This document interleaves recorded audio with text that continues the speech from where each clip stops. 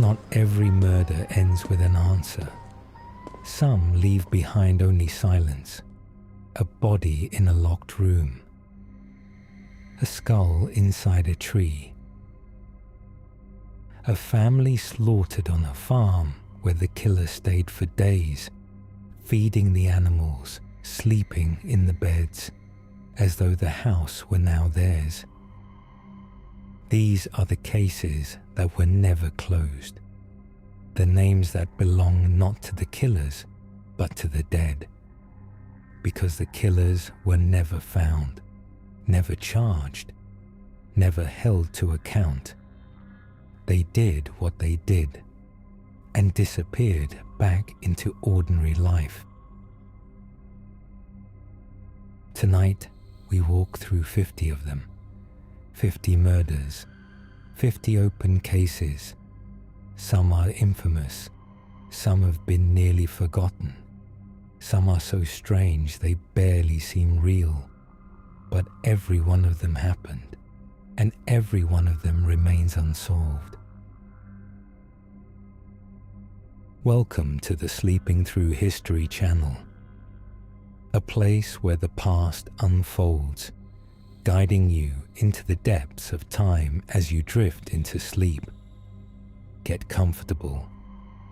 Let the lights go down. There's nothing you need to watch. Just listen.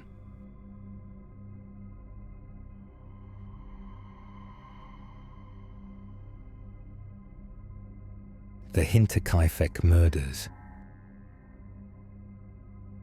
We begin on a farm in Bavaria, Germany.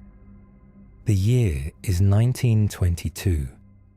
A family of 6 had been murdered with a pickaxe, but the killer didn't leave. They stayed on the farm for 3 days, feeding the cattle, eating in the kitchen, sleeping in the beds. Smoke was seen rising from the chimney. When neighbors finally arrived, they found 6 bodies stacked in the barn, and footprints in the snow leading to the farm, but none leading away. The farm was called Hinterkaifeck. It sat in a clearing in the Bavarian countryside, about 70 kilometers north of Munich. The nearest village was half a kilometer away, connected by a narrow path through dense forest. In 1922, it was home to Andreas Gruber, a retired farmer in his early 60s, his wife Cecilia, their widowed daughter Victoria, and Victoria's 2 children, 7-year-old Cecilia and 2-year-old Joseph. A new maid, Maria Baumgartner, had arrived on the farm just hours before the killings. She'd taken the position after the previous maid quit, claiming the farm was haunted. The previous maid had spoken of hearing footsteps in the attic at night and finding doors open that she was certain she had locked. In the days before the murders, Andreas Gruber told neighbors about something that had been troubling him. He had found footprints in the snow leading from the edge of the forest to the farm, but the footprints only went in one direction. They led to the property. None led back.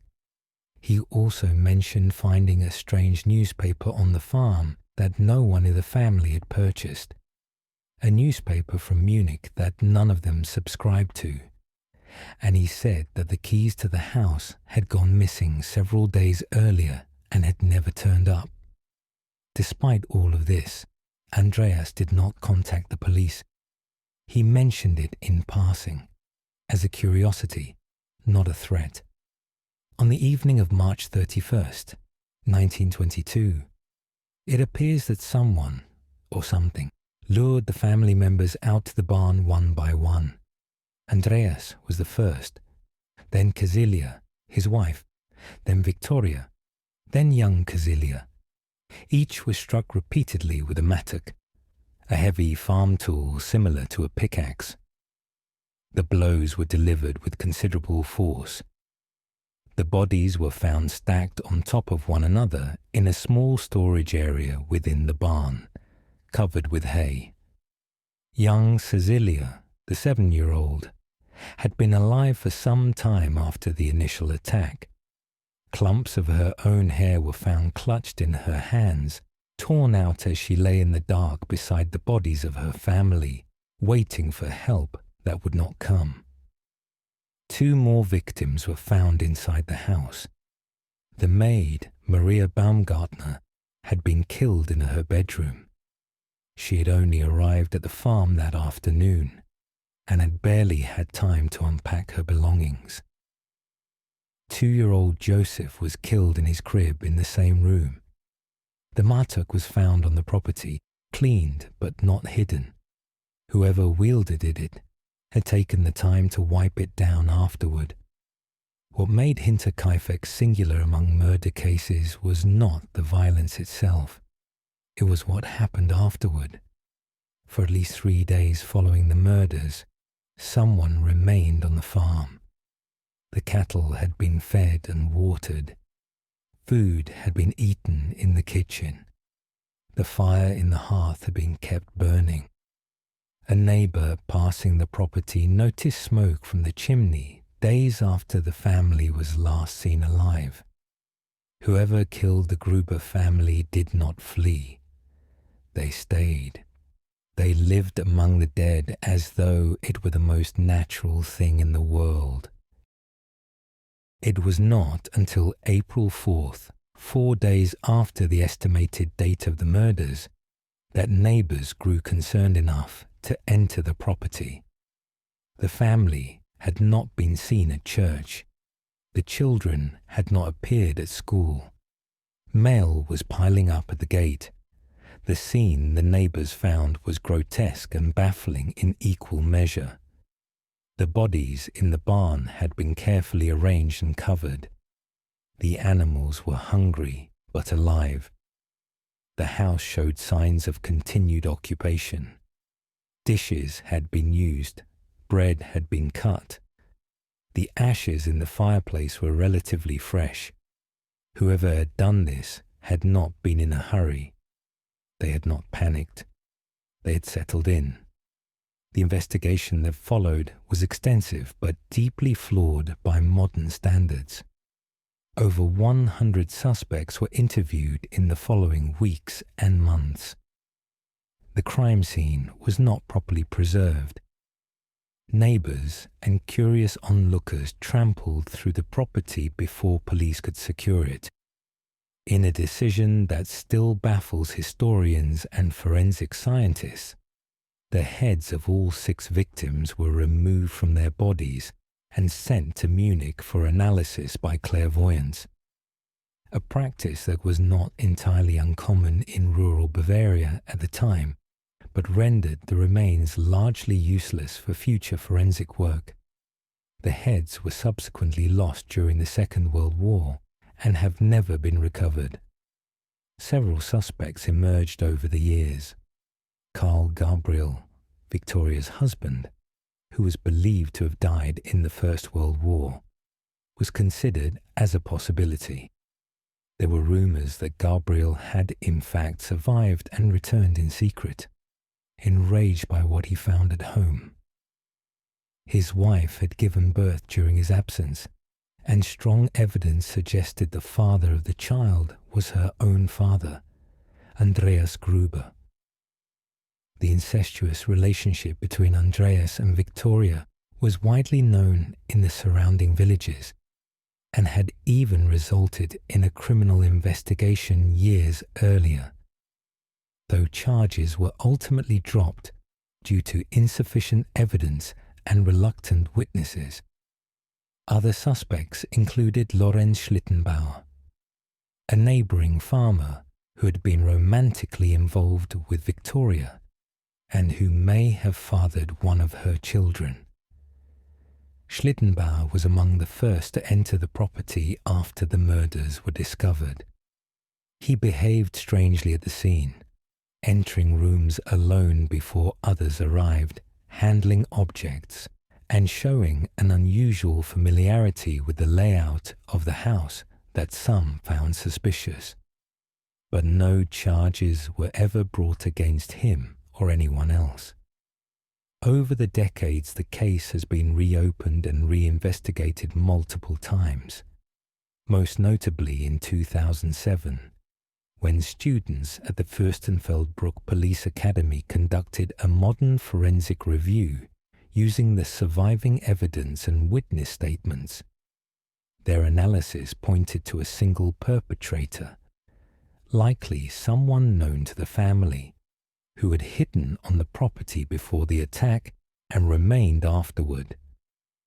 They concluded that the killer had most likely been living in the attic of the farmhouse for days, perhaps longer, before the murders, watching the family through gaps in the floorboards, learning their routines, waiting for the right moment.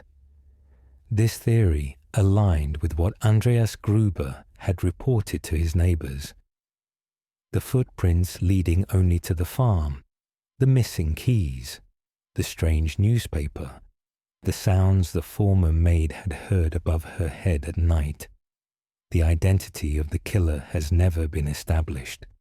No arrest was ever made. The farm was demolished in 1923, less than a year after the murders. A memorial stone was placed on the site, but the buildings are gone. The clearing in the Bavarian forest is quiet now. The heads of the 6 victims remain missing. What lingers about Hinterkaifeck is not just the violence, it is the patience. Whoever killed this family did not act in a moment of rage or desperation. They came to the farm days or possibly weeks before the attack. They watched. They waited. They hid in the spaces above where the family slept. They listened to meals being eaten, to conversations being had, to the sounds of a household going about its life. And after the killing was done, they did not run. They fed the animals. They made themselves a meal. They lived, briefly and deliberately, in a house full of the dead. The case remains open. No one has ever been charged.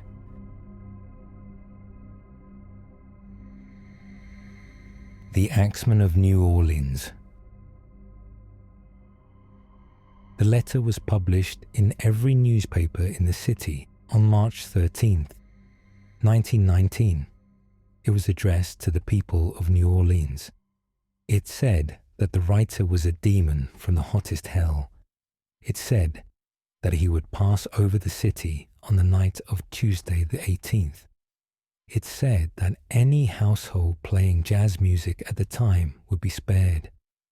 Every other home would receive a visit.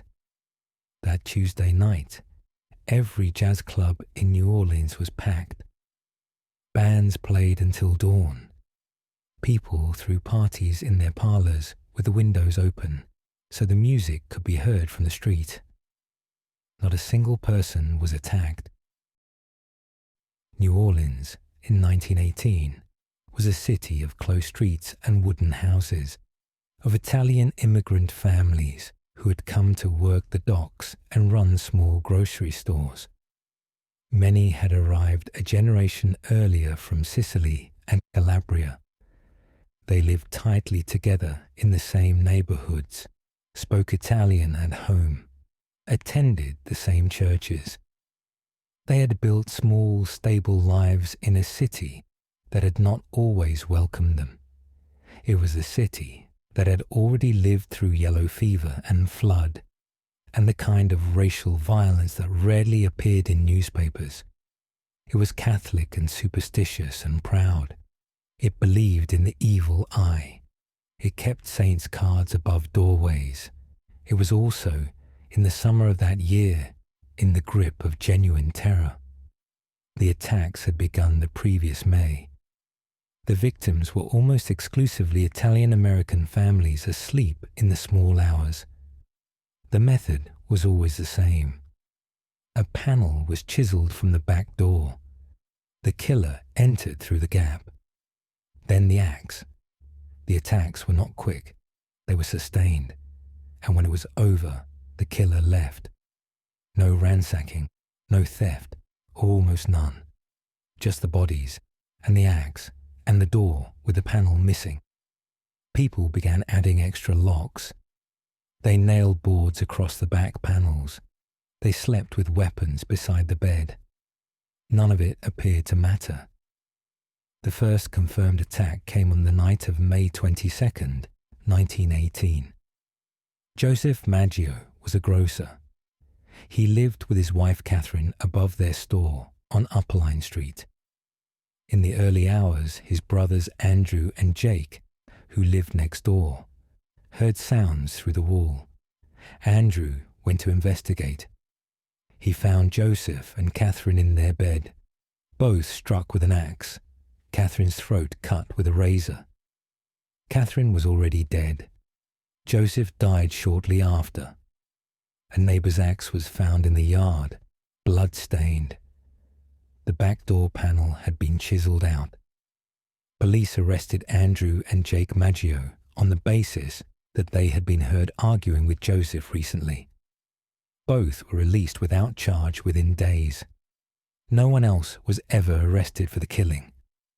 Less than 2 months later, on the night of June 27th, a baker named Louis Bissumer was found badly injured alongside a woman named Harriet Lowe. The back door panel had been chiselled out. An axe was found in the bathroom. Harriet Lowe died 6 weeks later. Bissumer was arrested, tried, and acquitted. On August 5th, a pregnant woman named Mrs. Edward Schneider was found in her bed, her face beaten with an axe, her teeth knocked out. She survived. She gave birth a week later and could not identify her attacker. 3 days after that, a young man named Joseph Romano was killed in his bed. His 2 nieces, who shared the house, heard the sounds of the attack and ran to the room. They caught a glimpse of a large, dark figure moving through the room before he disappeared into the night. Romano died 2 days later. The back door panel had been chiselled out. The city began to understand that something was happening. The attacks paused through the autumn and winter. People told themselves it was over. On the night of March 10th, 1919, Charles Cortimiglia was attacked in his home in Gretna, across the river. His wife Rosie was attacked beside him. Their 2-year-old daughter Mary was killed. Both parents survived. Rosie Cortimiglia, from her hospital bed, accused her neighbours Yolando and Frank Hordano, father and son, of the attack. Charles insisted they were innocent. The Giordanos were convicted anyway. Both were later released when Rosie recanted and admitted she had lied. It was 2 days after this attack that the letter arrived at the newspapers. The letter was written in a theatrical style, full of biblical flourish and mock grandiosity. It claimed the writer was not a human being at all, but a fell demon. It set out the terms clearly.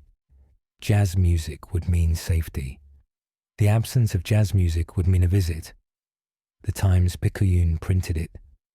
So did every other paper. The city, unsure what to believe, mostly decided not to take chances. That Tuesday night, March 18th, 1919, no one was attacked. What the letter accomplished, whether intentional or not, was to make the Axeman into something larger than a killer.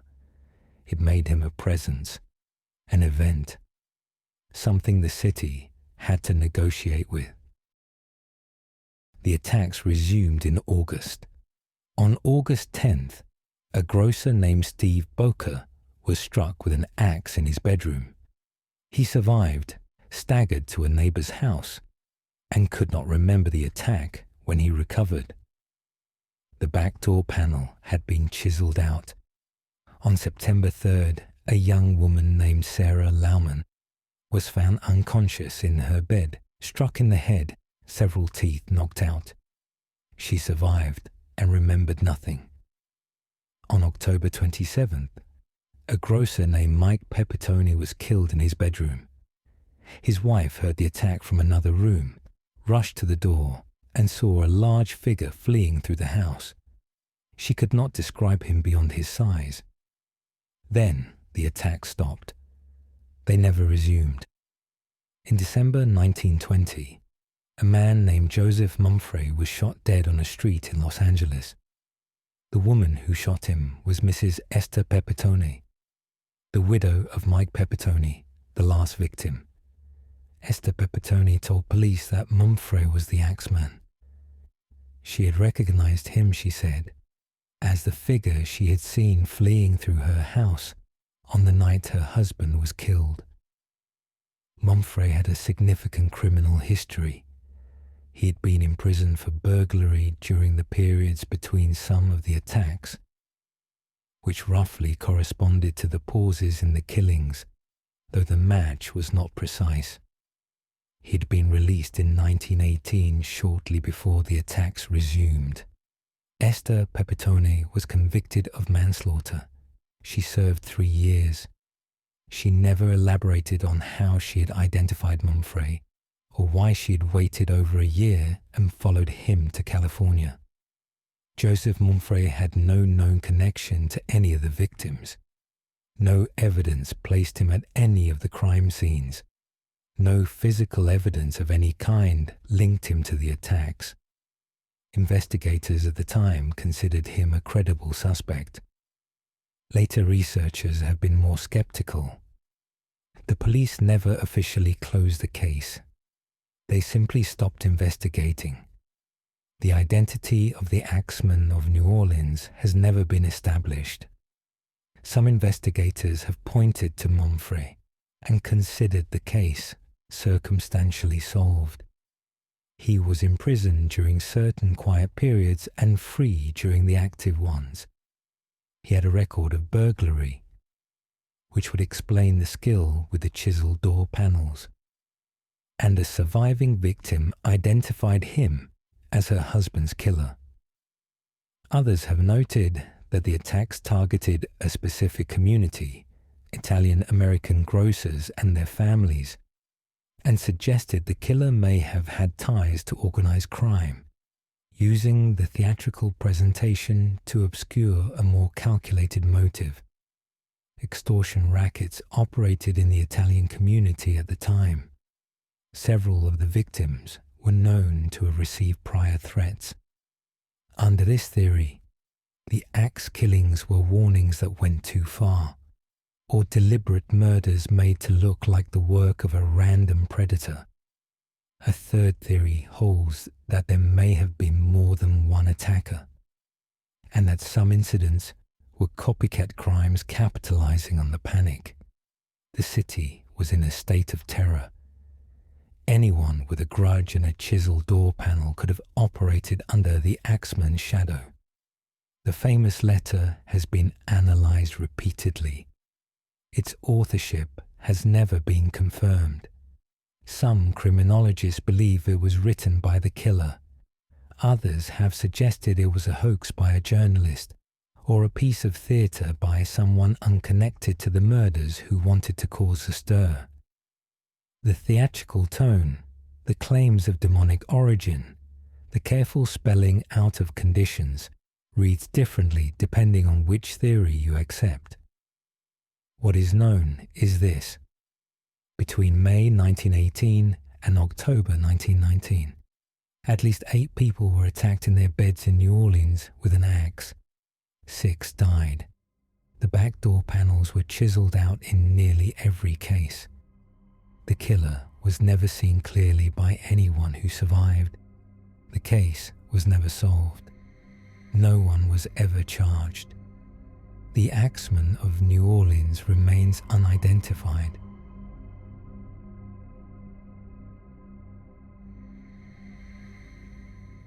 The Keddie Cabin Murders.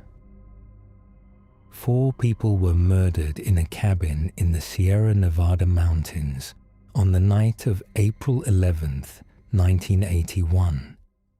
3 of the bodies were found the next morning. The 4th victim, a 12-year-old girl, was missing. It would be 3 years before anyone found what was left of her, 60 miles away in the woods.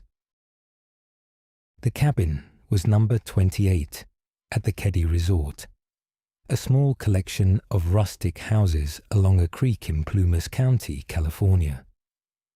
Sue Sharp, a 36-year-old mother of 5, had moved there the previous fall with her children after separating from her husband in Connecticut. She was trying to start over. The house was simple: a living room, a kitchen, a few small bedrooms. But it was larger than the trailer they had been living in, and the rent was affordable. She lived there with her 15-year-old son John, 14-year-old daughter Sheila, 12-year-old daughter Tina, and 2 younger boys, Rick and Greg, aged 10 and 5. On the evening of April 11th, Sheila went next door to spend the night with a neighboring family, the Seabolts. Tina had been watching television at the Seabolts' house, but returned home to cabin 28 at around 9:30. Sue was home with Tina, Rick, Greg, and the boy's friend Justin Smart, a 12-year-old neighbor who was sleeping over. John and his friend Dana Wingate, 17, arrived back at the cabin later that evening after hitchhiking from the nearby town of Quincy.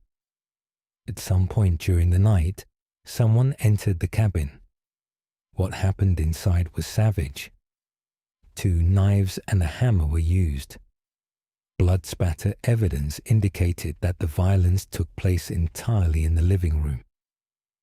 Sue Sharp was found lying on her side near the sofa, partially undressed, gagged with a blue bandana, and her own underwear secured with tape.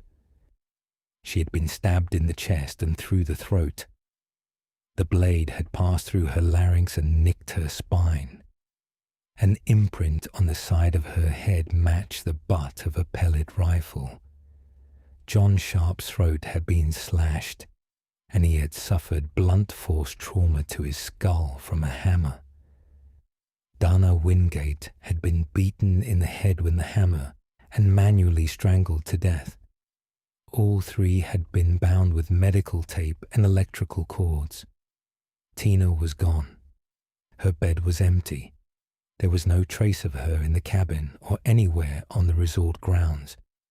And in a back bedroom, just a thin wall away from the carnage, 3 young boys, Rick, Greg, and Justin, were found alive and physically unharmed. They had apparently slept through the entire attack. A couple in the nearby cabin reported being woken at 1:15 in the morning by what sounded like muffled screaming. No one else heard a thing. Sheila Sharp, 14 years old, discovered the scene the following morning when she came home to change for church. She ran back to the Seabolts' house. A neighbor climbed through the bedroom window to retrieve the 3 boys. That neighbor also briefly entered the living room through the back door to check whether anyone was still alive, potentially contaminating the crime scene in the process. The investigation that followed was troubled from the start. The initial crime scene work was later described by an investigator assigned to the case as something a first-year academy student could have done better. Evidence was mishandled. Leads were not followed. The sheriff at the time, Doug Thomas, resigned from the investigation 3 months in and took a job elsewhere. Composite sketches of 2 possible suspects were produced, not by an FBI forensic artist, but by an untrained local volunteer. The sketches were released to the public but led nowhere. The primary suspect was Martin Smart, a neighbor who lived at the resort and whose stepson Justin had been sleeping over at cabin 28 that night. Smart reported that a claw hammer had gone missing from his home around the time of the murders. Justin, the boy found unharmed in the bedroom, gave conflicting accounts of the evening. He first said he had dreamed the details of the murders. Under hypnosis, he later described seeing his mother with two men in the cabin.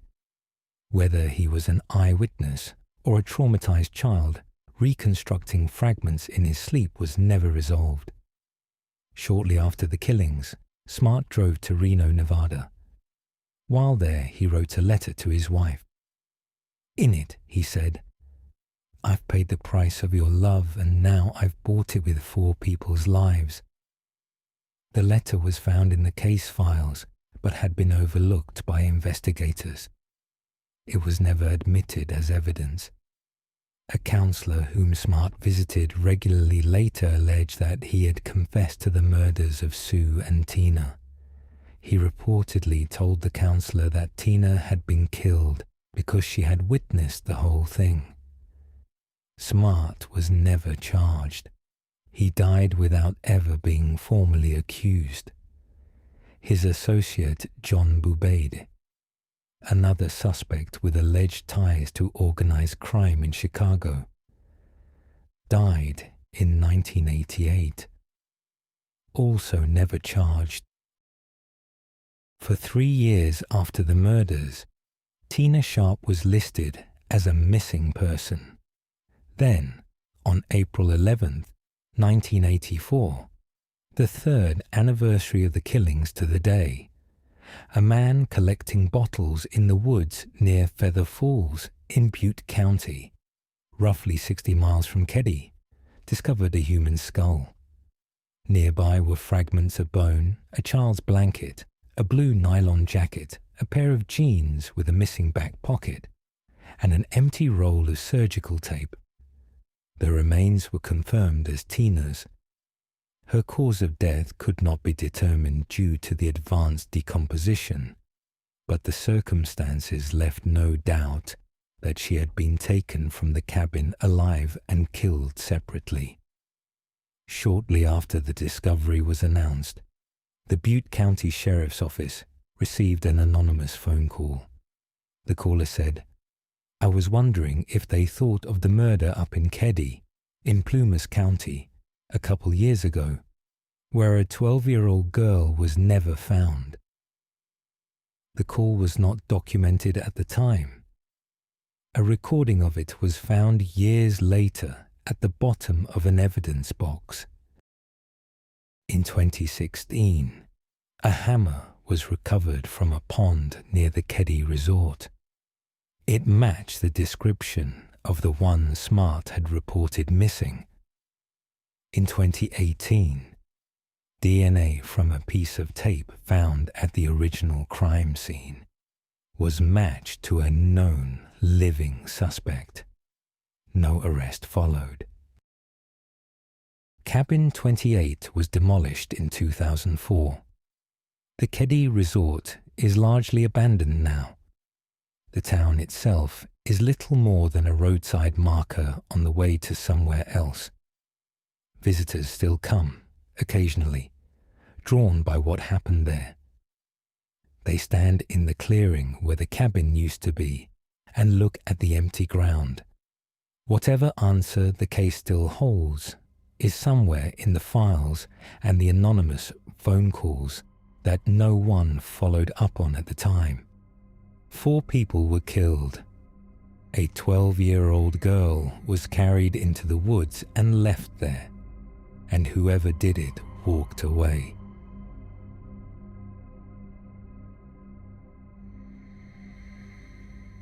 The Grimes sisters. They were found on a January morning in a ditch beside a county road, naked and frozen, dusted with a thin layer of snow. The younger one had her arm draped across her sister, the way she might have slept. They had been missing for 25 days. Chicago in December 1956 was cold and Catholic and working class. The South Side neighborhood of Brighton Park was the kind of place where families knew their neighbors, where teenagers walked to the cinema in groups and came home on the bus without anyone worrying. It was ordinary and safe, or felt that way. Barbara Grimes was 15. Patricia was 12. They lived with their mother Loretta and several siblings on South Darman Avenue. The family was close and church-going. Loretta was a strict but devoted mother who worked hard to keep the household together after her husband left. Both girls were devoted fans of Elvis Presley. When they heard he had a film showing at the Brighton Theatre, Love Me Tender, they asked their mother if they could go. Loretta said yes. It was a Saturday evening. The cinema was less than 2 miles away. They had made the trip before. Barbara and Patricia left the house on the evening of December 28th, 1956. They were seen at the Brighton Theatre. They were seen at a nearby restaurant afterward. They boarded a southbound bus. That was the last confirmed sighting. When the girls did not come home that night, Loretta Grimes reported them missing. The Chicago Police Department launched one of the largest searches in the city's history. Over 100,000 flyers were distributed. The case was front-page news for weeks. Tips flooded the police department from across the country. Elvis Presley himself made a public appeal. He recorded a statement asking the girls, if they were listening, to go home and stop worrying their mother. There was a widespread belief for a time that the girls had simply run away, that the excitement of the Elvis film had inspired them to go looking for their idol. The Chicago Tribune suggested as much. The police gave it serious consideration. That belief did not last. Sightings came in from across the city and beyond. People reported seeing 2 girls matching their description on buses, in restaurants, at a roller rink on the north side. Every lead was followed. None were confirmed. The sightings kept coming through January, which led some investigators to believe the girls had been alive for some time after their disappearance. Possibly being held somewhere, possibly moving of their own will. Loretta Grimes did not believe her daughters had run away. She knew them. She waited. On January the 22nd, 1957, a construction worker named Leonard Prescott was driving along German Church Road in a rural area south of the city. He saw something in the ditch alongside the road. He stopped. He drove to the nearest house and asked them to call the police. Barbara and Patricia Grimes were lying together in the snow. They were naked. Their clothes were never found. There were no signs that they had been killed where they lay. No blood in the surrounding snow. No evidence of a struggle at the site. They had been placed there after death, arranged in the ditch, left in the open, on a road that had been driven and patrolled regularly in the weeks prior without anyone seeing them. The timing of when they were left there could not be precisely determined. The medical examiner's findings were complicated and ultimately inconclusive. The official cause of death was listed as secondary peritonitis, inflammation consistent with exposure and shock, but the bodies showed signs of injury. There were puncture marks on the skin. There were bruising. The condition of the remains, after weeks in the winter cold, made precise conclusions difficult. A separate pathologist later argued that the girls had been struck, that the marks on their bodies were consistent with a beating. No cause of death was ever firmly established. The investigation produced one serious suspect, Edward Lee Bedwell was a drifter in his early 20s who had been seen with two girls matching Barbara and Patricia's description at a restaurant near the Brighton Theatre in the days after they disappeared. He was identified by multiple witnesses. He was brought in for questioning. Under interrogation, which lasted many hours, Bedwell confessed. He said he had been with the girls, that they had drunk wine together, that they had gone to a shack in the area, that the girls had become sick and died. He said he had panicked and moved the bodies. He recanted the confession almost immediately.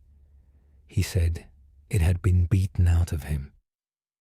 The state's attorney reviewed the case and declined to prosecute. The confession was inconsistent. Physical evidence linking Bedwell to the girls was thin.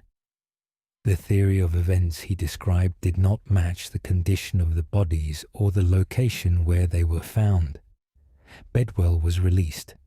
He remained the only named suspect. He maintained his innocence until his death. A second man, a convicted sex offender named Max Fleig, was also investigated. He had been seen in the area and had a history of violence against young women. He was never charged. The question of how long the girls were alive after their disappearance has never been resolved. If the sightings in early January were genuine, someone had them for weeks.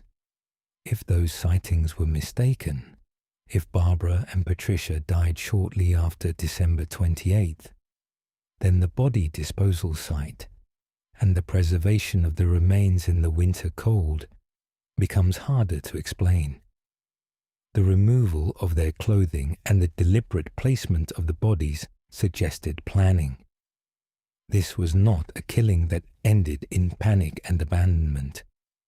Someone had made decisions about what to do afterward. The murders of Barbara and Patricia Grimes have never been solved. No one has ever been charged. Loretta Grimes spent the rest of her life without an answer. She died in 1989.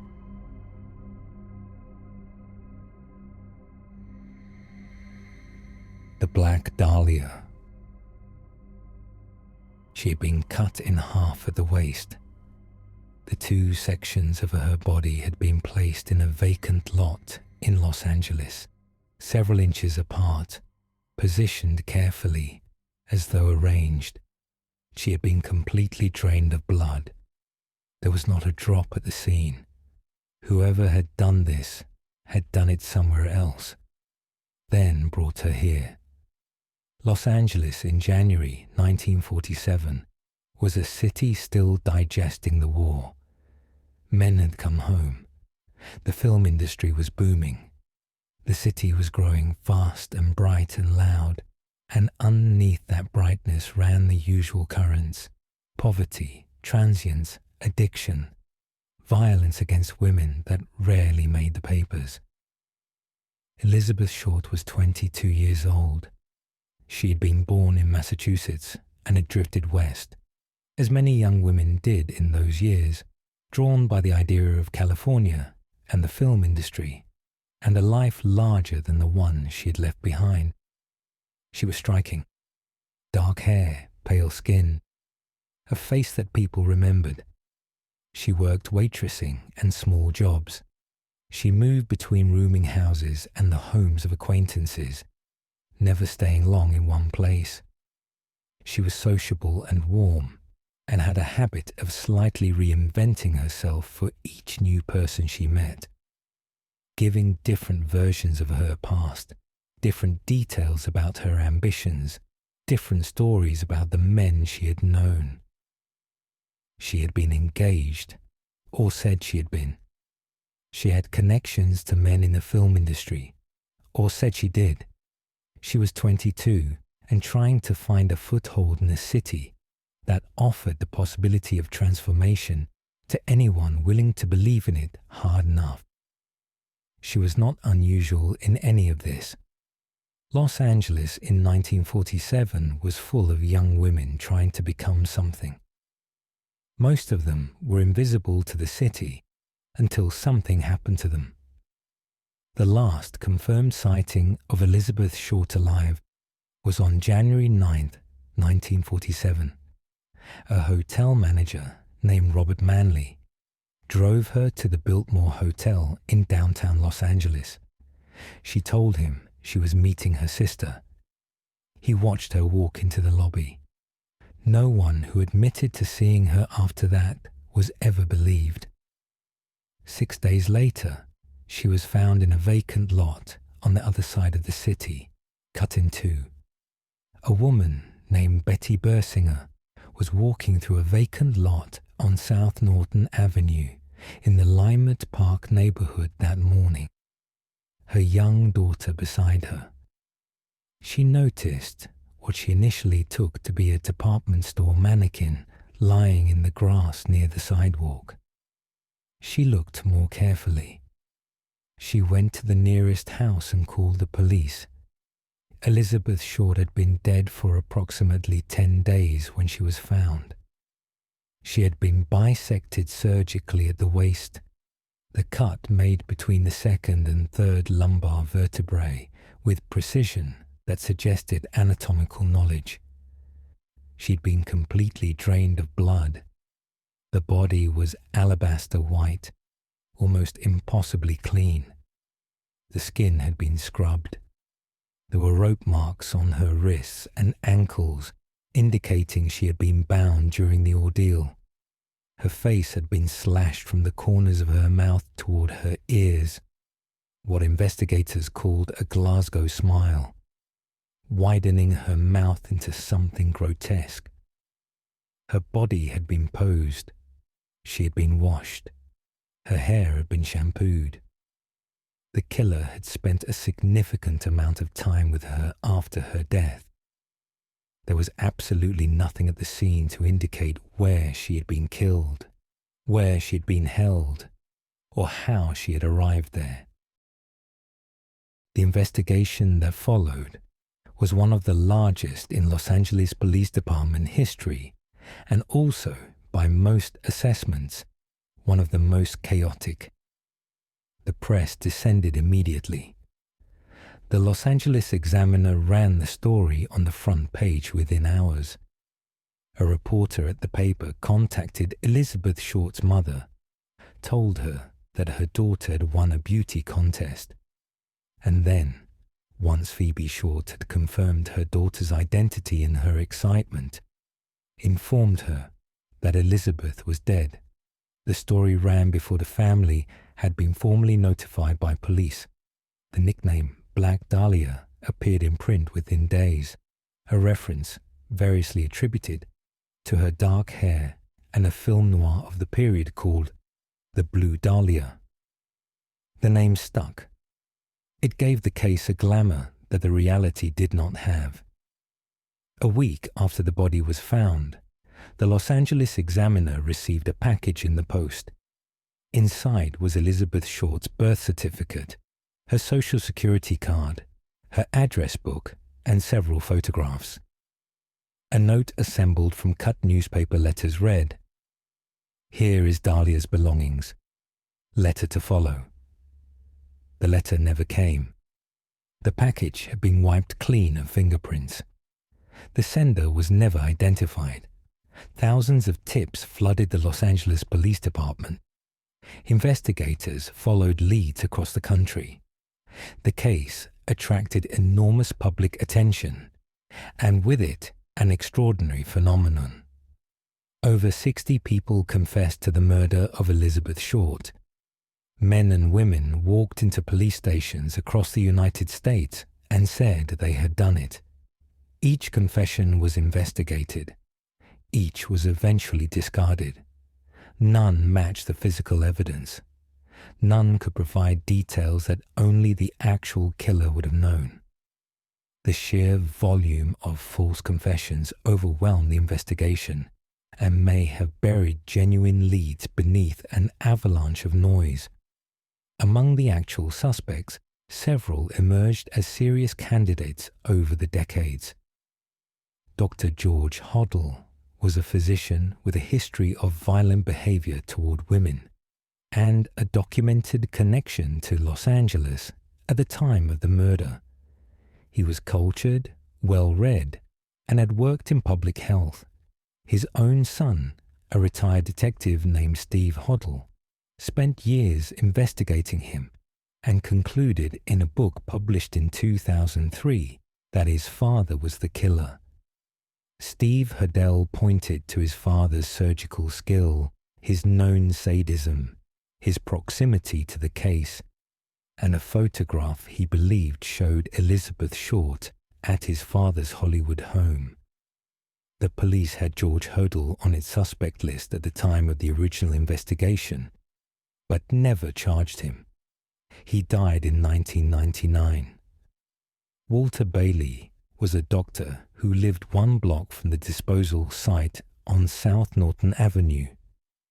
His daughter had been a close friend of Elizabeth Short's sister.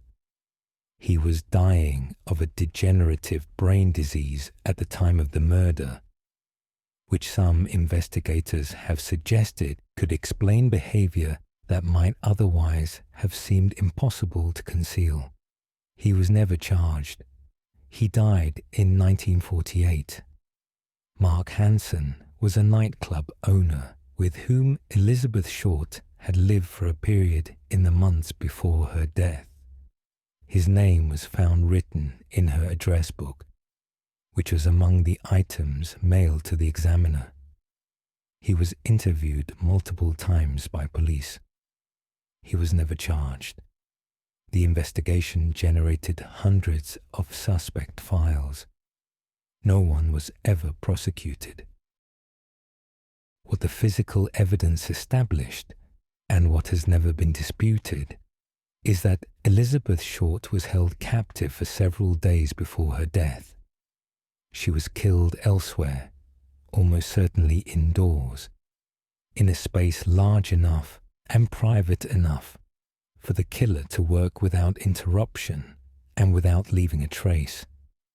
She was then transported to Limert Park, a quiet residential neighborhood, and placed in the lot on South Norton Avenue with deliberate care. She was positioned, she was cleaned, she was arranged with her arms above her head, her legs straight, her body bisected, and the two halves set a few inches apart as though on display. The surgical precision of the bisection has been debated for decades. Some forensic experts have argued it required genuine medical or anatomical training, a familiarity with the body structure, and the technique required to cut cleanly through bone and cartilage.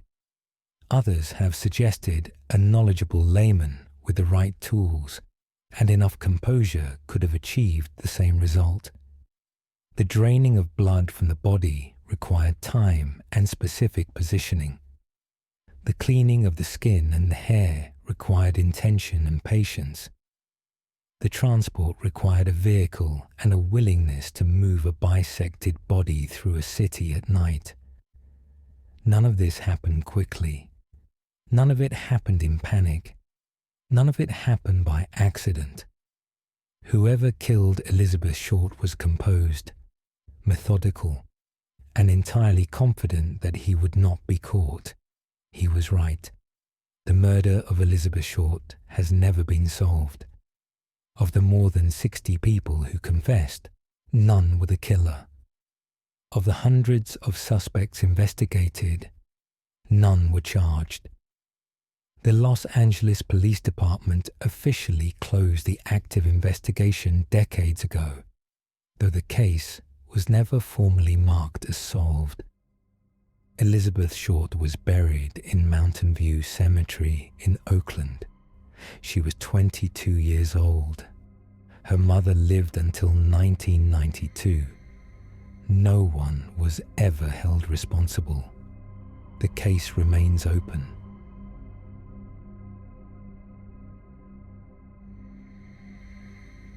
The Oakland County child killer. The children were found clean. Their clothes had been washed and pressed. Their hair had been combed. They had been fed before they were killed. Stomach contents showed hot chocolate, fried chicken, pizza. Someone had kept them for days, taken care of them in some form, and then killed them and left them in the snow, as though placing them down to rest. That was what made it different from anything investigators had seen before. Oakland County is the affluent suburban stretch north of Detroit. Communities like Birmingham, Royal Oak, Berkeley, and Troy, places of good schools and quiet streets, and the kind of ordinariness that felt in the mid-1970s like safety.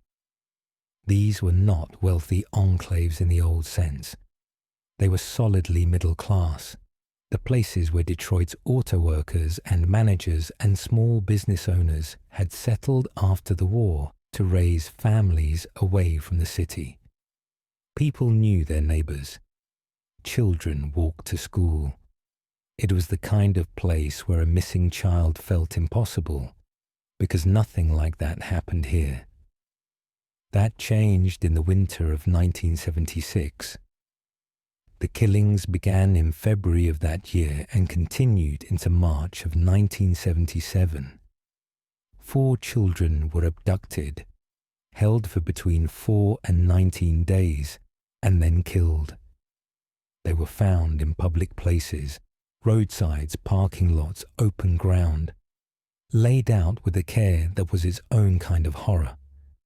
There were no signs of struggle at the disposal sites, no blood, no disturbance. Just a child, placed in the open, in clean clothes, as though someone had set them down carefully and walked away. The children were Mark Stebbins, 12 years old, Jill Robinson, 12, Christine Mihelich, 10, Timothy King, 11. 2 boys and 2 girls, taken from ordinary suburban locations in broad daylight or early evening. None of them had done anything to invite what happened to them. They were children doing what children do. Walking to a store, riding a bus, going to a hobby shop. They did not come home. Mark Stebbins was the first. He disappeared on February 15th, 1976, from outside the American Legion Hall in Ferndale after telling his mother he was walking to a friend's house. His body was found 4 days later in a parking lot in Southfield. He had been sexually assaulted and suffocated. He was found face up, arms folded across his chest, in a position that suggested he had been deliberately arranged. His clothing was clean.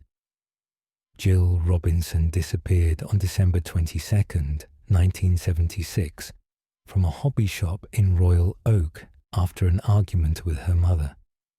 Her body was found 4 days later on Interstate 75, propped against a snowbank in a sitting position. She had been shot in the face with a shotgun. Her bicycle was beside her. Her clothing was clean and had been recently laundered. Christine Mihelich disappeared on January 2nd, 1977, from a 7-Eleven store in Berkeley. She was gone for 19 days. Her body was found on a roadside in Franklin Village. She had been smothered. Her clothing was clean. Timothy King disappeared on March 16th, 1977, from a pharmacy in Birmingham. He was gone for 6 days. Before he vanished, he had told a friend he was looking forward to having Kentucky Fried Chicken for dinner. When his body was found on a roadside in Livonia, the pathologist discovered he had been fed fried chicken shortly before his death. Someone had given him what he wanted, then killed him. The investigation was enormous. The task force assembled to investigate the killings became one of the largest in Michigan history, at its peak involving over 100 investigators. thousands of tips were received and followed. The FBI was involved from an early stage. The investigation consumed years and millions of dollars and produced no arrest. The killer left almost nothing. No physical evidence of consequence was recovered at any of the 4 disposal sites. No witnesses came forward who had seen the children being taken or transported. The killer had moved freely through suburban Michigan, a region of busy roads and strip malls, and residential streets where strangers were noticed, abducting children in public places, holding them for days or weeks at a time in a location that was never identified, and depositing them in open locations without being seen. The laundry was the detail that haunted investigators most. The children's clothes had not merely been cleaned, they had been pressed and folded. This was not hasty concealment of evidence. This was something deliberate, something that spoke to a domestic routine that investigators found deeply disturbing. The children had been fed. They had been kept somewhere warm.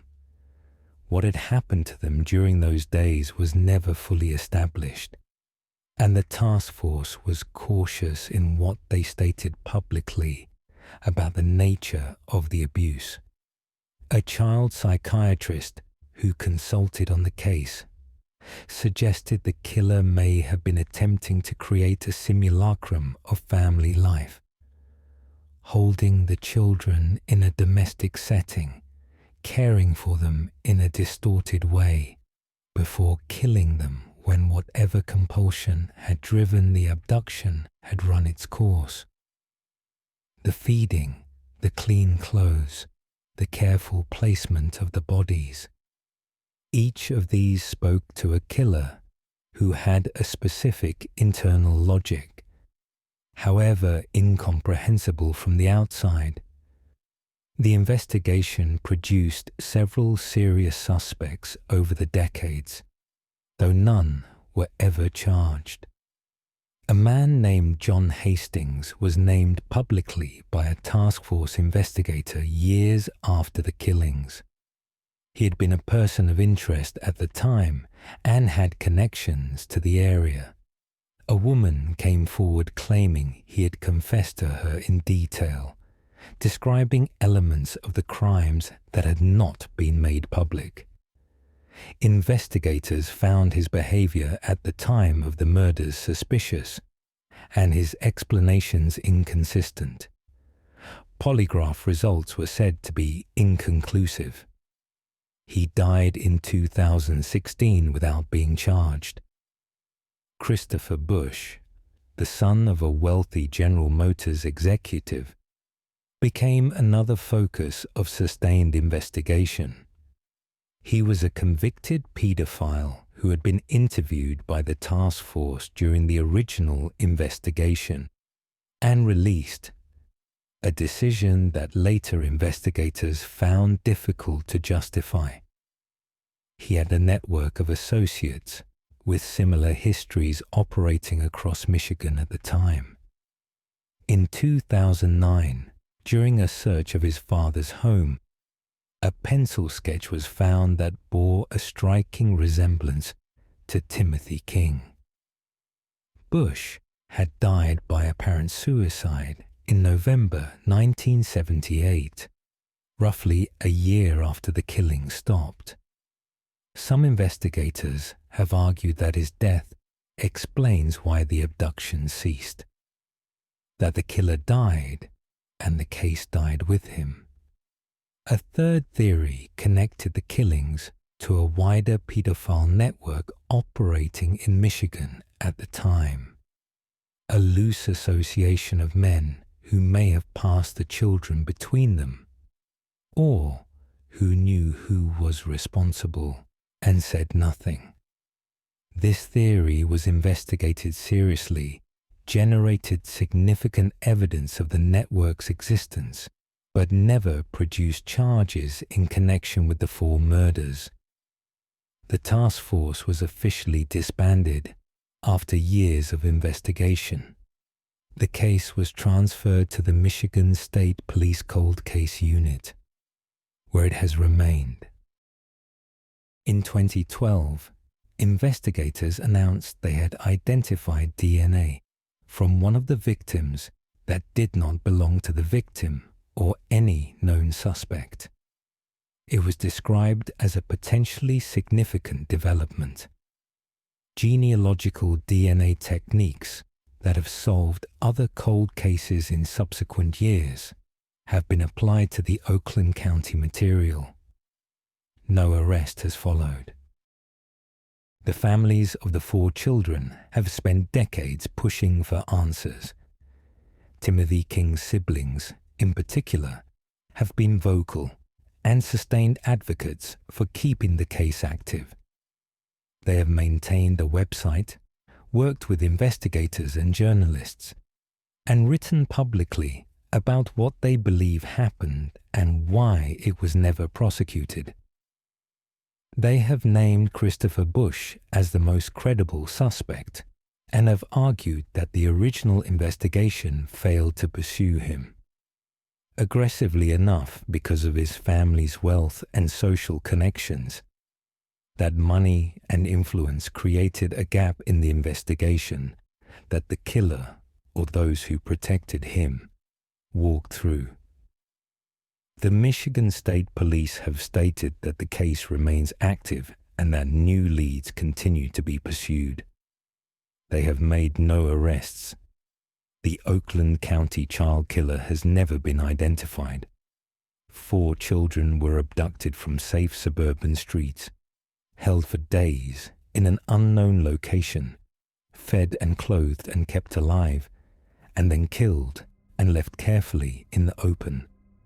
No one has ever been charged. The house or apartment or basement where they were held, somewhere in the ordinary suburbs of Michigan, has never been found. To this day, the case remains unsolved.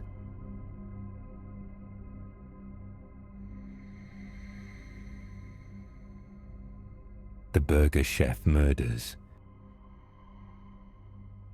When the manager arrived to open the restaurant the next morning, the back door was unlocked and the safe was open. The closing shift crew was gone. The lights were still on. The fryers were still running.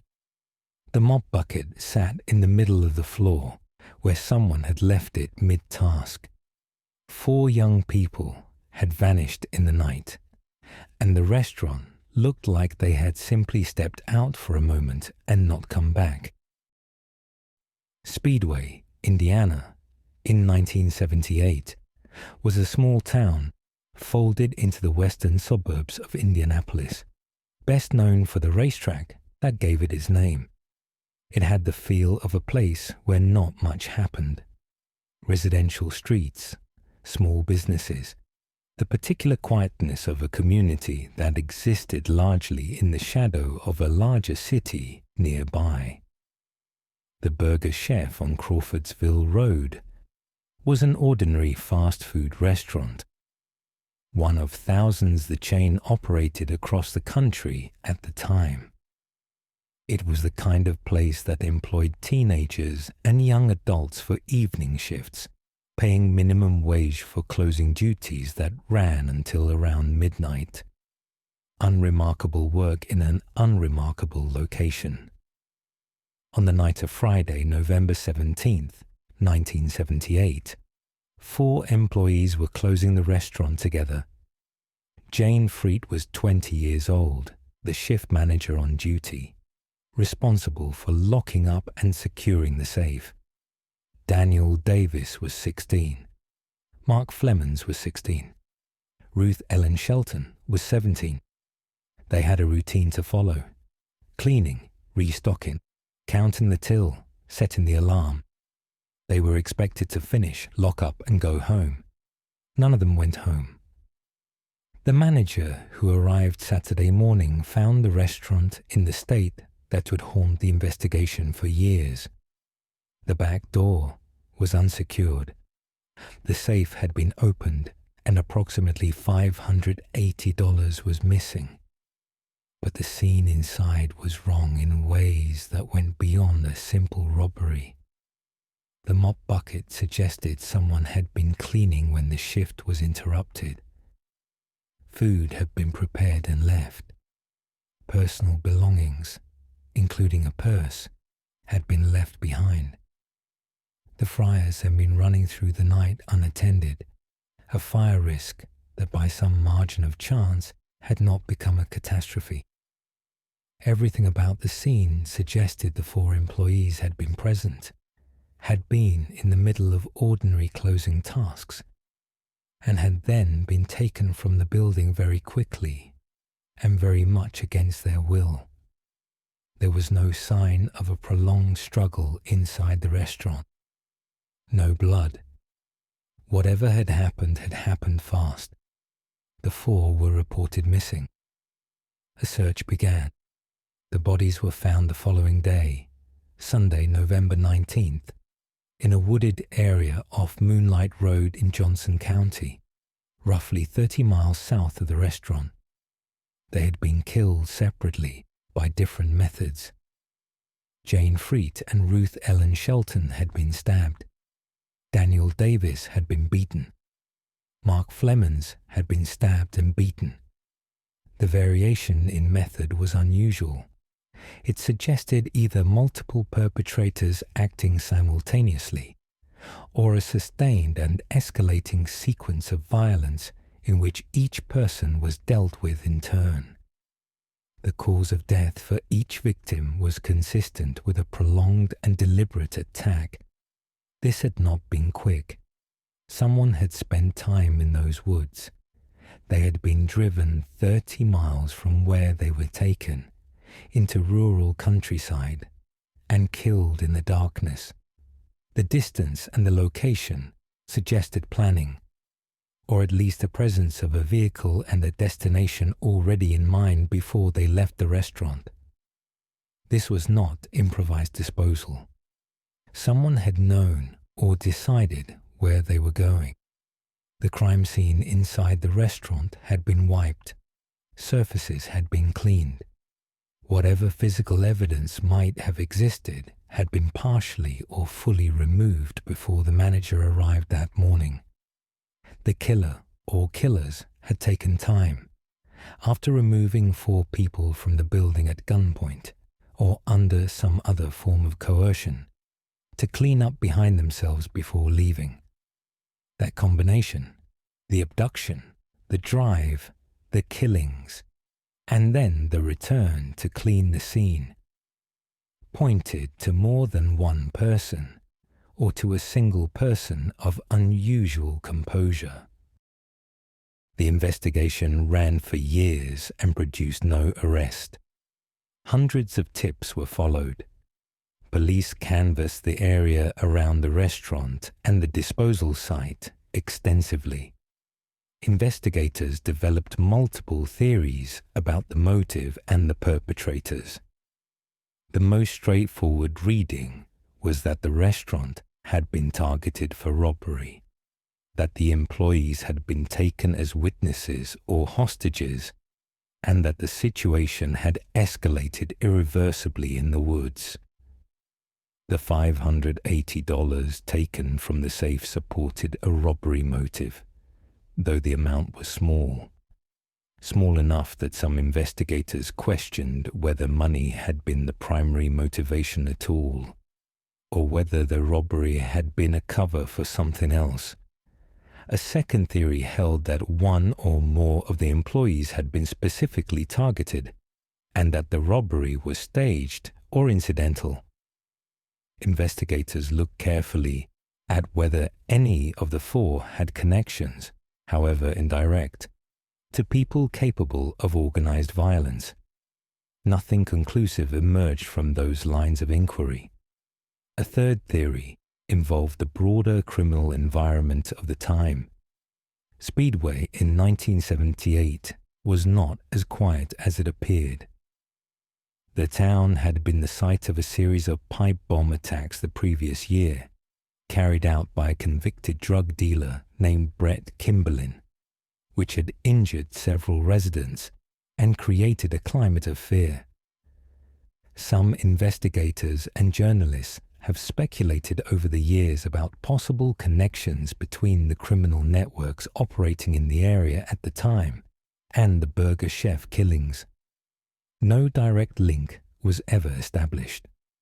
Several persons of interest were identified and investigated over the years. One man gave inconsistent statements to police and was considered a serious suspect for a period. No charges were ever filed against anyone. The burger chef chain itself collapsed in the early 1980s and was absorbed by Hardee's. The restaurant on Crawfordsville Road is long gone. The town of Speedway has no monument to what happened there. Jane Freet, Daniel Davis, Mark Flemons, and Ruth Ellen Shelton were between 16 and 20 years old. They were working a Friday night closing shift, doing ordinary work for ordinary pay, and they did not make it home. Whoever took them from that restaurant has never been identified. Whoever drove them 30 miles into Johnson County and killed them in the woods has never faced a charge.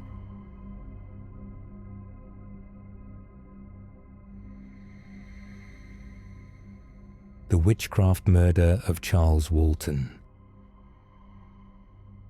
He was found pinned to the ground with his own pitchfork. The tines had been driven through his neck and into the earth beneath him. His walking stick had been used to carve a cross into his chest. A slash across his throat had nearly taken his head. He was 74 years old. He had gone out to trim hedges. Lower Quinton is a village in Warwickshire, England, sitting in the shadow of Meon Hill, a steep, isolated rise that had carried a reputation for strangeness since before anyone could remember. Local folklore held that the hill was a place where the devil had once kicked a stone. Witch trials had been held in the area centuries earlier. The villages around it were old and close-knit, the kind of communities where families had lived for generations and where outsiders were noticed and long remembered.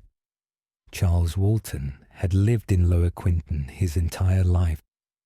He was a farm labourer, a quiet and solitary man who kept to himself, tended his garden, and was known locally for an unusual affinity with animals. Birds were said to eat from his hands, and some of the older villagers regarded him with a wariness that was difficult to articulate plainly. He walked with a stick. He had no enemies that anyone admitted to knowing. On February 14th, 1945, St. Valentine's Day, he left his cottage to do a day's hedging work on a farm on the slopes of Meon Hill. He was expected home by dark. He did not come home. His body was found that evening by his niece Edith, who went looking when he failed to return. She found him in the field where he had been working, pinned to the frozen ground. The pitchfork through his neck belonged to him. He had brought it to work that day. His walking stick, a heavy truncheon-like piece of wood, had been used to beat him and then to mark a cross into the wounds on his chest. His throat had been cut with his own hedging hook, the blade drawn across with enough force to sever the major vessels. The cross cut into his chest was deliberate and methodical. It had been made after death. Detective Superintendent Robert Fabian of Scotland Yard was brought in to lead the investigation, an unusual step that indicated how seriously the crime was being taken. Fabian was one of the most celebrated detectives in England at the time. He spent weeks in Lower Quinton, interviewing residents, mapping the area, building a picture of Charles Walton's life and the hours before his death. He got almost nothing. The village closed around the investigation, like water closing over a stone. Residents were polite and unhelpful in equal measure. Alibis were provided and corroborated by neighbours who had apparently seen nothing and heard nothing on a February afternoon when a man was being killed in a field in plain sight of the hill. No one had anything to offer beyond expressions of shock and sympathy that Fabian later described in careful diplomatic language as entirely unconvincing. A local farmer named Alfred Potter had been the last known person to see Walton alive. He had spoken to him briefly in the field that morning, he said, and had noticed nothing unusual. His account of his own movements for the rest of that day was inconsistent in ways that Fabian noted carefully, but could not disprove. His whereabouts during the hours when the killing must have occurred were never satisfactorily accounted for. Potter remained the central suspect in Fabian's private assessment, but was never charged. The ritual nature of the killing drew immediate attention in the press. The cross carved into the chest, the method of pinning to the earth with a pitchfork, the location on the ancient slopes of Mayon Hill. Investigators and journalists reached quickly for the language of witchcraft.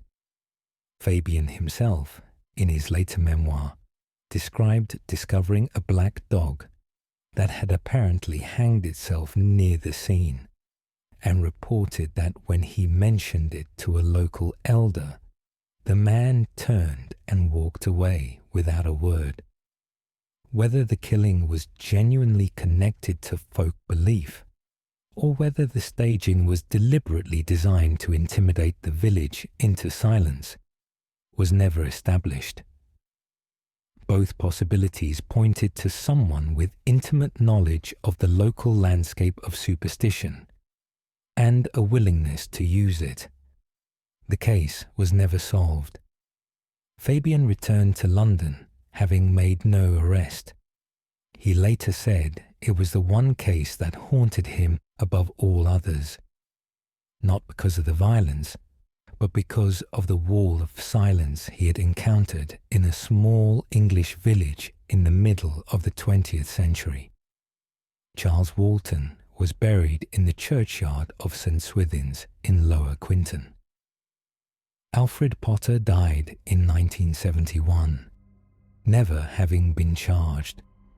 The villagers who were alive in 1945 are gone now. Whoever killed Charles Walton, and whatever the meaning of the cross cut into his chest, has never been explained.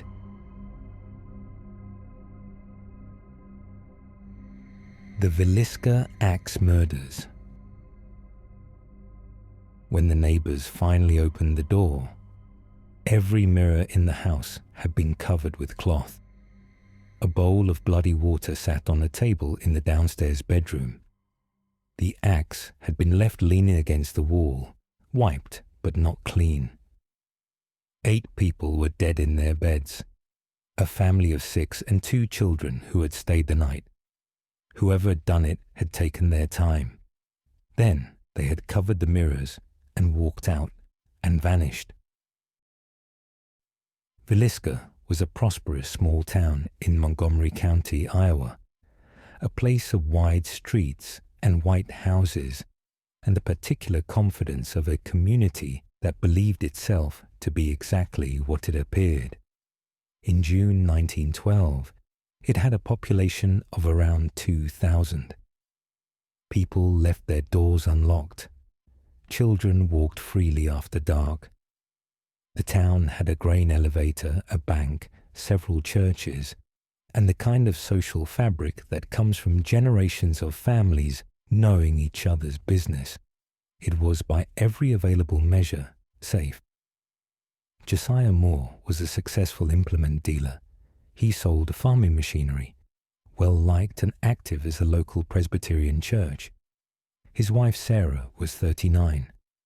Their 4 children were Herman, 11, Mary Catherine, 10, Arthur, 7, and Paul, 5. On the evening of June 9th, 1912, the Moore family attended a children's program at their church.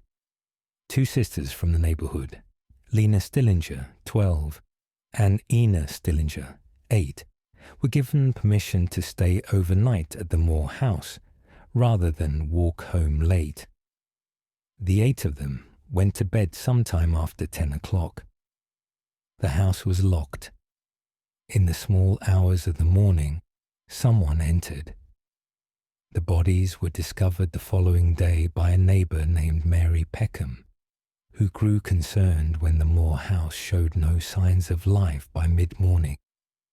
She contacted Josiah Moore's brother Ross, who entered the house and found what was inside. All 8 victims had been killed in their beds, in the dark, almost certainly while they were sleeping. Each had been struck repeatedly in the head with the blunt end of an axe. The force of the blows had been extreme, far beyond what was needed to kill. The killer had continued striking after death. In each room, the bodies were covered with the bedclothes, pulled up as though to tuck them in. The Stillinger girls were in the downstairs guest room. Lena, the elder, showed signs of having partially woken and turned to face her attacker. There were defensive wounds on her arms. A piece of keyhole hardware from the downstairs door was found beside her. Some investigators have suggested she had been sexually assaulted, though the evidence on this point has been disputed. A 2-pound slab of bacon had been taken from the icebox and left on the floor beside the axe. No one has ever satisfactorily explained why. The mirrors covered with cloth, the bowl of water, the bacon, the bodies tucked under their sheets. None of these details have ever been explained. The investigation was chaotic from the start. The crime scene was compromised almost immediately. Hundreds of townspeople passed through the house in the hours after the discovery, before any meaningful forensic work could be done. Footprints in the blood were destroyed. Physical evidence was handled and moved by curious visitors. What might have survived that first morning was largely lost to the crowd. It was a failure of procedure that would define the investigation for everything that followed. The town of Villisca descended into a fear that did not lift for years. Strangers on the street were watched. Rumors moved through the community. Several men were arrested in the weeks after the murders and released without charge. The investigation eventually focused on 2 primary suspects, years apart. Reverend George Kelly was a traveling minister who had attended the church program on the evening of June 9th and had been seen in the vicinity of the Moore house that night. He was known to have a history of erratic behavior and an intense, unstable religiosity.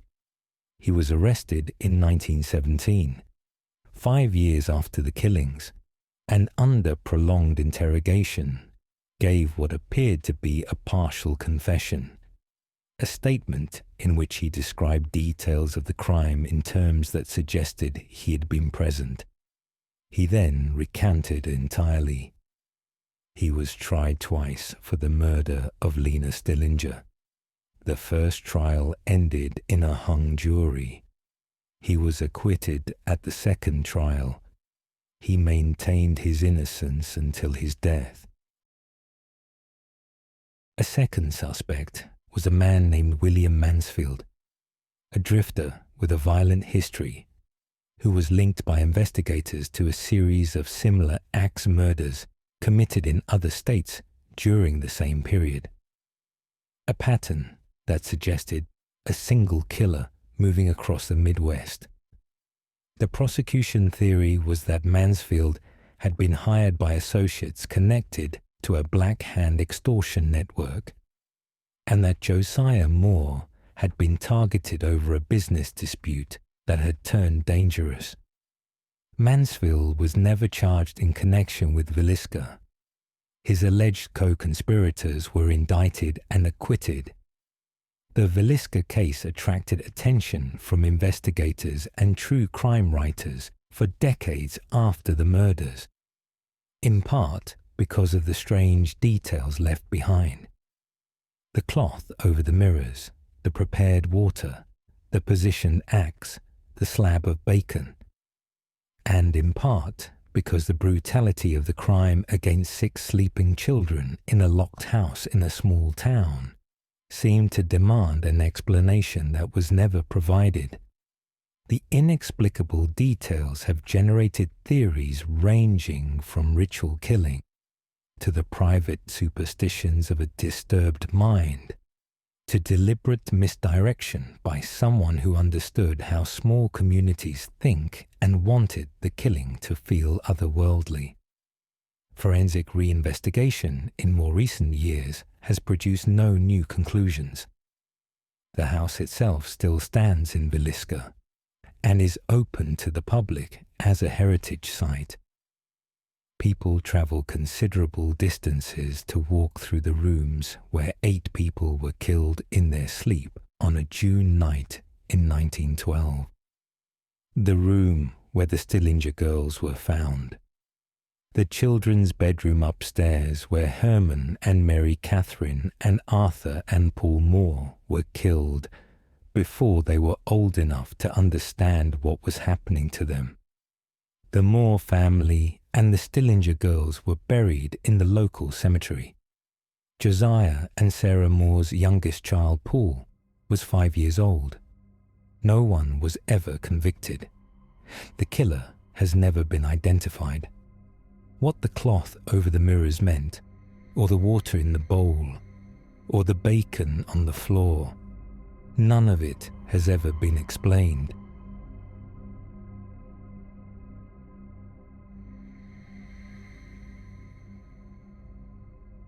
The Freeway Phantom. The note was written in the victim's own handwriting. She had been forced to write it before she was killed. It read, in part, "I will be home before 11 p.m. This is a note to say I love you, Brenda. This is tantamount to my insensitivity to people." She was 18 years old. Her body was found on a roadside in Washington, D.C. the following morning, placed in the open on the shoulder of the road as though set down deliberately. The note was tucked into her clothing, folded, waiting to be found. The phrase at the end, tantamount to my insensitivity to people, was not something Brenda Woodard would have written of her own accord. It was dictated to her. It was someone else's language, inserted into her final words. What it meant to the person who made her write it has never been determined. She was the 5th of 6. Washington, D.C., in the early 1970s, was a city in deep distress. The assassination of Martin Luther King had torn through its black neighborhoods in 1968, and the riots that followed had left whole blocks burned and abandoned. The federal government sat on the other side of those neighborhoods, largely unseeing. Poverty and unemployment had concentrated in the communities east of the Anacostia River, Congress Heights, Barry Farm, Oxon Hill, areas that housed a significant portion of the city's black working-class population, and that received a proportionally small share of its political attention. Crime was rising steadily. The police department was understaffed and, in the estimation of many residents, indifferent to what happened in black neighborhoods, unless it threatened to spill elsewhere. It was in these communities that the Freeway Phantom hunted. between April 1971 and September 1972. 6 young black girls were abducted from the streets of southeast Washington and found murdered. They ranged in age from 10 to 18. They were taken in daylight and early evening, from busy streets, from places they knew well, in circumstances that should have produced witnesses. They were found on roadsides and highway embankments, sometimes miles from where they disappeared, in the early morning hours, placed in the open, left to be found, as though the killer wanted them seen. Their names were Carol Denise Spinks, 13, Darlenia Johnson, 16, Brenda Crockett, 10, Nenomoshia Evans, 18, Brenda Woodard, 18, Diane Williams, 17, 6 girls in 18 months, the same city, the same communities, the same method.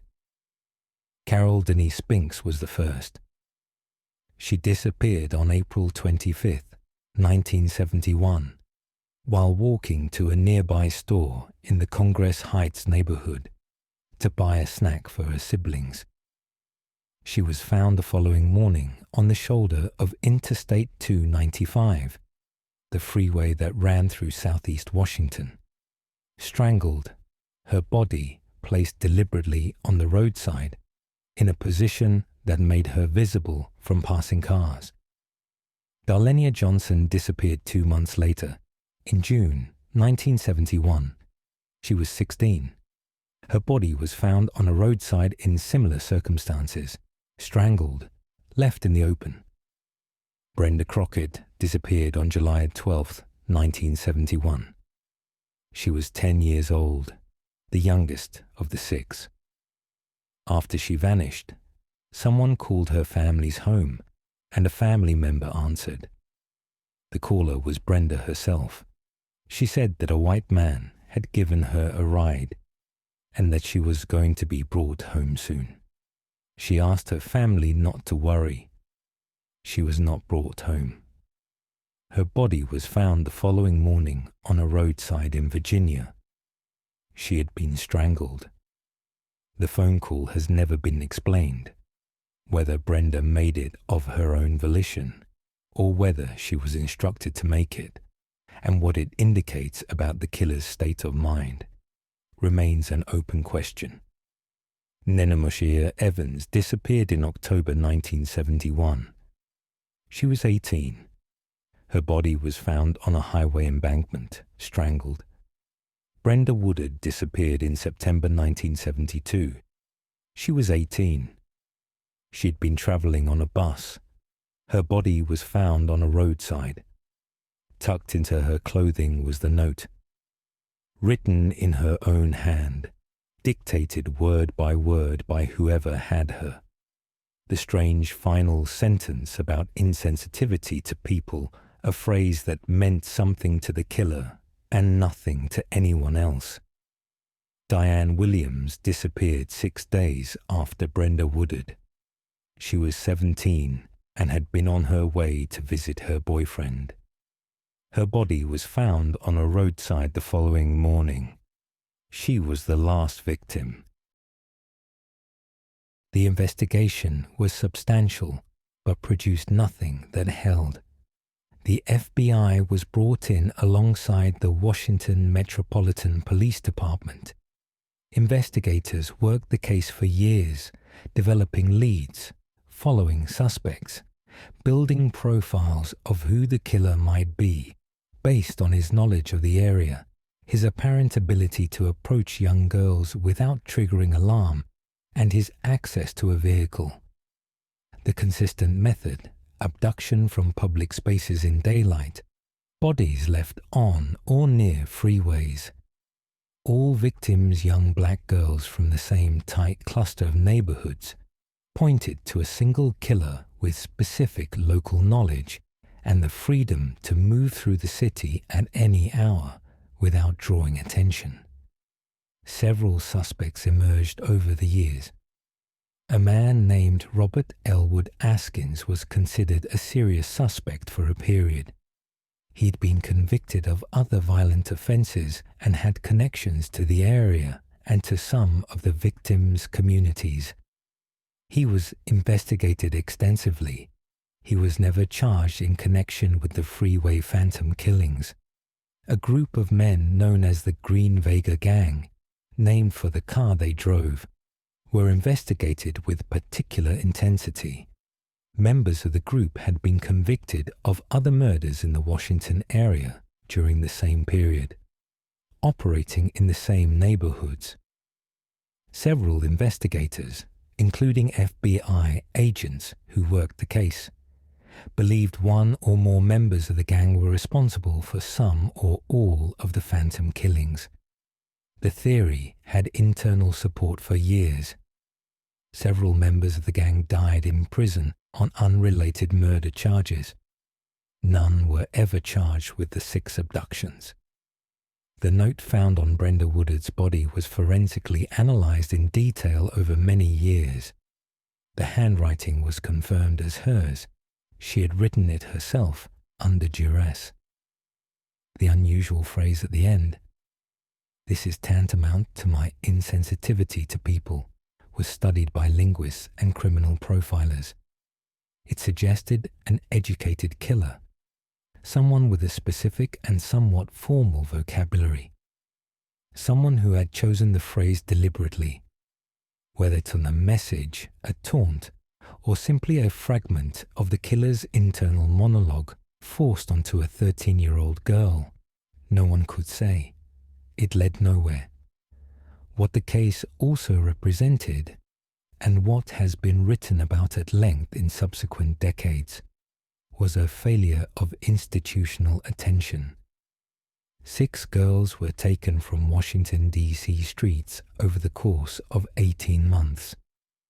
The national press gave the case a fraction of the coverage that comparable killings of white victims in other cities received during the same era. Resources were stretched. Political attention was elsewhere. The communities where the girls had lived felt, and were not wrong to feel, that the city's institutions did not treat their daughters' deaths with the same urgency that would have been applied elsewhere in the same city. Several of the victims' families continued to advocate for the case for decades, pushing for reviews, speaking to journalists, refusing to allow the girls to be forgotten. A cold case unit reviewed the investigation in the 2000s and again in the 2010s, applying updated forensic techniques to the surviving evidence. DNA material from one or more of the crime scenes was identified and entered into national databases. No match has ever been returned. The 6 girls taken by the Freeway Phantom were between 10 and 18 years old. They were from the same neighborhoods, the same communities, the same streets in Southeast Washington. They had families who waited for them and did not see them come home. They had names that the national press rarely printed on front pages. They had lives that the city's institutions were slow to treat as emergencies. Brenda Crockett was 10 years old when she called home to say she was on her way. Diane Williams was 17 years old when she set out to visit her boyfriend. Carol Denise Spinks was 13 when she walked to a store for her siblings and did not come back. No one has ever been charged with their murders. The man who made Brenda Woodard write that note has never been identified. More than 50 years later, the case remains unsolved.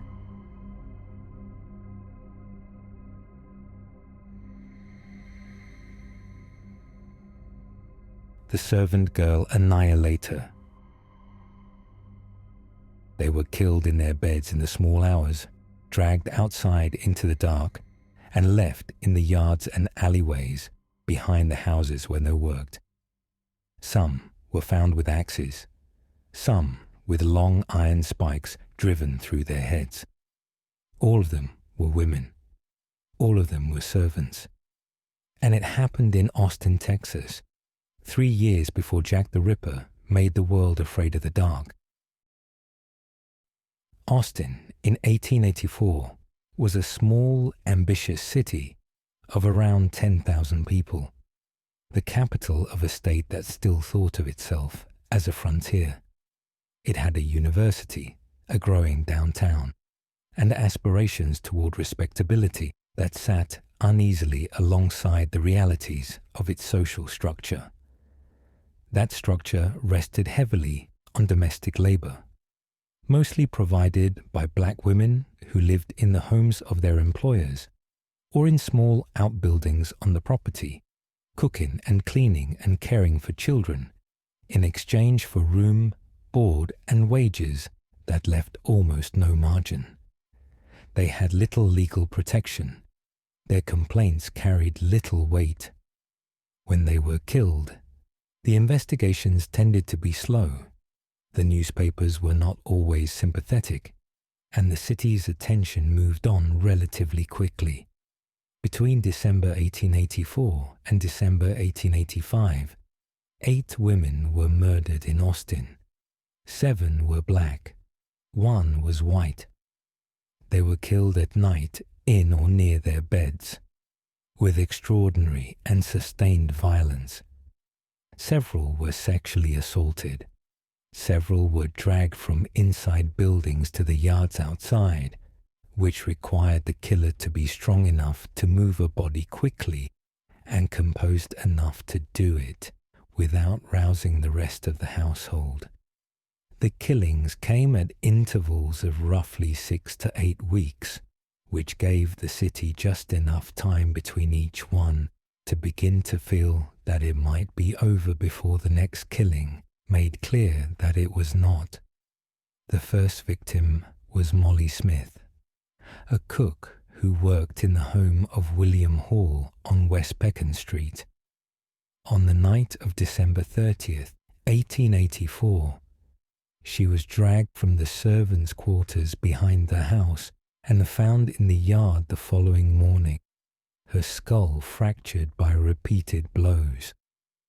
A man named Walter Spencer, who had been seen with her earlier that evening and who had been sleeping in the same quarters, was arrested. He was later released without charge.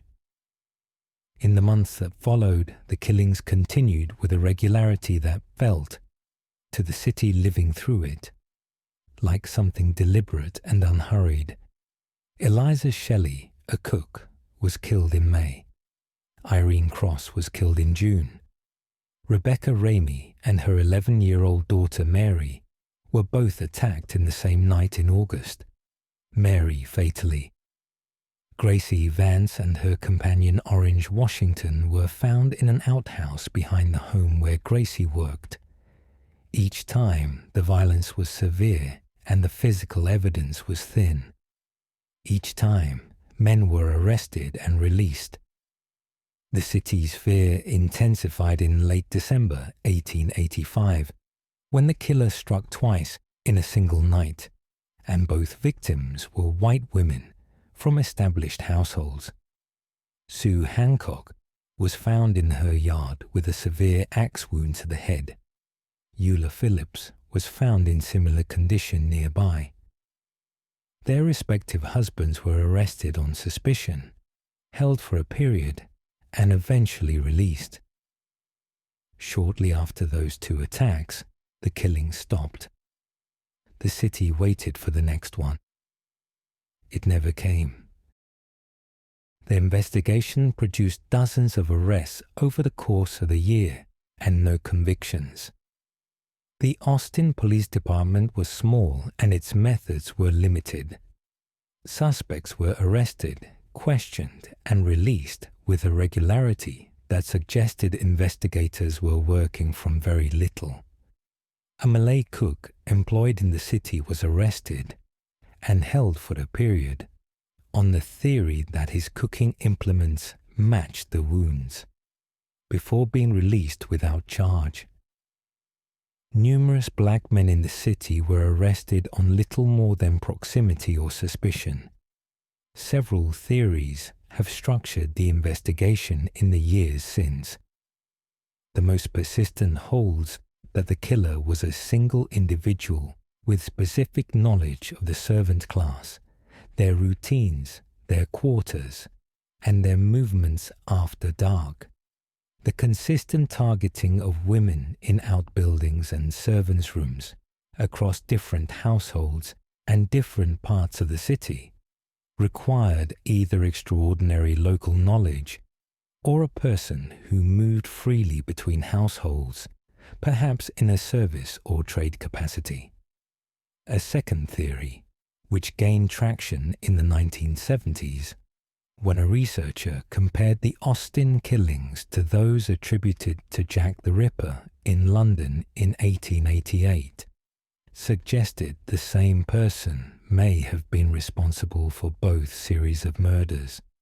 The similarities in method and the timing, with the Austin killings stopping in late 1885 and the Whitechapel killings beginning in 1888, were noted. The theory has not been substantiated and is regarded by most historians as speculative, though it has never been definitively disproved. A third and simpler possibility is that the killer was known to investigators at the time and was protected, either by race, class, or connection, from being named publicly and prosecuted. The 8 women killed in Austin between 1884 and 1885 have no collective memorial. Most of their names appear only in newspaper archives and court records. The investigations into their deaths produced no convictions, no clear suspect, and no explanation for why the killings stopped as suddenly as they began. The servant girl Annihilator, as the press named the killer at the time, was never identified. The case has never been solved.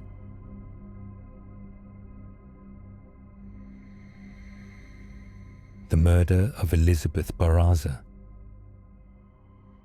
She was setting up for a garage sale in her own driveway when a figure walked up and shot her. The killing was captured on the doorbell camera mounted above the front door. The footage showed everything: the approach, the shooting. The figure walked away. The killer has never been identified.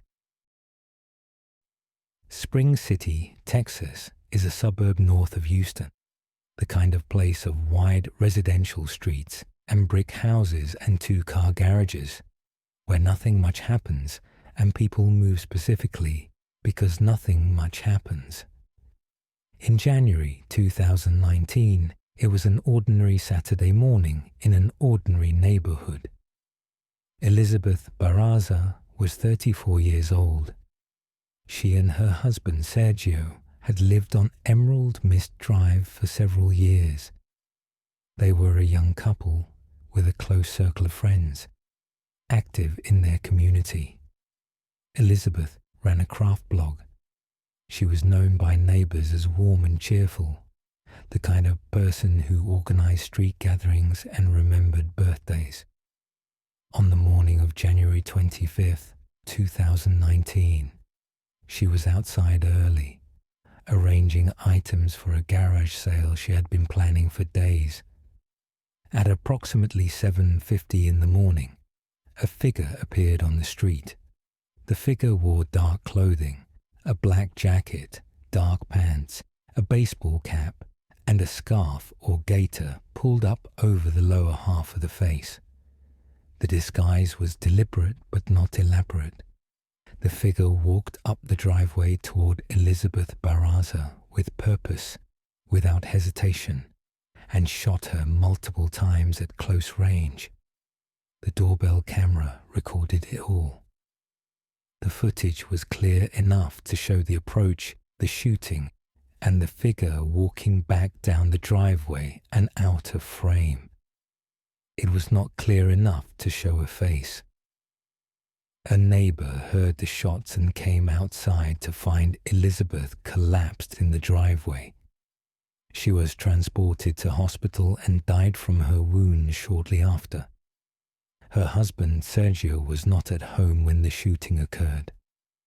The footage was released publicly by the Harris County Sheriff's Office within days of the murder, an unusual step driven by the belief that someone in the community must be able to identify the figure from the body language, the clothing, the walk, the build. Tips came in. None led to a charge. The investigation focused immediately on the question of motive. This was not a robbery. Nothing was taken. The garage sale items were left untouched. Elizabeth's car sat in the driveway undisturbed. Her phone and wallet were on her person. The shooting was targeted and deliberate, carried out by someone who had come specifically to kill her and who left the moment it was done. That narrowed the investigation considerably and deepened it at the same time. A targeted killing requires a connection, a reason someone wanted this specific person dead on this specific morning at this specific address. Investigators examined Elizabeth's personal life, her relationships, her husband's background and work history, any financial disputes, any conflicts, however minor, that anyone could recall. Friends and family described her as universally liked, without enemies. No clear motive surfaced from any of those lines of inquiry. The disguise suggested premeditation. The killer had not acted on impulse. They had come prepared, dressed to avoid identification, with apparent awareness that cameras were a possibility. The choice of a Saturday morning garage sale, a public event, with an announced time and location that Elizabeth had shared on social media in the days prior, suggested the killer had known about it in advance. That implied either regular access to Elizabeth's online activity, close proximity to the neighborhood, or a more direct personal connection to the family. The figure's gait and physical build were studied from the footage. The clothing was traced as far as possible through retail channels. The caliber of the weapon was determined from the wounds and the scene. Investigators appealed for anyone who recognized the walk, the jacket, the cap. None of it produced a name. A person of interest was identified at one point and publicly named by investigators before being cleared of involvement. The public naming and subsequent clearing added confusion to a case that was already short on leads. In the years since the murder, the Harris County Sheriff's Office has continued to describe the case as active. The footage has been re-released multiple times in updated public appeals. A reward for information leading to an arrest has been maintained and increased several times over. Sergio Barraza has spoken publicly about the case on multiple occasions and continued to push for answers, keeping Elizabeth's name in circulation in the hope that someone who knows something will come forward. No arrest has been made. The figure on the doorbell camera, walking up a driveway on a quiet Saturday morning to kill a woman arranging items for a garage sale, has never been named. Elizabeth Barraza was 34 years old. Her family is still waiting for an answer.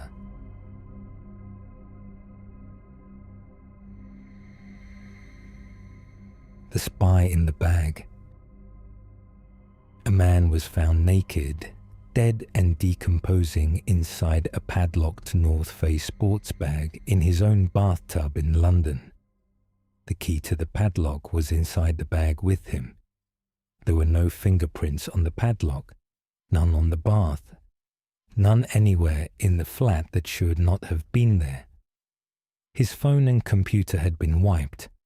His employer, MI6, did not report him missing for a week. The coroner ruled the death was likely criminal. No one has ever been charged. Pimlico is a quiet residential neighbourhood in central London, a grid of Victorian terraces and mansion blocks, a short walk from the Thames and from the offices of the British Intelligence Services at Vauxhall Cross. It is the kind of area where government employees and civil servants live in rented flats and walk to work. Unremarkable and discreet, the sort of neighbourhood that does not attract attention. Gareth Williams was 31 years old, a mathematician and codebreaker of exceptional ability who had been seconded from GCHQ, the government communications headquarters in Cheltenham, to MI6 in London. He was by all accounts brilliant, private and intensely individual. His colleagues described him as one of the most gifted cryptanalysts they had encountered. Outside work, he had wide-ranging interests that his colleagues knew little about. He cycled competitively.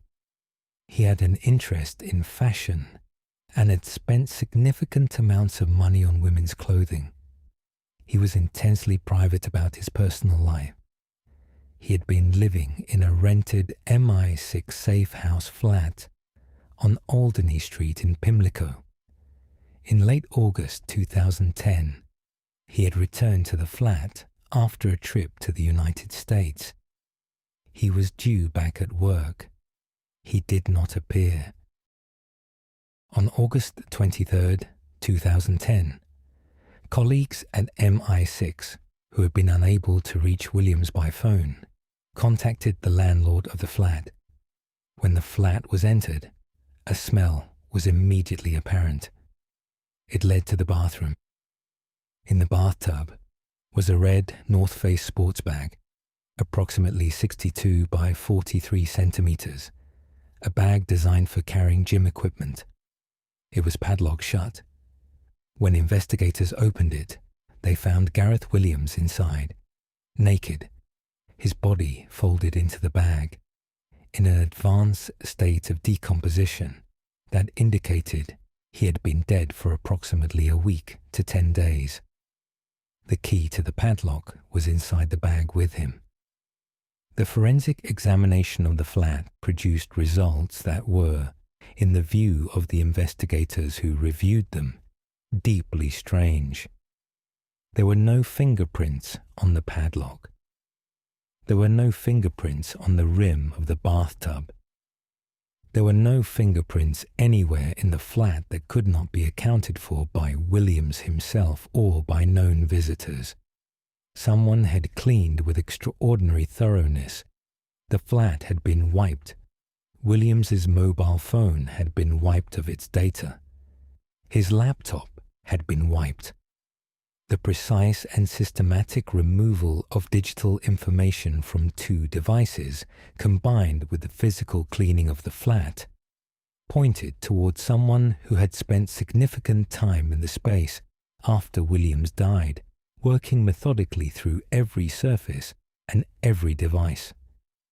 A significant amount of cash, later reported to be around £20,000, was found in the flat in a bag. It had not been taken. The inquest into Williams's death, held in 2012, heard from forensic experts, intelligence officers, pathologists, and specialists in everything from bag mechanics to decomposition timelines. The cause of death was recorded as unascertained. The pathologist could not determine from the condition of the remains exactly how Williams had died. There was no evidence of blunt force trauma, no evidence of stabbing or shooting, no ligature marks that survived the decomposition. What had stopped his heart in that bag could not be established from what remained of him. The central forensic question that the inquest grappled with at length was whether a person could lock themselves inside a zipped and padlocked sports bag from the inside. It sounds like an absurd question. Investigators took it seriously and conducted extensive controlled experiments with volunteers of similar height and build to Williams, using the same model of North Face bag. The results were consistent. In the vast majority of attempts, volunteers were physically unable to zip the bag fully from inside, and none were able to secure the padlock from the interior without leaving DNA or fingerprint traces on the outer zip pull or the padlock mechanism. In a small number of attempts, a tester managed to zip the bag from inside but could not replicate the padlocking. The experiment was repeated multiple times by different testers under different conditions. No one fully replicated what Williams's body represented: a zipped, padlocked bag with no trace evidence on the exterior.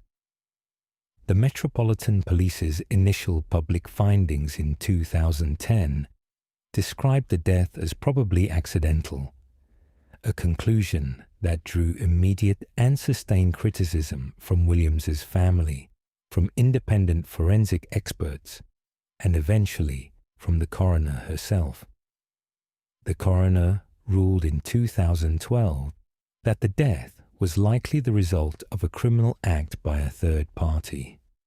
She cited the forensic cleaning of the flat, the systematic wiping of the digital devices, the absence of any fingerprints on surfaces that should have carried them, and the conclusions of the bag experiments as forming a picture that was not consistent with accident or with self-containment. A second inquest, ordered in 2013 after the Metropolitan Police sought to challenge the findings, returned an open verdict, the legal equivalent of an unresolved question. It satisfied the family less than the first finding had. The intelligence dimensions of the case generated sustained and serious speculation from the moment the details became public. Williams had been working in a sensitive area of MI6 that dealt with surveillance of foreign intelligence activity on British soil, including the monitoring of Russian intelligence operations in London. The years surrounding his death had seen several other deaths connected in various ways to Russian intelligence activity in Britain, including the polonium poisoning of Alexander Litvinenko in 2006. The thoroughness of the cleanup in Williams's flat, the systematic erasure of his digital footprint, and the professional character of the entire operation were consistent with the methods of a state intelligence service rather than a private individual acting alone. The delay in reporting Williams missing became one of the most examined and criticized aspects of the case. He had not appeared at work for over a week. No welfare check had been initiated. No one had gone to the flat. The explanation offered by MI6 that officers sometimes missed time without immediate follow-up was described by the coroner as inadequate and was rejected by Williams's family as implausible, given the sensitivity of his work and the protocols that should have governed it. Whether the delay was institutional negligence or something more deliberate was never established. His family, based in Wales, pursued the investigation publicly and consistently for years after his death, objecting to what they described as the media's focus on his personal life, pushing for answers from the Metropolitan Police and from MI6, and stating their belief that his death was connected to his professional work. They have never received an answer that satisfied them.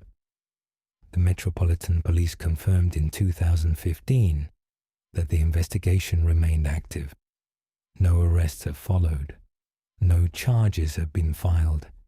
The case file remains open. The flat on Alderney Street has had other tenants since. The bathtub has been used by people who may or may not know what was found in it. Whatever happened in that bathroom in August 2010 left almost no trace that anyone has been able to read.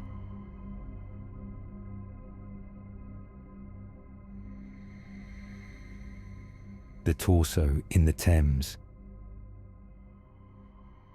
He was found floating in the river on a September morning. A small torso in an orange shorts, headless and limbless, the cuts made with precision at the shoulders and hips. He was between 4 and 7 years old. He had been in the water for approximately 10 days. He had no name. He had no family who came forward. He had no country that claimed him. Investigators gave him one name themselves and called him Adam. London, in September 2001, was a city still absorbing the shock of what had happened in New York 4 days earlier, when a police officer named Victor Oluwaseun Adesanya noticed something in the Thames near Tower Bridge. He waded in and retrieved what he found. The post-mortem examination was detailed and significant.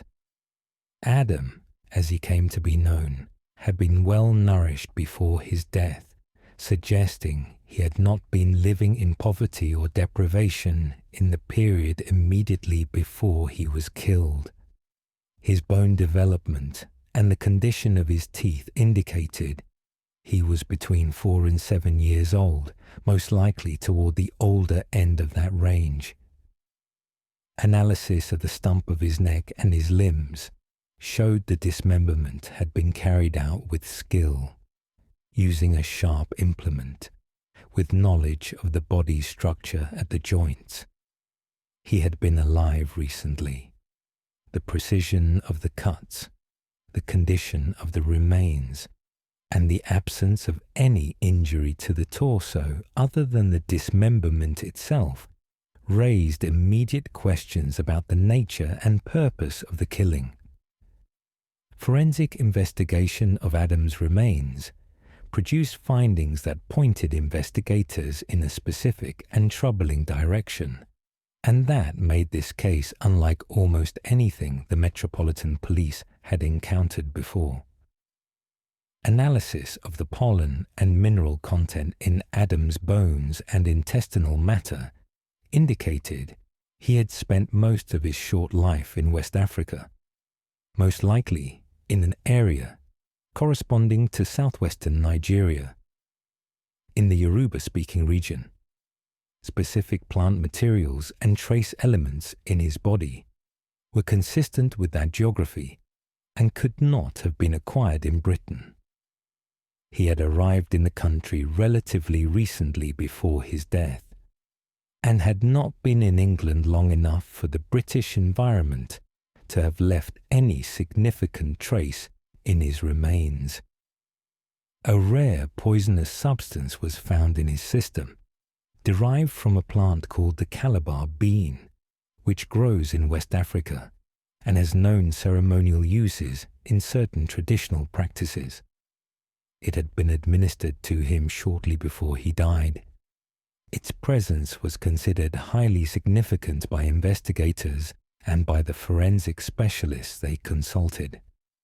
His intestine contained a mixture of clay, pollen, bone fragments, and plant material that forensic anthropologists identified as consistent with a preparation associated with the ritual practices found in parts of West Africa. The combination of findings, the Calabar bean, the nature of the precise surgical dismemberment, the materials found internally, and the deliberate placement of the torso in the river, rather than any attempt at concealment, led investigators and forensic experts to conclude that Adam had been killed as part of a ritual act.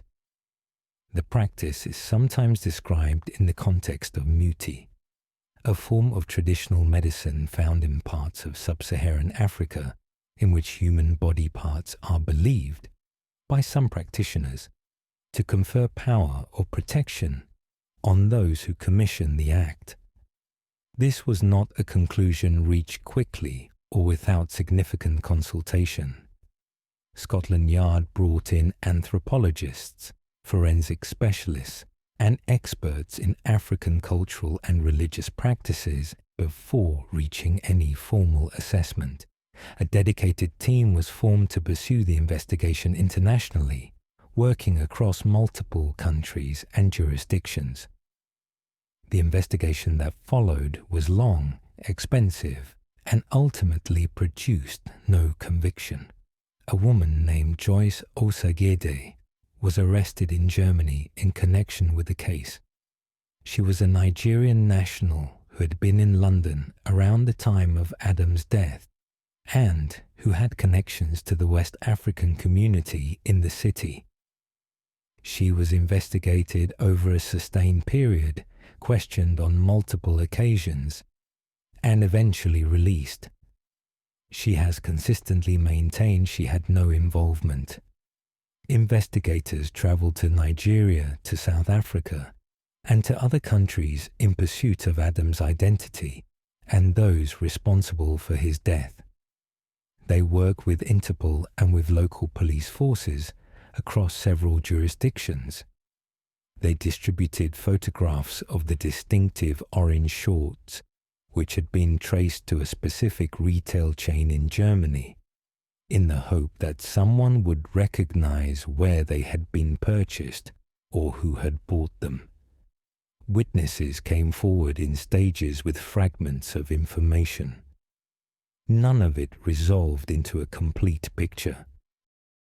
A Nigerian man named Sam Onoshigovi was investigated and linked to Joyce Osagide through shared acquaintances in London's West African community.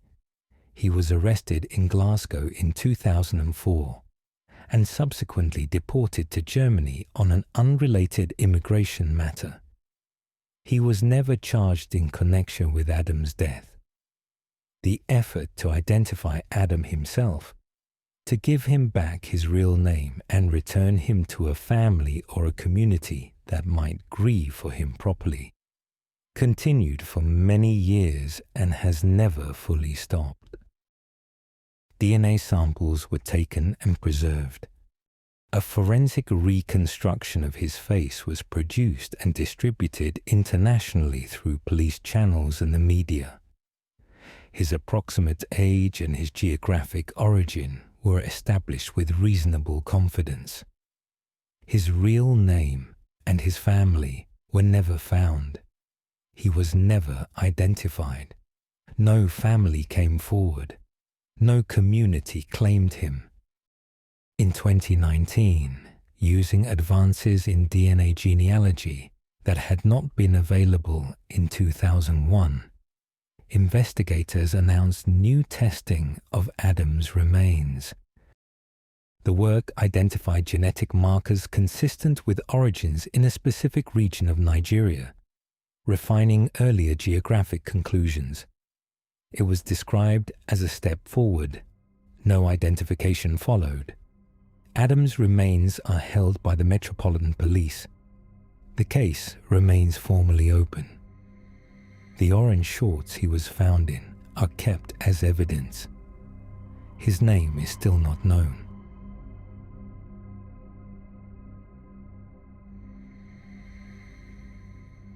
The Texarkana Phantom Killer. They were found on lovers' lanes, in parked cars on dark roads outside town. The couples had been shot at close range. In some cases, one survived long enough to describe a hooded figure who had appeared from the dark without warning.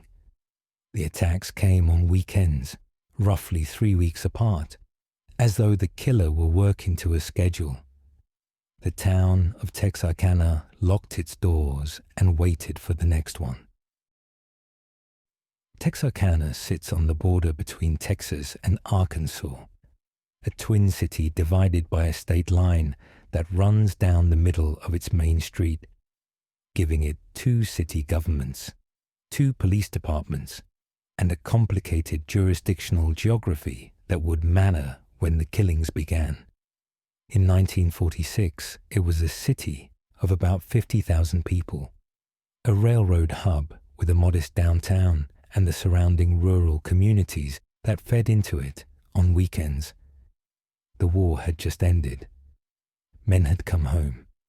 There was a loosening in the air, a sense that ordinary life was resuming, that the anxieties of the previous years could be set down. Young people drove out to the quiet roads on the edge of town on Friday and Saturday night, as young people did everywhere in post-war America, and sat in parked cars in the dark. Between February and May of 1946, a period of roughly 10 weeks, 5 people were killed and 3 were wounded in a series of attacks on those roads.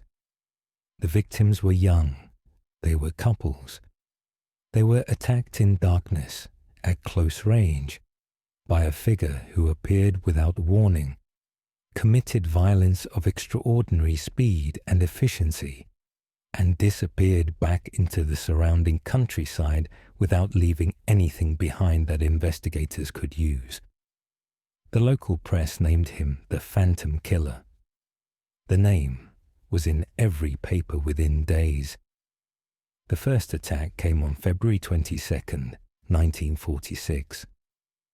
Jimmy Hollis and Mary Jean Leary were parked on a road outside town when a figure approached the car. He was wearing a white cloth mask with holes cut for the eyes.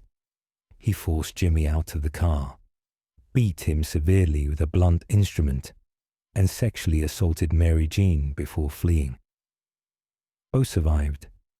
Neither could provide a useful description beyond the mask and a sense of the figure's size. The second attack came on March 24th. Richard Griffin and Polly Ann Moore were found dead in a parked car on a road south of town. Both had been shot in the back of the head at close range. There was no sign that either had been able to resist or flee. The car had not been moved. The scene was quiet and precise. The third attack came on April 14th. Paul Martin and Betty Jo Booker had attended a dance at a local club. They left separately, on foot. Their bodies were found the following morning. Paul on a road 2 miles from where they had last been seen. Betty Jo in a field another mile away. Both had been shot. Betty Jo had been sexually assaulted. The separation of the bodies indicated the killer had controlled 2 people simultaneously. The fourth attack came on May 3rd. Virgil Starks was shot through a window of his farmhouse while sitting in his living room reading a newspaper. He died. His wife Cathy was shot when she came to help him, but managed to reach a telephone and call for help. She survived. She had not seen the attacker. The attacks then stopped. The investigation brought in the Texas Rangers, the FBI, and local law enforcement across both state jurisdictions in one of the largest manhunts in the region's history. Over 400 suspects were investigated in the weeks and months that followed. Roadblocks were set up. The area's roads were watched. The effort was intensive and sustained and produced nothing that led to a prosecution. The physical evidence recovered at the scenes was limited. Shell casings were collected and matched across multiple attacks, confirming a single weapon had been used throughout, which in turn confirmed a single killer. Beyond that, the attacker had left almost nothing. No footprints of investigative use. No witnesses who had seen a vehicle arriving or leaving. No one who could identify the figure except the two survivors of the first attack, whose descriptions were consistent but too general to narrow the field. Investigators built a profile of the killer as someone local or locally familiar, with detailed knowledge of the road network south and east of town. The attacks all occurred on weekend nights, which investigators read as suggesting the killer had regular weekday obligations, possibly employment, that constrained his movements. He was organized enough to plan the attacks, mobile enough to reach multiple different sites unobserved, and composed enough to leave scenes that told investigators very little. A man named Ewell Swinney was arrested in the area on car theft charges and became the primary suspect in the Phantom killings. His wife Peggy gave investigators a statement in which she described him confessing to the murders in detail. She later recanted the statement entirely. Swinney was convicted on the car theft charges and imprisoned. He was never charged with the Phantom killings. He was released from prison in 1970 and died in 1994, having maintained his innocence throughout. Several other suspects were investigated over the decades, none seriously enough to result in charges. The attack stopped in May 1946, as suddenly as they had begun. No further killings matching the Phantom's method occurred in the Texarkana area. Whether the killer died, moved away, was imprisoned for an unrelated offense, or simply stopped for reasons of his own has never been determined. The 10 weeks of the Texarkana attacks left a mark on the city that persisted for years. People who were children in 1946 have described the period as one of genuine communal terror, of armed men sitting on front porches at night, of nobody going out after dark, of a town that contracted around its own fear and waited. The Phantom killer was never identified. The 5 people he killed have never received an answer. To this day, the case has never been solved.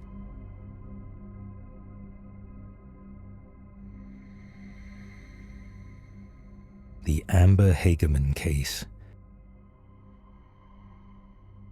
A neighbor heard a child scream. He looked out from his yard and saw a man pull a small girl off her bicycle and drag her into a pickup truck. He saw the truck drive away. He called the police. All of that happened in broad daylight, on a Saturday afternoon, in a residential neighborhood, and the man in the truck was never found. Arlington, Texas, in January 1996, was a city of nearly 300,000 people, a suburb grown large, sitting between Dallas and Fort Worth in the flat expanse of the Metroplex. It had shopping centers and sports facilities and the kind of ordinary suburban infrastructure that makes a place feel safe without necessarily being so. Amber Hagerman was 9 years old. She lived with her family on East Abram Street. On the afternoon of Saturday, January 13th, she and her brother Ricky rode their bicycles to a nearby shopping plaza, an abandoned Winn-Dixie grocery store with a large empty car park that children in the neighborhood used as a riding space. Ricky went home. Amber stayed a little longer. A neighbor named Jim Kevill was in his backyard when he heard a child scream. He looked toward the shopping plaza and saw a man reach out of a dark pickup truck, grab Amber from her bicycle, and pull her into the cab. The truck drove away heading east. Jim Kevill went inside and called the police. The call was logged. Officers arrived within minutes. Amber was gone. The search that followed was immediate and large. Arlington police were joined by neighbouring agencies. The area was canvassed. The description of the truck, a dark-coloured full-size pickup, was circulated. The description of the man, white, possibly in his mid-30s, driving alone, was broadcast. 4 days later, on January 17th, Amber Hagerman's body was found by a man walking his dog in a drainage ditch roughly 4 miles from where she had been taken, in the city of Saginaw. She had been sexually assaulted. Her throat had been cut. She had been dead for several days before she was found, likely killed within a day or two of the abduction. There was no physical evidence at the disposal site that led anywhere. The ditch offered nothing. Whatever the truck looked like, whatever the man looked like beyond the brief glimpse a neighbour had caught, remained the totality of what investigators had to work with. The investigation was thorough and sustained, and produced nothing that held. Hundreds of tips came in from across the region in the days and weeks after Amber's body was found. Every dark pickup truck in the area became a potential lead. Every white man in his 30s who behaved oddly, who had a gap in his alibi, who had been seen near the shopping plaza or near the drainage ditch, was investigated. Registered sex offenders in Arlington and the surrounding cities were interviewed. The FBI was brought in to assist. National databases were searched. No arrest was ever made. No suspect was ever publicly named with sufficient evidence to pursue charges. The case was reviewed multiple times in subsequent years as new forensic techniques and new databases became available. Each review produced the same result. The man Jim Kevill watched drive away with a child in his truck was never identified. What the case did produce, in a way that no other unsolved child murder had, was a fundamental change in how America responds to child abductions. A woman named Diana Simone, who lived in the Dallas area and heard about Amber on the radio in the days after the abduction, called a local station.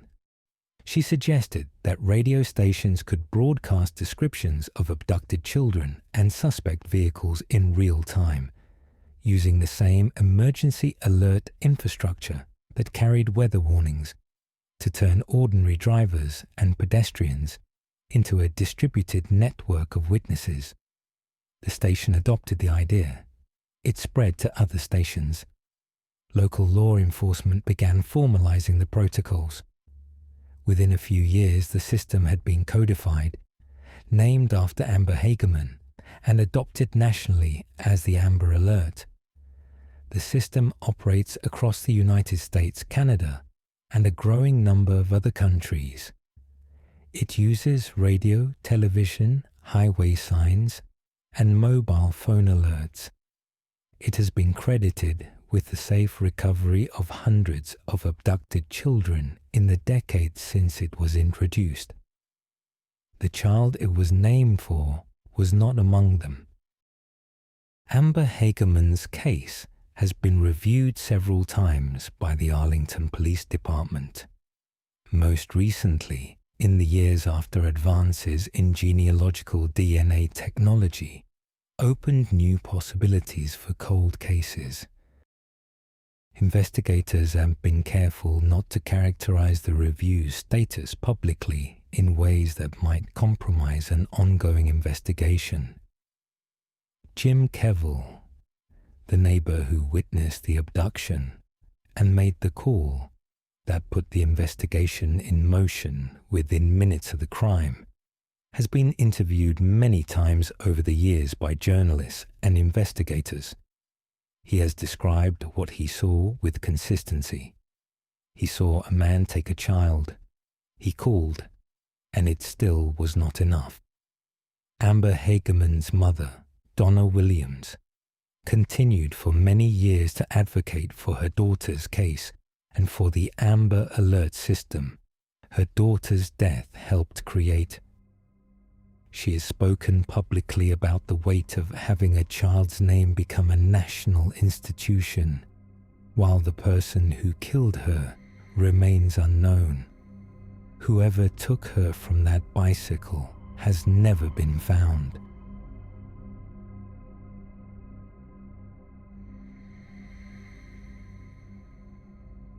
The Monster of Florence. The couples were found in the hills above Florence, shot in their parked cars on dark country roads. The women had been subjected to surgical mutilation after death. It was precise and deliberate, carried out in the dark, at the scene, in silence. It happened 7 times over 17 years, and it happened close enough to one of the most beautiful cities in the world that investigators could see the lights of Florence from some of the crime scenes. The killer was never identified. The hills of the Florentine countryside, the Chianti region, and the areas south and east of the city had been a destination for couples seeking privacy since long before the killings began. The roads wound through vineyards and olive groves, past farmhouses and small villages, into stretches of genuine darkness well away from the city below. The area was beautiful and rural, and, at night, almost entirely unobserved. In the 1960s and 1970s, it was common enough for couples to park on those roads after dark. It was also, as investigators would come to understand over many years, exactly where the killer chose to hunt. The first killing, attributed to the Monster of Florence, occurred in August 1968, when a couple was found shot in a parked car near the village of Signa. The woman had been mutilated. The case was initially handled as a domestic matter, and a man named Stefano Mele, the woman's husband, was convicted of the murders. He served time in prison and was released. Years later, when the attacks resumed in the 1970s, and forensic analysis traced the same gun across multiple crime scenes, investigators were forced to reconsider everything. Mele either had not acted alone in 1968, or someone else had used a gun connected to the original crime to carry out the subsequent killings. Either way, the investigation's original conclusion was wrong. The main series of attacks ran from 1974 to 1985. In that period, 7 couples were killed on the roads above Florence, most during the months of summer and early autumn, when the nights were warm and couples parked their windows open. The killer always used the same weapon, a Beretta .22 caliber pistol loaded with Winchester Series H ammunition. He always attacked at night, and with the female victims he always carried out the same methodical mutilation. The attacks were methodical in a way that indicated careful planning and deep familiarity with the locations. The killer approached parked cars in darkness, on roads he clearly knew well enough to navigate without drawing attention, shot both occupants through the window or door, and then spent time at the scene with the female victim. Forensic examination across the crime scenes indicated the mutilations were performed with a sharp and narrow instrument, with a precision that suggested either medical or anatomical knowledge, or a very determined and practiced familiarity with the human body acquired through repetition. The removed tissue was never recovered at any of the scenes. The victims ranged in age from their teens to their 30s. They were not selected by name or relationship, or any known personal connection to the killer. They were selected entirely by circumstance, couples who happened to park on a particular road on a particular night. The randomness of selection combined with the absolute consistency of method made the case extremely difficult to build a conventional profile around. He did not seek out specific people. He sought out a situation and filled it with whatever couple presented themselves. In September 1974, a couple was attacked near the town of Borgo San Lorenzo. Both were killed. In June 1981, a couple was shot near Scandicci. Both died. That same month, an attack on a different road killed another couple. The pattern continued at irregular intervals through the summer months. In October 1981, a German couple who had been camping in the hills were attacked. The man was killed. The woman was subjected to the most extensive mutilation of the entire series. This attack, more than any of the others, drove the investigation and the public fear in the region to a new and sustained intensity. In September 1985, a French couple camping in the hills south of Florence were killed. This was the last confirmed attack. As with the others, the gun was identified through forensic analysis. As with the others, the killer left the scene without being seen. The investigation was one of the longest and most complicated in Italian criminal history. It ran across multiple decades, multiple investigative teams, and multiple prosecuted theories, none of which survived the appeals process intact. An early focus fell on a group of men known as the Sardinian Connection, a loose association of individuals from a Sardinian community living in Tuscany who had some connection to the original 1968 killing. Investigators believed for a period that the murders had been carried out collectively, with different men involved at different points, possibly including a figure referred to in the case files as the monster's compagno, an accomplice who was thought to have organized or overseen the attacks. Several members of this group were investigated, arrested, and either acquitted or had their convictions overturned. A man named Pietro Pacciani became the central suspect through the 1990s. He was a farm worker and convicted killer who had lived in the Chianti Hills for many years, who had a documented history of extreme violence toward women, and who could not account satisfactorily for his whereabouts on several of the nights of the attacks. He was tried and convicted of the Florentine killings in 1994. The conviction was overturned on appeal in 1996. He died of a heart attack in 1998 while awaiting a retrial, leaving the question of his guilt permanently unresolved. Following Pacciani, investigators pursued the Compagnie de Merende theory, which held that a group of men, Pacciani among them, had committed the murders together as a kind of shared activity. Two of Pacciani's associates, Mario Vanni and Giancarlo Lotti, were convicted on this basis. Their convictions were later reduced or modified on appeal. The theory never produced a complete and stable account of who had done what and why. A more unsettling theory emerged in the early 2000s, developed by some investigators and articulated publicly by the American journalist Douglas Preston, who had been living near Florence and became directly entangled in the case when a prosecutor named him as a suspect in an unrelated death.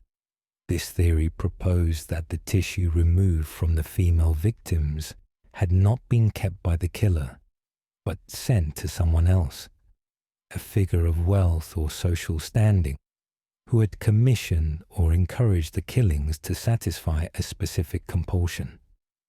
A prominent doctor named Francesco Narducci, who had died in suspicious circumstances in 1985, became a central focus of this theory. His body was exhumed years later and examined. The findings were inconclusive. The prosecutor who pursued this theory most aggressively extended his investigation to journalists, academics, and foreign nationals who disputed his conclusions, including Preston himself. The prosecutor eventually faced criminal charges of his own in connection with his conduct of the investigation. The case had, by that point, consumed multiple careers and several decades of Italian public resources. The monster of Florence killed 14 people across 17 years. He used the same gun throughout every confirmed attack. He operated in the same geographic area, on the same kinds of roads, in the same season, year after year, without significant variation in his method. He was almost certainly seen by other drivers on those country roads at some point over 17 years, either arriving or leaving, but no witness ever came forward with a description of any investigative use. The Winchester Series H ammunition used in every attack was a specific and somewhat unusual choice. Investigators spent years trying to trace where it had been purchased. They never found a conclusive source. The gun was never recovered. The tissue removed from the female victims was never found. No envelope, no container, no deposit anywhere connected to those crimes has ever been identified.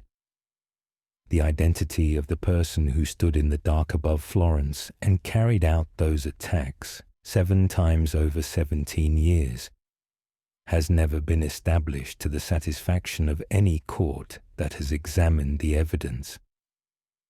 The roads of the Chianti Hills are still there. Florence is still visible from them at night. The city's lights spread across the valley below. People still drive those roads after dark. The monster of Florence was never conclusively identified. The case has never been resolved.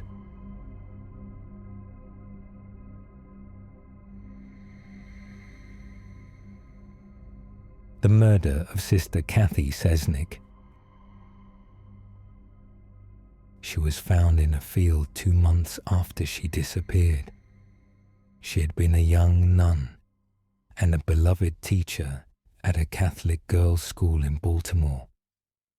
Before she vanished, she had told people she was about to report something serious, something she had learned was happening to her students.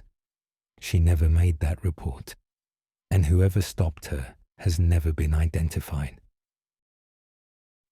Baltimore in 1969 was a city moving through the same fractures as every other American city that year. The civil rights movement had cracked open questions about institutions and authority that had previously been left unasked.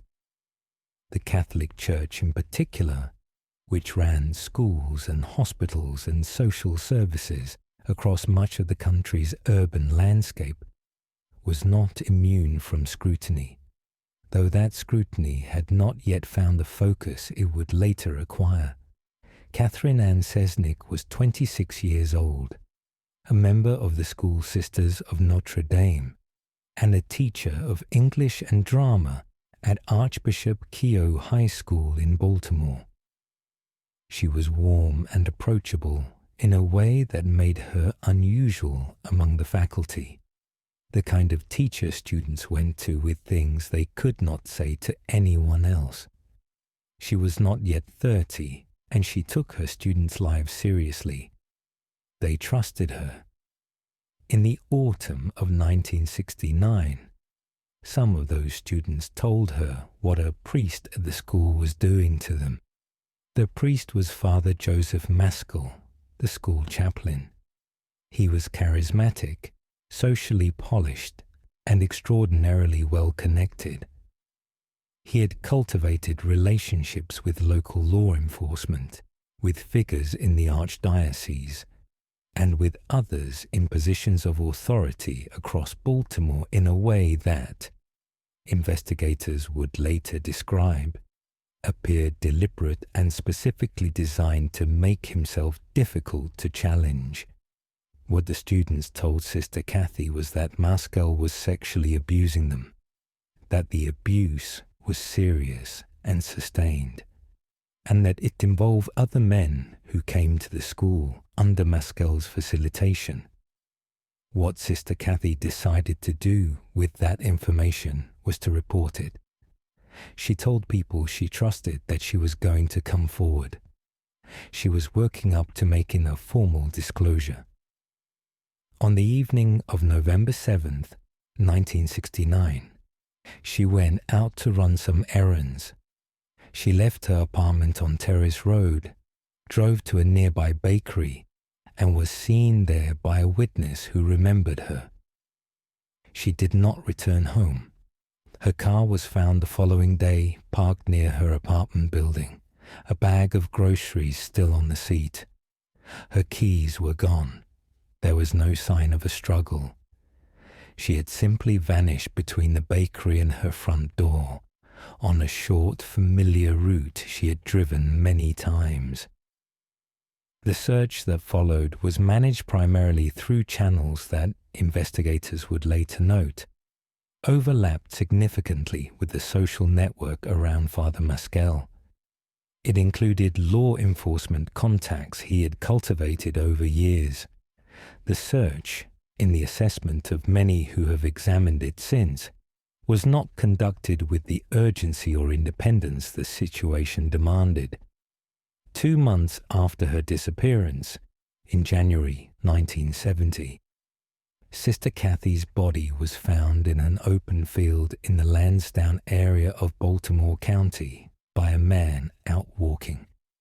She had been dead for a significant period before she was found. She had suffered a serious head injury.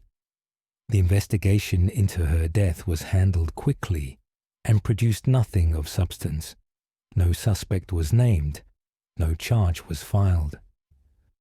Father Maskell remained at the school. He remained the chaplain, with full access to students, for years after Sister Cathy's body was found in that field. The abuse at Archbishop Keogh High School continued until Maskell was eventually removed from active ministry in the 1990s, after multiple former students finally came forward with formal complaints. By then, more than 2 decades had passed. Many of the women who had been abused as teenagers had carried what happened to them in silence for most of their adult lives. Some because they feared they would not be believed, some because of what they said they had been shown. When they came forward, several of them said the same thing independently. They said that Maskell, or someone acting with him, had taken them to where Sister Cathy's body lay in the field while she was still lying there before she was found by the public, and had shown them what happened to people who spoke. This allegation was never proven. The women who made it were consistent with one another and specific in their accounts. The church disputed what they said. The subsequent investigation into both the abuse and the murder generated sustained attention, including a Netflix documentary series called The Keepers, released in 2017, which brought the case to an international audience and prompted new tips and new pressure on authorities to act. Father Maskell had died in 2001. He was never charged with abuse or with Sister Cathy's murder.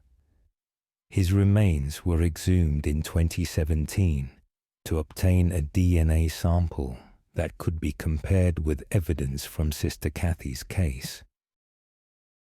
The results were not publicly disclosed in a way that resolved the question of his involvement. A second man, a former police officer named Edgar Davidson, was also investigated in connection with the murder. He had known Maskell and had connections to the same social network. He died before the investigation reached any conclusion. The Archdiocese of Baltimore eventually acknowledged that Maskell had abused students over many years. It did not formally address the question of his connection to Sister Cathy's death. Several former students have continued to speak publicly about what happened at Archbishop Q High School and about what they believe occurred on the night Sister Cathy Cesnik set out on her errands and did not come home. They believe she was killed because she was about to report what she knew, that the killing was deliberate and connected to the abuse, and that the subsequent investigation was shaped by the same network of protection that had allowed the abuse to continue. None of that has been established in a court of law. The investigation into her murder was never formally closed, but it has produced no charge. Catherine Ann Cesnik was 26 years old. She taught English and drama, and her students trusted her enough to tell her the truth. Whoever killed her has never been held responsible.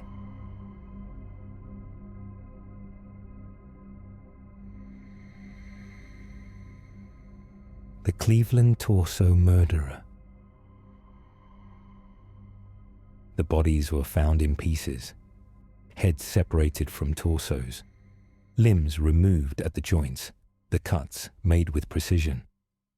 Some were found in the Kingsbury Run drainage area, some in the Cuyahoga River, some in vacant lots across Cleveland's east side. Between 1935 and 1938, at least 12 people were dismembered and left in the open, and the city's most famous detective, Elliot Ness, led an investigation that produced no arrest. The killer was never identified. Cleveland in the 1930s was a city in the grip of the Depression, a manufacturing center that had been hit hard when the factory slowed and the jobs disappeared.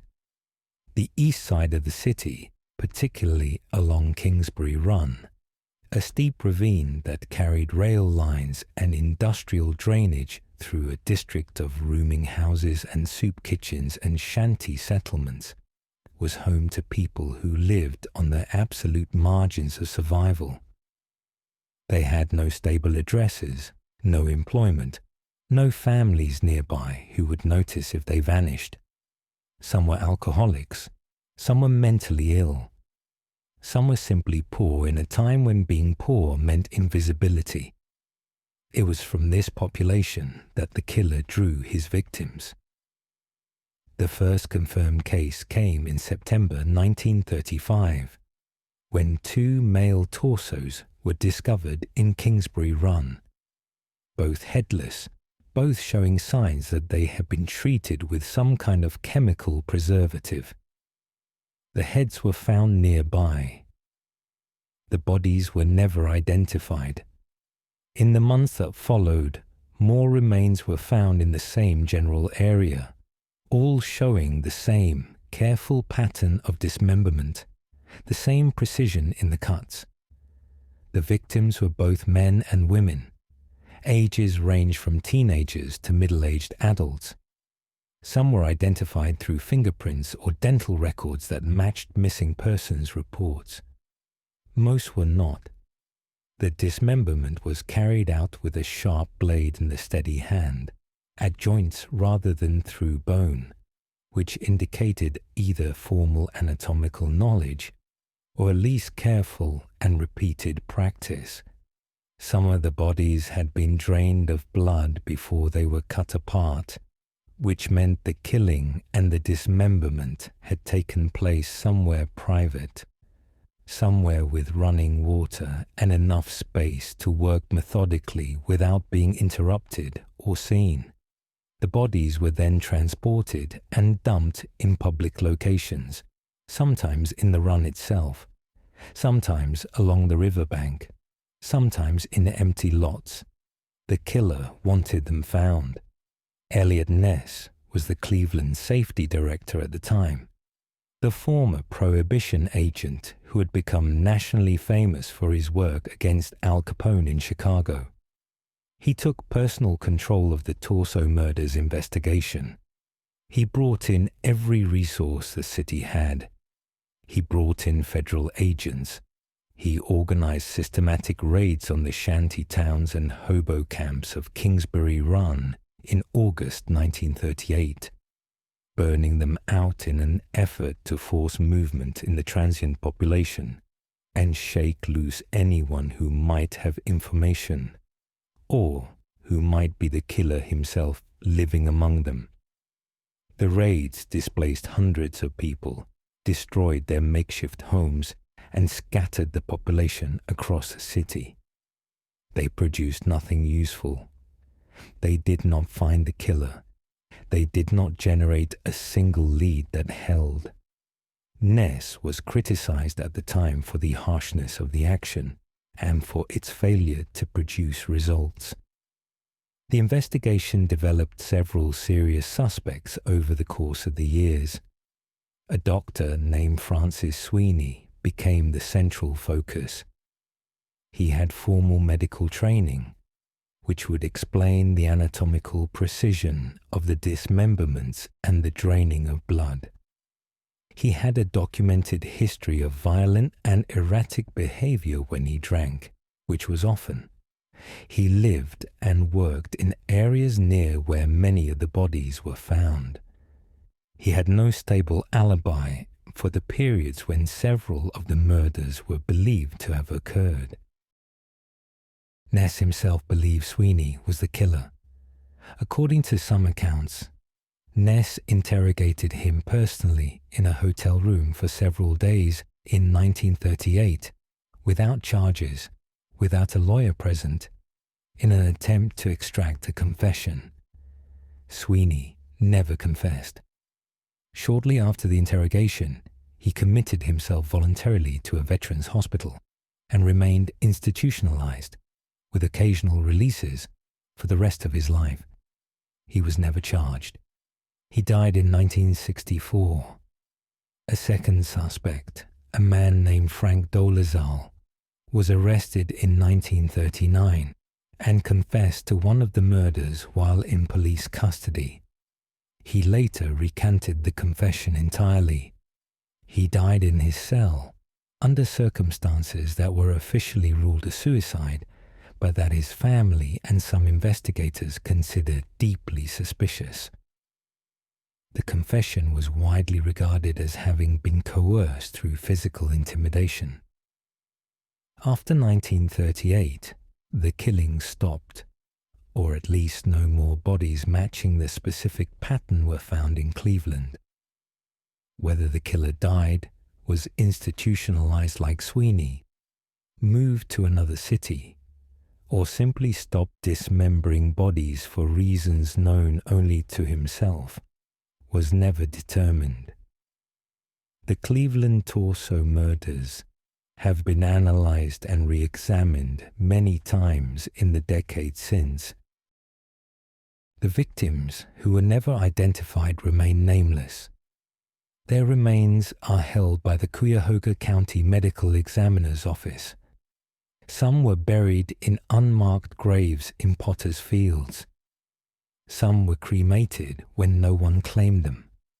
None of them were ever identified by anyone who loved them or who came looking.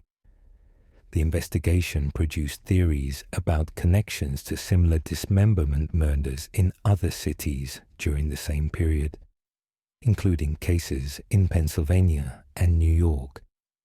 Some investigators have suggested the same person may have been responsible for murders across multiple states.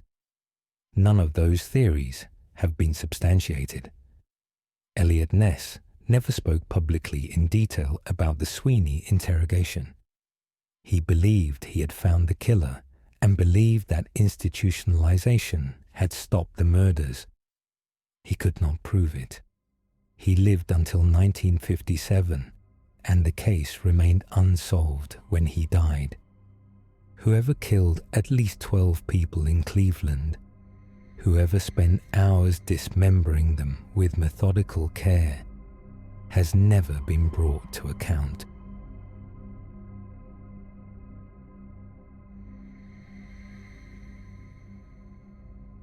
The Alphabet Murders.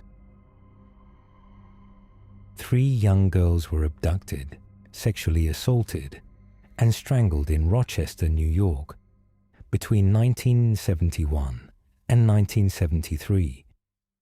Each victim's first and last name began with the same letter. Each body was found in a town beginning with that same letter. Carmen Collin in Churchville, Wanda Wolkowicz in Webster, Michelle Menzer in Macedon. The pattern was so precise it seemed designed to be noticed, whether it was a message, a taunt, or a coincidence that no one has ever been able to explain, has never been determined. The killer was never found.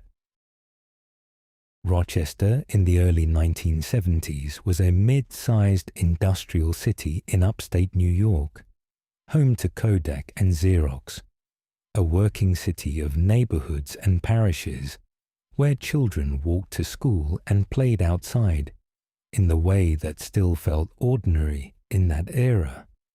The communities surrounding the city, the small towns strung along the roads east and west of Rochester, were quiet and agricultural, the kind of places where a body left by a roadside would be found quickly by a passing driver or a farmer checking a field. Carmen Collin was 10 years old from Rochester. On November 16, 1971, she was seen running along a highway outside the city in a state of apparent distress, partially undressed, while traffic passed. Several drivers saw her. No one stopped. She disappeared back from the road before police were contacted. Her body was found 2 days later in a creek bed in Churchville, a small town west of Rochester. She had been sexually assaulted and strangled. Her hands showed defensive injuries, broken fingernails, skin beneath them, the physical evidence of a child who had fought hard and for a long time before she died. Wanda Wolkowicz was 11 years old. On April 2nd, 1973, she was sent to a corner store near her home in Rochester to buy groceries. She did not come back. Her body was found the following day on a hillside in Webster, a town east of Rochester. She had been sexually assaulted and strangled. She had been dead for less than 24 hours when she was found. Michelle Menzer was also 11 and disappeared. On November 26, 1973, while walking near her home in Rochester. Her body was found 4 days later in a ditch in Macedon, a town southeast of the city. She had been sexually assaulted and strangled.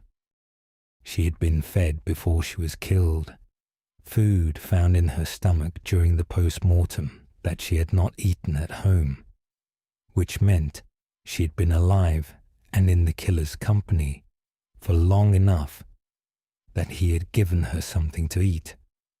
The 3 girls had all been taken from Rochester, all been killed in the same manner, all been transported to small towns outside the city that began with the same letter as their names. Whether the killer had chosen victims to match a pattern he had already conceived, or whether the pattern had emerged from victims chosen for other reasons entirely, was a question investigators could not answer. The investigation was handled by the Monroe County Sheriff's Office and the Rochester Police Department with FBI assistance. The cases were treated as connected from an early stage. The geographic pattern was immediately apparent and became the defining feature of the investigation. The detail that shaped the profile and the public perception of the killer. A suspect was developed in the mid-1970s, a local man with a history of offending against children whose movements and vehicle were consistent with the cases. He was investigated thoroughly. The evidence was not sufficient to charge him. He died in 1994 without ever being charged. In 2007, DNA profiles were developed from biological evidence preserved from the crime scenes. The profiles were run against the national database. They matched a man named Kenneth Bianchi. Bianchi was one half of the Hillside Stranglers, a pair of serial killers responsible for a series of murders in Los Angeles and Washington State in the late 1970s. He had grown up in Rochester and had been living there during the period of the Alphabet murders. Bianchi denied any involvement. The DNA match was disputed by his defense, and questions were raised about the reliability of the biological evidence after decades of storage. No charges relating to the Alphabet murders were ever filed against him. The match, disputed or not, represented the closest the investigation had come to a definitive answer in over 30 years. It also raised the possibility that a man, who went on to kill multiple women in 2 other states, had begun much earlier in the city where he grew up, with 3 girls whose names happened to share their initials with the towns where he left them.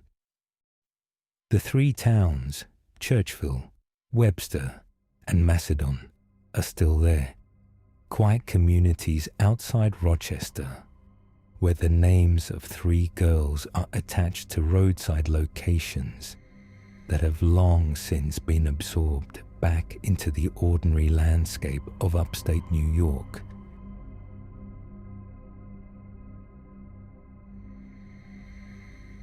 Bella in the Wych Elm. In April 1943, 4 boys climbing trees in Hagley Wood in Worcestershire found a human skull inside the hollow trunk of a wych elm.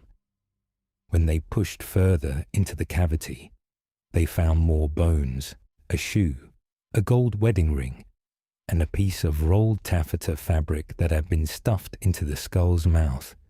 The skeleton had been inside the tree long enough that the bark had partially grown around it.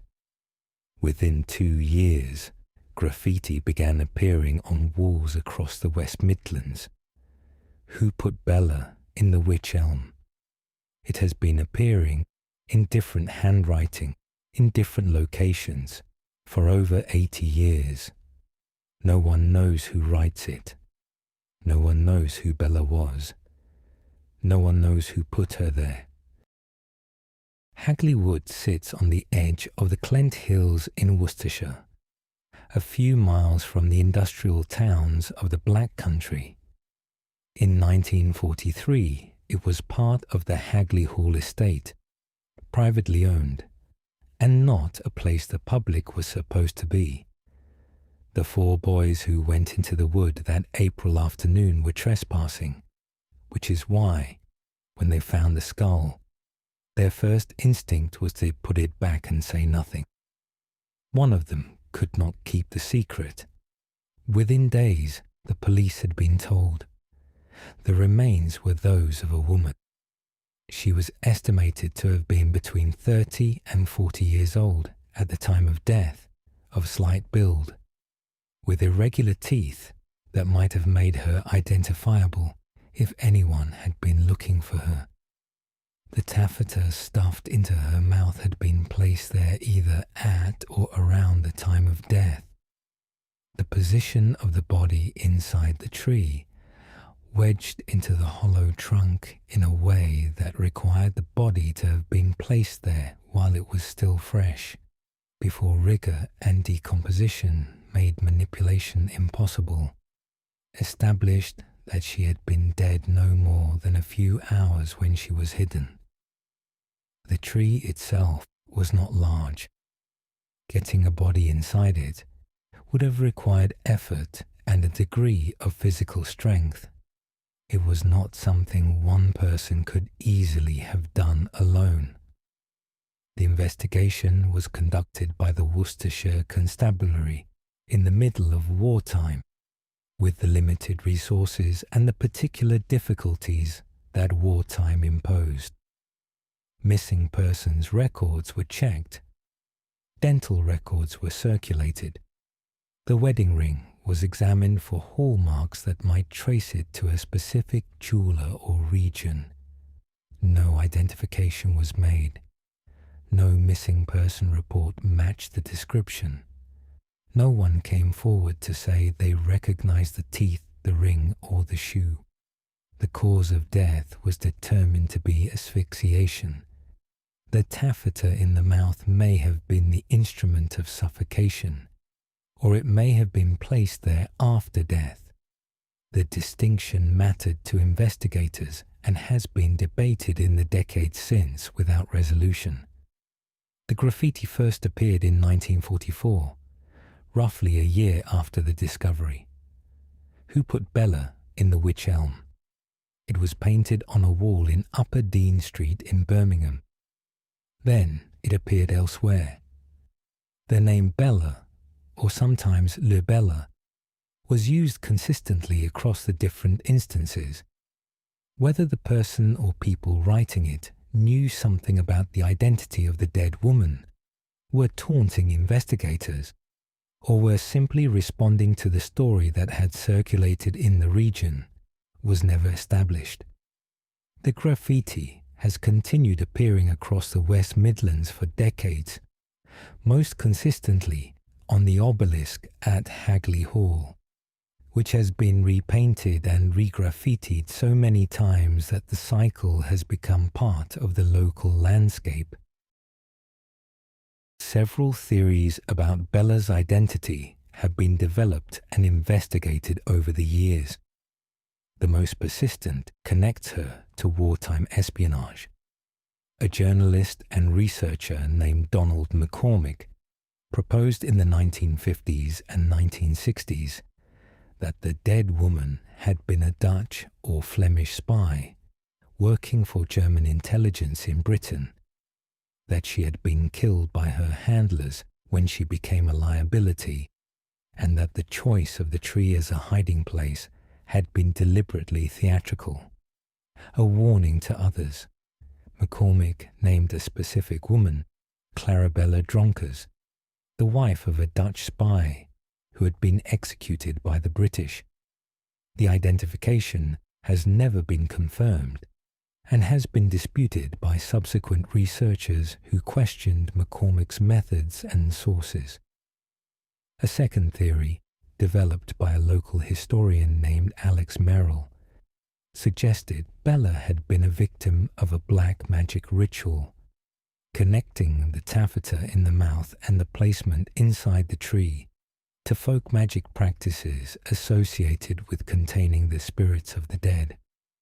The theory attracted attention, but no supporting evidence. A third and simpler theory held that Bella was a local woman killed in a domestic or criminal context, whose disappearance had gone unreported because of wartime disruption, because she was a transient or sex worker, or because whoever was responsible for her death was also responsible for ensuring no one looked for her. In 2016, DNA was extracted from the remains in an attempt to establish ethnic origin. and potentially identify living relatives. The results indicated she was likely of Central European origin, which fed the espionage theories without confirming them. The obelisk at Hagley Hall has been painted over dozens of times. The graffiti comes back, different handwriting, different hands, across 8 decades, asking the same question in the same words. The wych elm was felled long ago. The hollow where she was found is gone. The wood is still there, still part of the Hagley estate, still the kind of place where boys on a spring afternoon might climb trees and find things they were not supposed to find. Bella has never been named. Whoever put her in the tree has never been identified. The taffeta that was in her mouth when she was found is in an evidence archive somewhere, and it has not yet given up whatever it knows.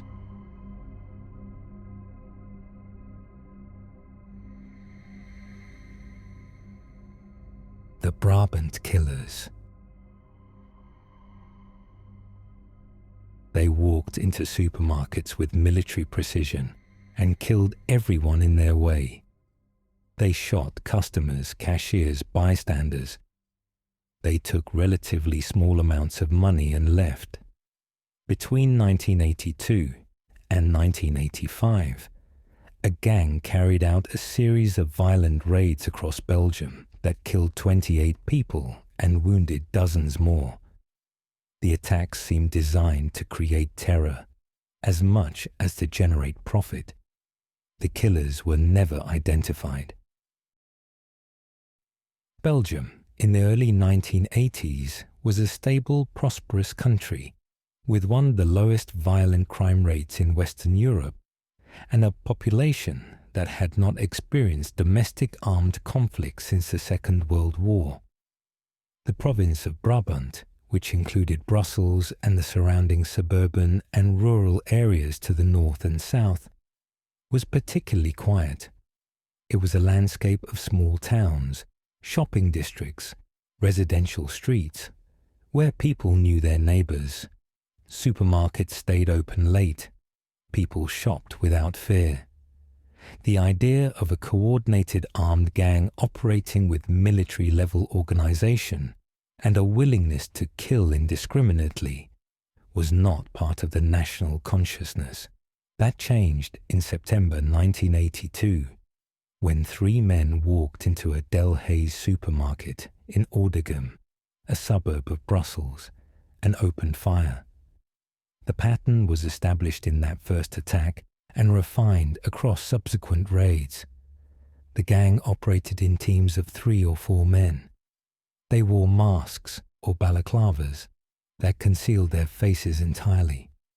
They carried shotguns, handguns, and in some cases additional weapons that suggested access to military or law enforcement supplies. They moved with discipline and speed, as though following a carefully rehearsed plan with assigned roles.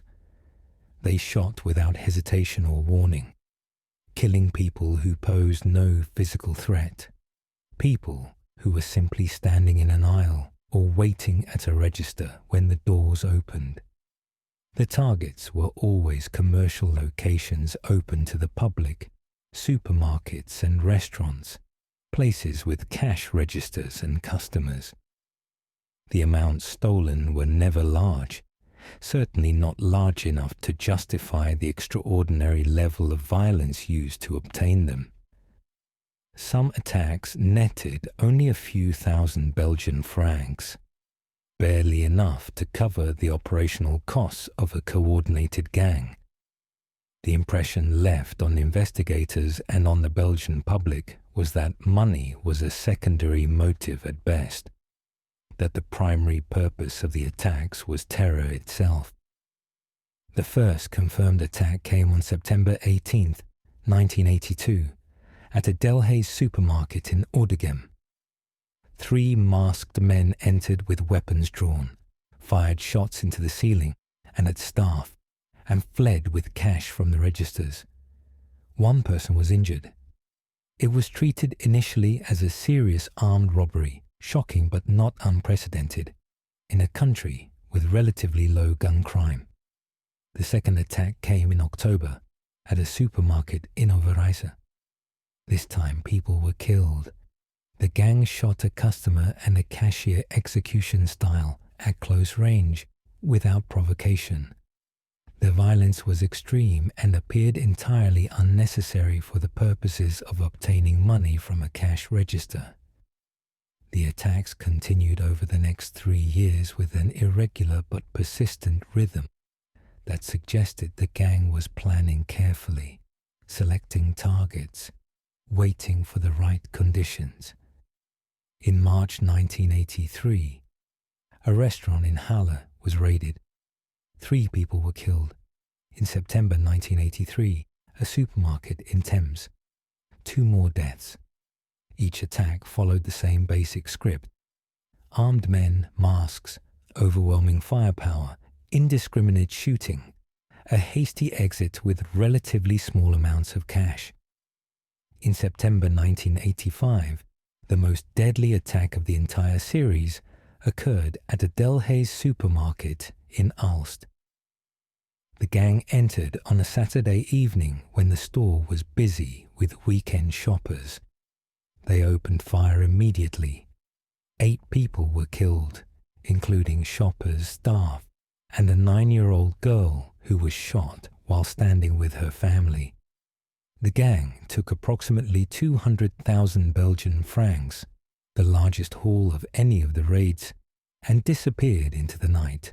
The final attack came 2 months later, in November 1985, at a supermarket in Overijse, the same town that had been hit in 1982. 3 people were killed. The gang fled and was never reliably seen again. The attack stopped. No further raids matching the pattern occurred anywhere in Belgium or in neighboring countries. The investigation was one of the largest and most sustained in Belgian history. It involved local police forces, federal gendarmerie, and eventually international cooperation with agencies in France, Germany, and the Netherlands. Thousands of people were interviewed over the years.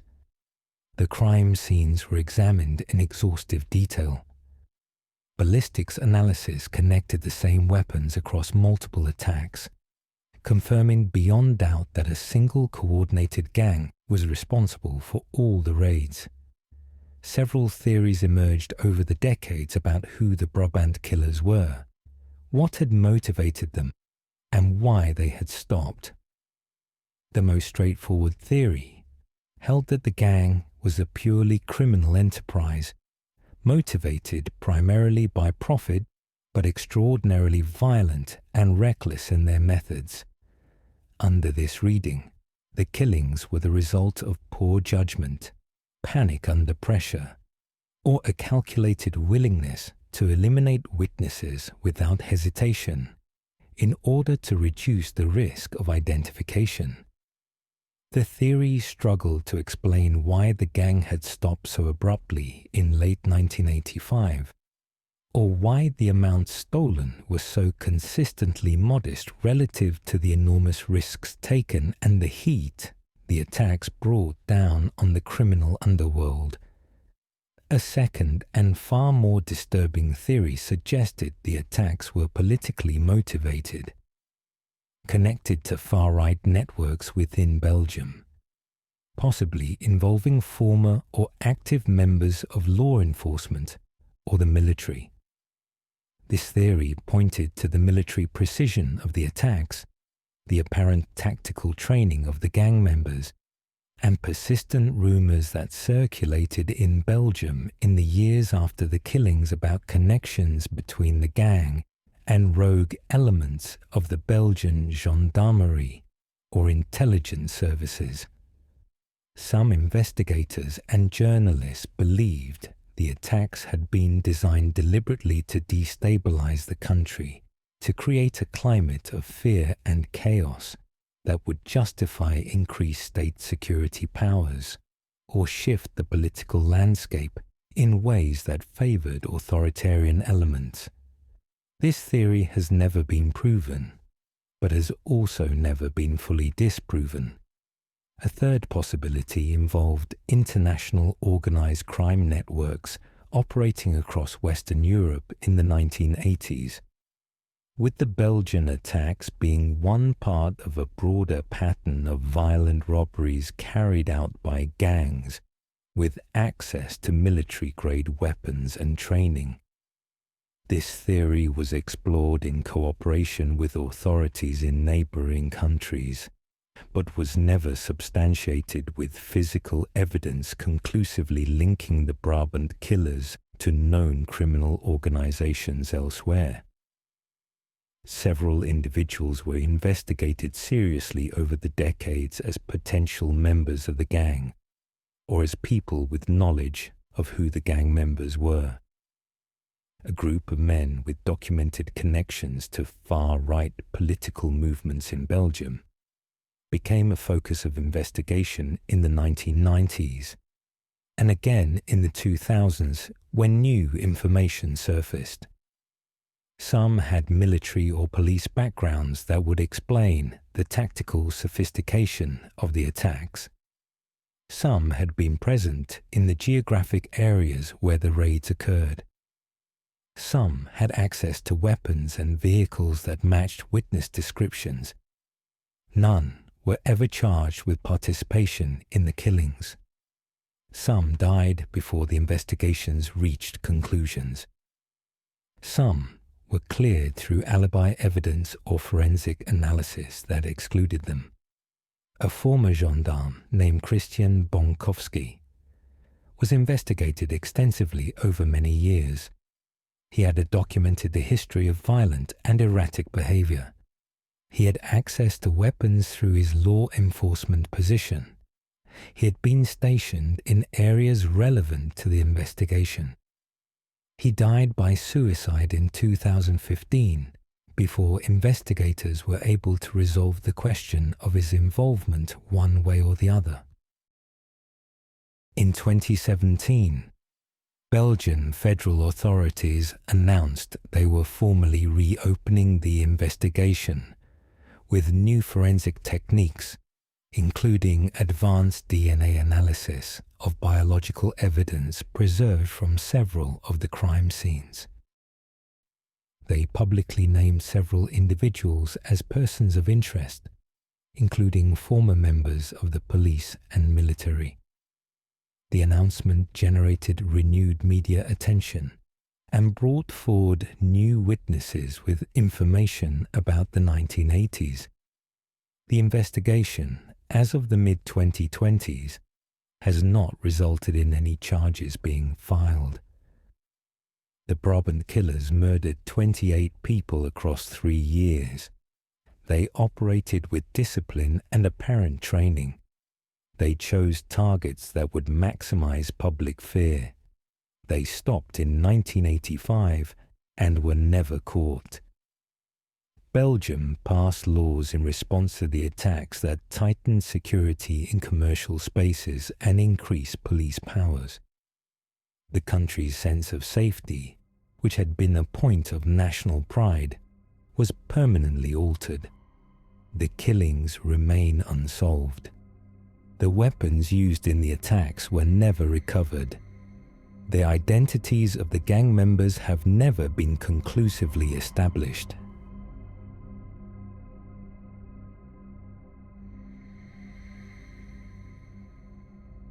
The murder of Betsy Aardsma. She was stabbed once in the chest while standing in the stacks of a Penn State library in the middle of the afternoon. Other students were nearby, studying at desks, browsing the shelves. They heard nothing unusual. No scream, no struggle, no sound of violence. A few minutes later, someone noticed her lying on the floor and thought she had fainted. By the time anyone understood she had been stabbed, She was dying. The person who killed her walked out of the library and was never identified. Penn State, in November 1969, was a large public university in central Pennsylvania, a campus of tens of thousands of students moving through the ordinary rhythms of the academic year. The Patty Library was one of the busiest buildings on campus, a place where students came to study between classes, to research papers, to find quiet space away from the noise of dormitories. Betsy Aardsma was a 22-year-old graduate student in English. She was from Michigan, had completed her undergraduate degree at the University of Michigan, and had come to Penn State to pursue a master's degree. She was well liked, serious about her studies, and had no known conflicts with anyone on campus or elsewhere. On the afternoon of Friday, November 28, 1969, the day after Thanksgiving, she went to the library to work on a research project. The campus was quieter than usual, many students having left for the holiday weekend. She took the elevator to the stacks on one of the upper floors, an area of narrow aisles between tall bookshelves where students could browse and study in relative privacy. At approximately 4:45 in the afternoon, someone stabbed her once in the chest with a knife or similar sharp instrument. The wound was deep and struck the heart. She collapsed between the shelves. Other students were in the stacks at the time. None reported hearing anything that sounded like an attack. No scream, no struggle, no sound of running feet. One student walking past a few minutes after the stabbing noticed Betsy lying on the floor and assumed she had fainted. Another student came to help. They called for assistance.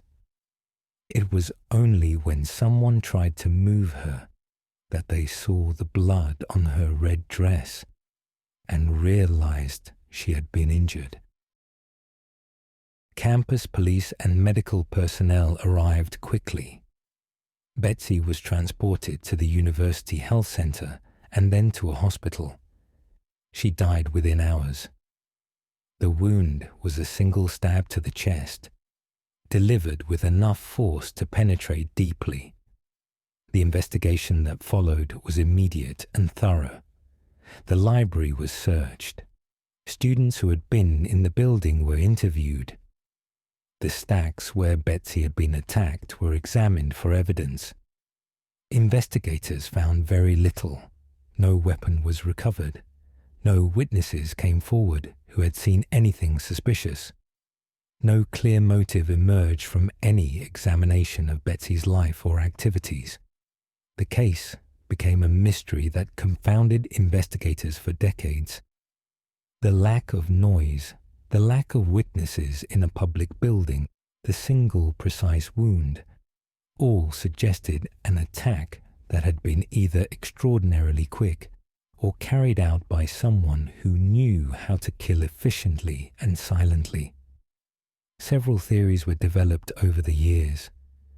One held that Betsy had been killed by someone she knew, someone she had encountered in the stacks, who had a personal grievance or obsession.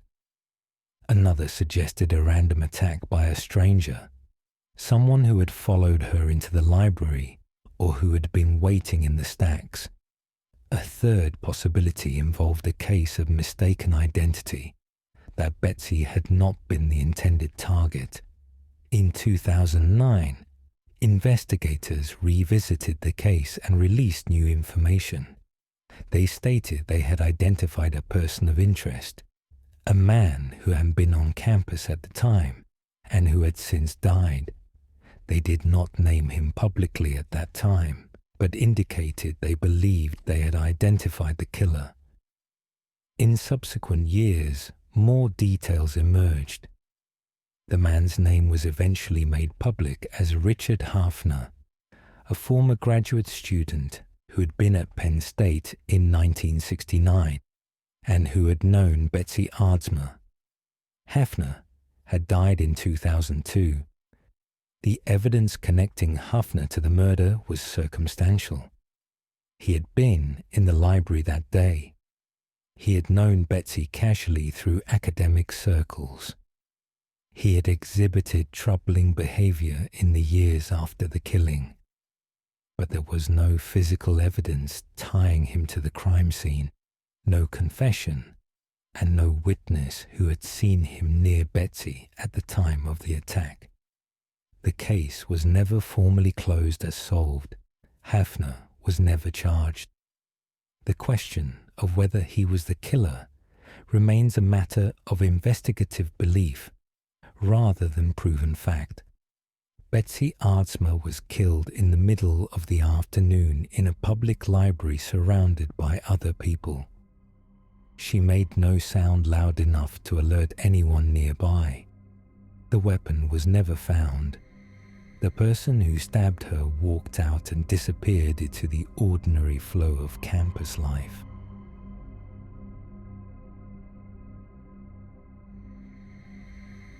Bible John. 3 women were murdered in Glasgow after attending the same dance hall. All 3 were found strangled. All 3 had been menstruating at the time they were killed, their bodies left positioned in ways that suggested the killer had a specific and disturbing fixation. The only description came from witnesses who had seen one of the women leave the dance hall with a well-dressed man who quoted the Bible. They called him Bible John. He was never identified. Glasgow in the late 1960s was a city of shipyards and tenements, a working-class industrial centre with high unemployment, and the social pressures that came with it. The Barrowland Ballroom was one of the few places people could go to forget those pressures for an evening, a dance hall on the east side where people came on Thursday nights to meet, to drink and to dance to music. It was also, in the years between 1968 and 1969, where a killer found his victims. The 3 confirmed murders attributed to Bible John all followed the same pattern. The victims were women in their 20s or early 30s. They had attended the Barrowland Ballroom on a Thursday evening. They had been seen leaving with a man. Their bodies were found within a day or 2, strangled, positioned deliberately, their clothing arranged in ways that indicated the killer had spent time with them after death. The first victim was Patricia Docker, 25 years old, a nurse. She attended the Barrowland on the evening of February 22nd, 1968. She was seen dancing and talking with a man witnesses later described as tall, well-dressed, with reddish hair. She left the hall sometime after midnight. Her body was found the following morning in a doorway not far from the ballroom. She'd been strangled with her own stocking. She had been menstruating at the time of her death, and her sanitary products had been removed and placed near her body. The second victim was Jemima MacDonald, 32, a mother of 3. She attended the Barrowland on August 16, 1969. She was seen leaving with a man. Her body was found 2 days later in a derelict building. She had been strangled. As with Patricia Docker, she had been menstruating, and the killer had removed and repositioned items related to that. The third victim was Helen Puttock, 29, also a mother. She attended the Barrowland on October 30th, 1969, with her sister Jean. Both women danced with a man who introduced himself as John. Jean Puttock later provided a detailed description.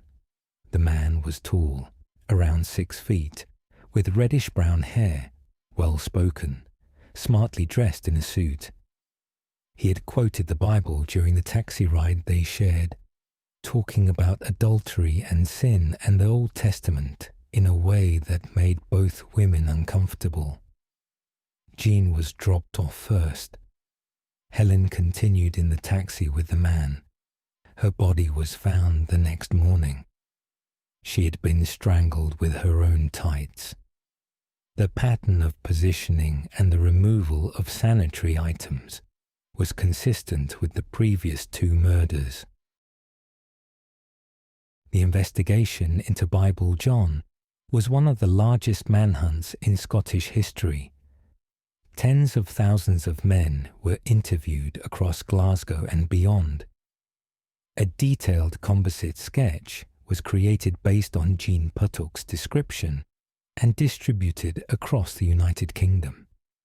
The sketch showed a clean-cut man in his late 20s or early 30s with neatly parted reddish-brown hair, a strong jaw, an unremarkable but respectable appearance, the kind of man who could walk into any room without drawing suspicion. The investigation focused initially on men who had been at the Barrowland Ballroom on the nights of the murders, cross-reference with men who matched the physical description provided by witnesses. Investigators also looked at men with documented histories of violence toward women, men whose behavior in the weeks after the murders had drawn suspicion from family or acquaintances, and men whose movements on the relevant nights could not be satisfactorily accounted for. Several individuals were investigated with sustained intensity.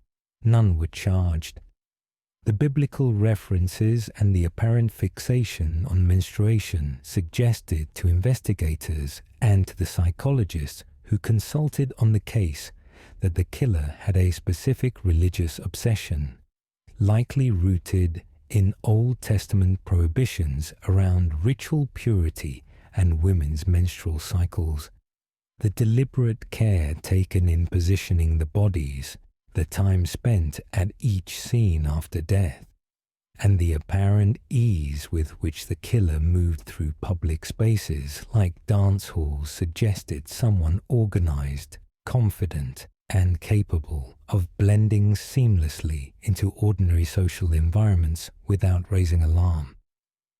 After Helen Puttock's murder in October 1969, the killings stopped entirely. No further murders matching the specific pattern occurred in Glasgow or elsewhere in Scotland. Whether the killer died, moved to another city or country, was imprisoned for an unrelated crime, or simply stopped killing for reasons comprehensible only to himself, has never been determined. Over the decades since the murders, several suspects have been named publicly or investigated privately. A man named John McInnes was considered a strong suspect for many years. He had attended the Barrowland regularly, matched the physical description, and had exhibited behavior that concerned those who knew him. He took his own life in 1980. He was never charged. In the 1990s, another man named John Irvine McInnes, no relation to the first suspect, became a focus of renewed investigation. His family came forward after his death with concerns about his behavior and his resemblance to the composite sketch. DNA samples were taken from surviving family members and compared with evidence preserved from the crime scenes. The results were inconclusive. In 2022, a cold case review identified a third suspect and obtained DNA evidence for comparison. The results have not been publicly disclosed in a way that confirms or rules out the individual's involvement. The 3 women killed by Bible John were all mothers. They had gone to a dance hall on a Thursday night, looking for a few hours away from the ordinary pressures of life in Glasgow in the 1960s. They met a man who quoted scripture and strangled them. Jean Puddock, the only person to spend time with the killer and survive, provided everything she could remember. The composite sketch hung in police stations across Scotland for decades. It was never enough. The man who called himself John has never been found.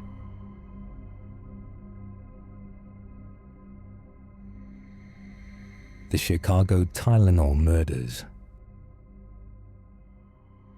7 people in the Chicago area died in late September 1982 after taking Tylenol capsules that had been laced with potassium cyanide. Someone had taken bottles off store shelves, opened the capsules, filled them with poison, resealed them, and put them back. The deaths occurred over 3 days. The panic that followed changed how every product in America is packaged. The person who did it was never found.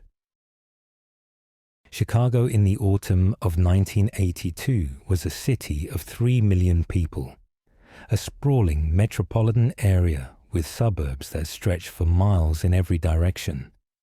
Tylenol was the most popular over-the-counter pain reliever in the country at the time. Trusted, ubiquitous, sold in every pharmacy and grocery store. People took it for headaches, for colds, for minor aches, without giving it a second thought. On the morning of September 29, 1982, a 12-year-old girl named Mary Kellerman woke up with a sore throat in the suburb of Elk Grove Village. Her parents gave her extra-strength Tylenol. She collapsed shortly after and died. Paramedics thought it was a stroke or a sudden illness. No one connected it to the medication. Later that same morning, Adam Janus, a 27-year-old postal worker in Arlington Heights, took Tylenol for chest pain. He collapsed and died. His family gathered at his home to grieve. His brother Stanley and Stanley's wife Teresa both took Tylenol from the same bottle Adam had used. Both collapsed. Both died. By that evening, 3 members of the same family had died from the same bottle of Tylenol. Medical examiners began to suspect poisoning. The following day, September 30th, 3 more people died. Mary Reiner, a 27-year-old woman who had recently given birth, took Tylenol and collapsed at home. Paula Prince, a 35-year-old flight attendant, bought Tylenol at a Walgreens, took it when she got home, and died alone in her apartment. Her body was found days later. By October 1st, public health officials in Illinois had made the connection.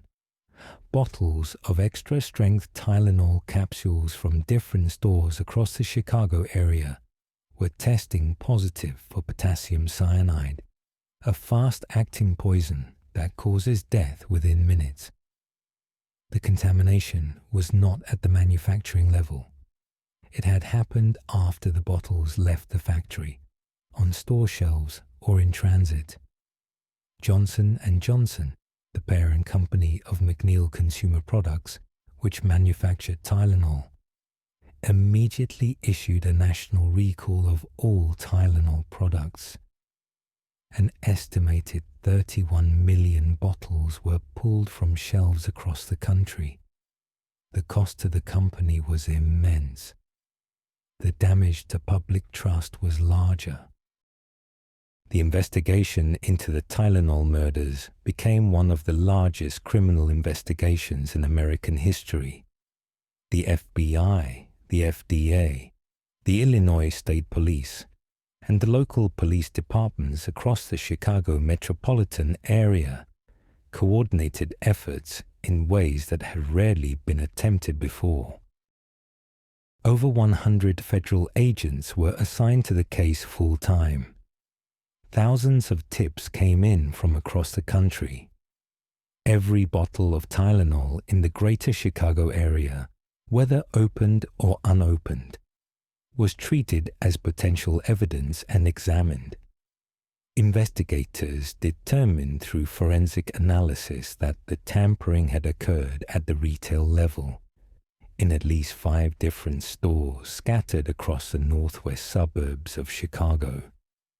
This meant the poisoner had physically visited multiple locations, selected bottles from shelves, taken them somewhere private to open the capsules and replace the contents with cyanide, and then returned the bottles to the stores in a way that didn't immediately alert consumers or store employees.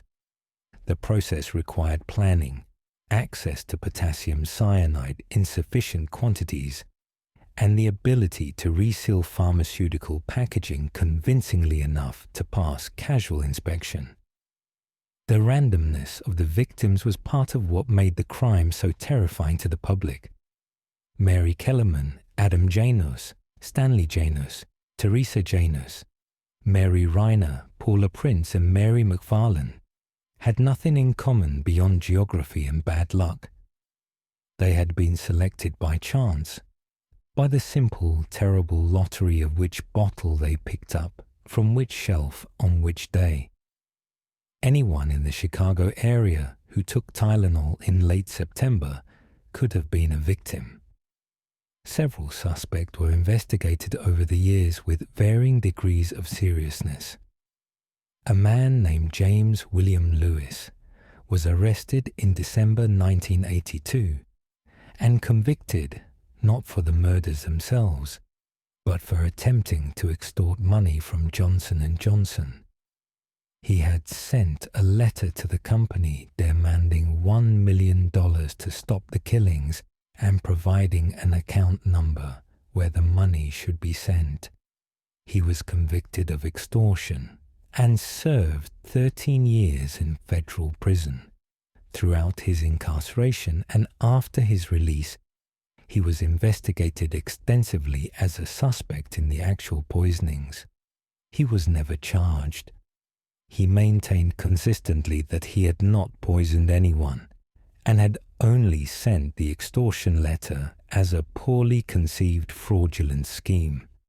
Investigators were never able to place him physically in Chicago at the time of the tampering, or to connect him to the purchase or possession of potassium cyanide. He died in 2023. A second man, Roger Arnold, was investigated after being named by a bar owner in Chicago, who claimed Arnold had made suspicious and detailed statements about cyanide and the Tylenol case. Arnold was brought in for questioning and extensively investigated. He was eventually cleared of any involvement in the murders. The bar owner who had accused him, a man named John Stanisher, was later shot and killed. Arnold was convicted of that murder and served time in prison. No physical evidence definitively linked any individual to the tampering. No witness came forward who had seen someone opening bottles in a store or acting suspiciously around pharmacy shelves. The poison itself, potassium cyanide, was not difficult to obtain in 1982 for someone with access to industrial or laboratory supplies, which meant tracing its source did not narrow the suspect pool significantly. What the Tylenol murders accomplished, beyond the 7 deaths and the national panic they triggered, was a fundamental and permanent change in how consumer products are packaged, marketed, and sold in the United States and eventually around the world. Before September 1982, over-the-counter medications were not required to have tamper-evident packaging of any kind. Bottles had simple screw caps that could be removed and replaced without leaving visible evidence. Anyone with access to a store shelf could open a bottle, alter the contents, reseal it, and return it to the shelf without store employees or consumers being able to tell the product had been compromised. The Tylenol case made that vulnerability impossible to ignore. Within months of the murders, the federal government passed new regulations requiring tamper-resistant packaging for all over-the-counter pharmaceutical products, and eventually for many food items as well. The regulations did not merely suggest improvements, they mandated them. Manufacturers across the industry introduced safety seals, plastic shrink wrap, foil barriers under caps, blister packs, and other features specifically designed to show consumers at a glance whether a product had been opened before they purchased it. Johnson & Johnson, to its credit, responded aggressively. The company not only recalled every Tylenol product in the country, but redesigned the packaging entirely, introducing what it called triple seal protection, a glued box, a plastic seal around the neck of the bottle, and a foil seal under the cap. The new design became the model for the industry. Other manufacturers followed. The changes became standard practice within a year. The shift was immediate and total. Walk into any pharmacy or grocery store anywhere in the developed world today, and every bottle of medication, every package of food, every container that could potentially be opened and resealed has some form of tamper-evident seal or indicator. That entire infrastructure, that universal expectation of product safety, exists because of what happened in Chicago in the autumn of 1982. The 7 people who died from poison Tylenol were killed by someone who has never been identified. The investigation remains technically open, though it has not been actively pursued in recent years. The case files were transferred to different agencies over time as the original investigators retired or died. James William Lewis, who spent years as the primary suspect despite never being charged with the murders, was released from prison in 1995 and lived quietly until his death in 2023. He gave interviews over the years in which he maintained his innocence regarding the poisonings. The question of motive has never been satisfactorily answered. If the goal was extortion, the letter demanding money came after the deaths and was poorly executed. If the goal was to harm Johnson & Johnson as a company, the method was inefficient and the perpetrator gained nothing. If the goal was simply to kill random people, the choice of method was elaborate and risky compared to alternatives.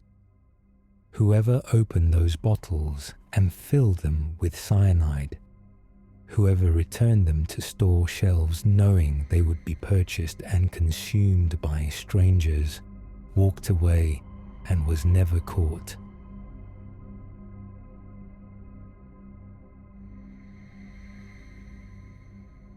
The Boy in the Box.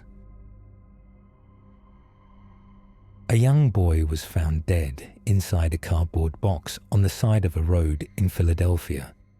He was naked, wrapped in a blanket, his body showing signs of long-term neglect and recent violence. He had been carefully cleaned and his hair had been recently cut, possibly after death.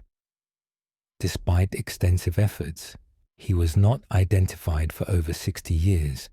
In 2022, police announced they had finally learned his name, Joseph Augustus Zarelli. But who killed him and why remains unknown. Philadelphia in February 1957 was a city moving through an ordinary winter.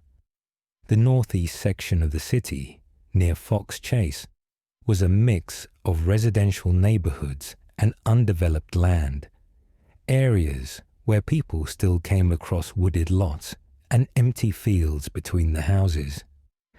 On February 25, 1957, a college student checking his muskrat traps in a wooded area along Susquehanna Road found a large cardboard box, the kind used to transport bassinets, lying in the underbrush.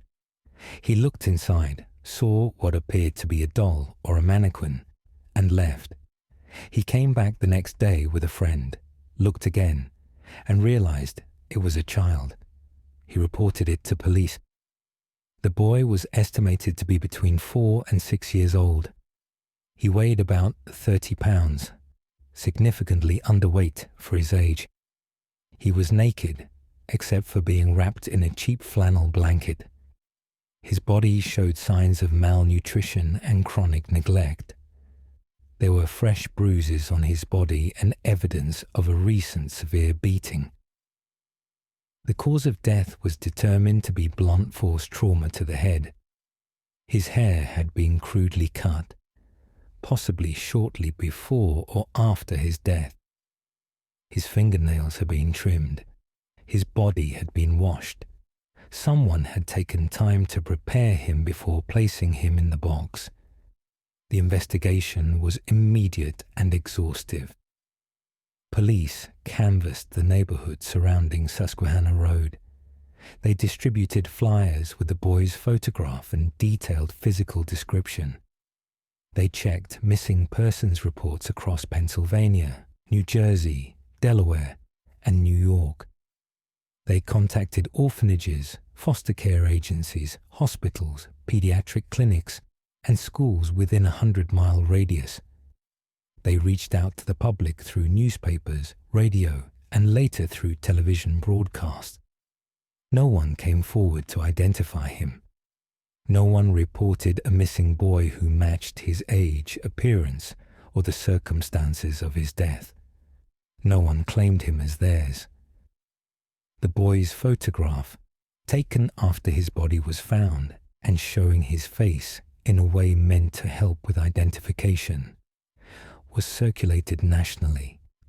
It became one of the most widely distributed missing person images in American history. The case was covered extensively in the media for years. Thousands of tips came in from across the country over the decades. Each was followed up on and investigated. None led to his identification during his lifetime. Investigators developed several theories over the years about where the boy had come from, who he had been living with, and who might have been responsible for his death. One persistent theory held that he had been a child in foster care or living in one of the many unlicensed boarding homes or private care facilities that operated in Philadelphia in the 1950s with minimal government oversight. Under this theory, he had died from chronic abuse or a beating that went too far, and his body had been disposed of by the people who were supposed to be caring for him. They had simply never reported him missing, and no official record of his placement existed. Investigators over the years looked into numerous such facilities, some of which had since closed or burned or been demolished. They found evidence of widespread abuse, poor record keeping, and children who had moved through the system without proper documentation. They found nothing that definitively connected any specific institution to the boy in the box. A woman came forward in 1998 with a detailed account claiming her mother had purchased the boy from his birth parents and had abused him until he died. She described the house where it had happened, described the bassinet box, described details that had not been made public. Investigators took the claim seriously and investigated it thoroughly. They found inconsistencies in her account and could not verify key elements of her story. The lead did not result in charges. In 2016, the Philadelphia Police Department exhumed the boy's remains to obtain DNA samples for genealogical testing. The technology that had solved other cold cases was applied to his case. It took years, but in December 2022, investigators announced they had identified him through genetic genealogy. His name was Joseph Augustus Sorelli. He had been born in January 1953. He was 4 years old when he died. His parents were identified. His mother had died in 2004. His father had died decades earlier. Neither had ever reported him missing. The identification of Joseph Augustus Sorelli answered one question and raised many others. Investigators now knew who he was, where he had been born, who his biological parents were.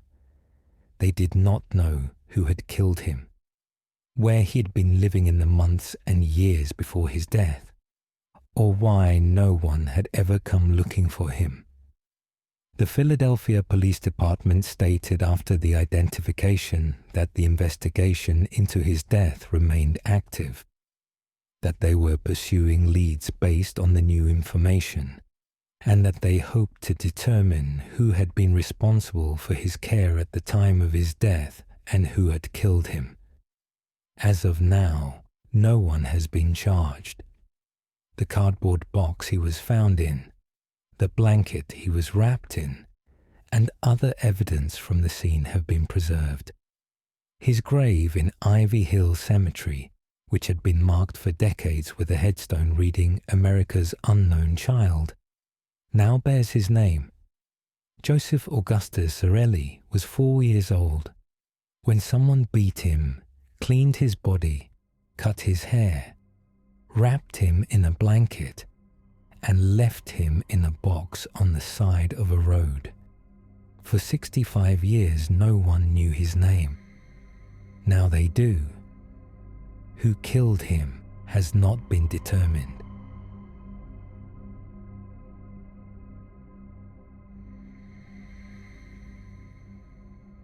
Jack the Stripper. Between 1964 and 1965, 6 women were found dead in West London, all murdered in the same way, all left naked in the Thames or near it. They were sex workers. They had been strangled. Their bodies had been stored somewhere for days or weeks after death before being dumped. The killer was never caught, but detectives believed they knew who he was. He killed himself before they could arrest him. London in the mid-1960s was a city in the middle of profound social change.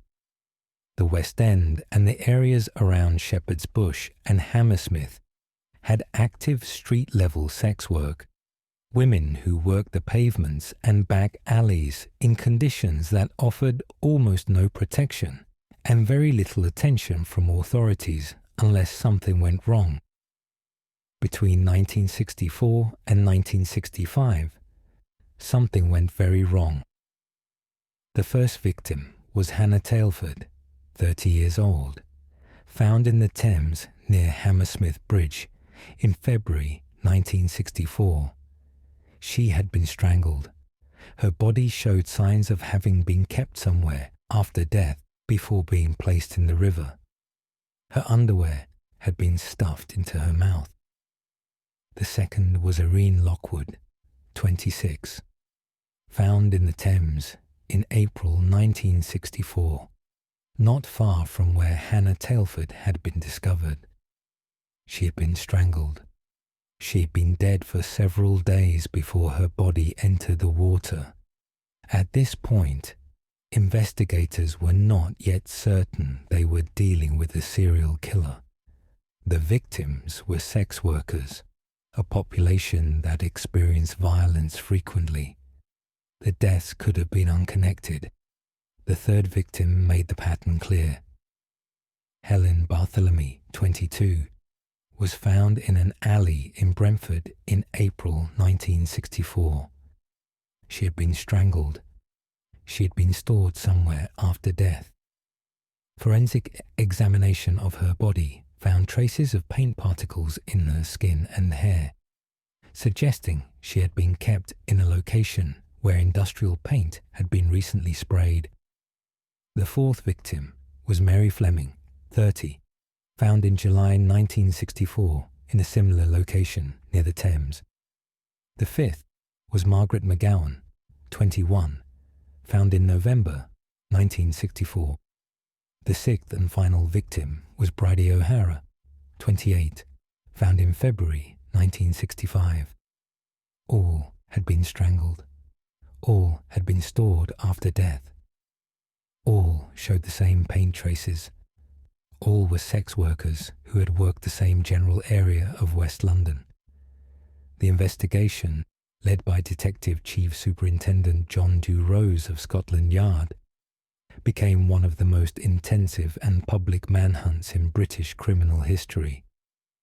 Dewrose was methodical, experienced, and very deliberate about using the press as a tool.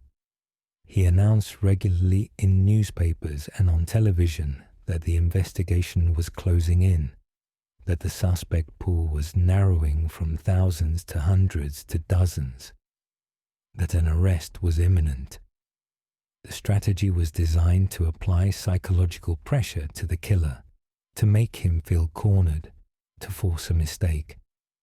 The paint traces became the central forensic lead. Laboratory analysis identified the particles found on the bodies as coming from a specific type of industrial spray paint used in vehicle paint booths, the kind found in car repair facilities and body shops.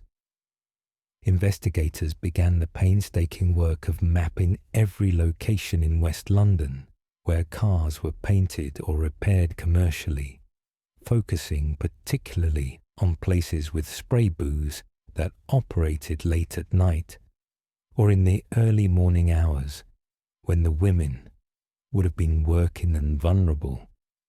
The storage of the bodies after death presented another critical clue.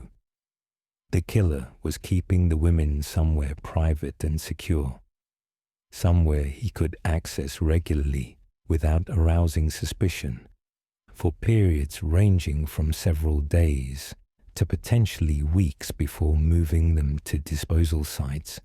This pattern suggested a man with access to a vehicle, with detailed knowledge of industrial areas and their rhythms, and with control over a location that was not subject to casual inspection or interruption.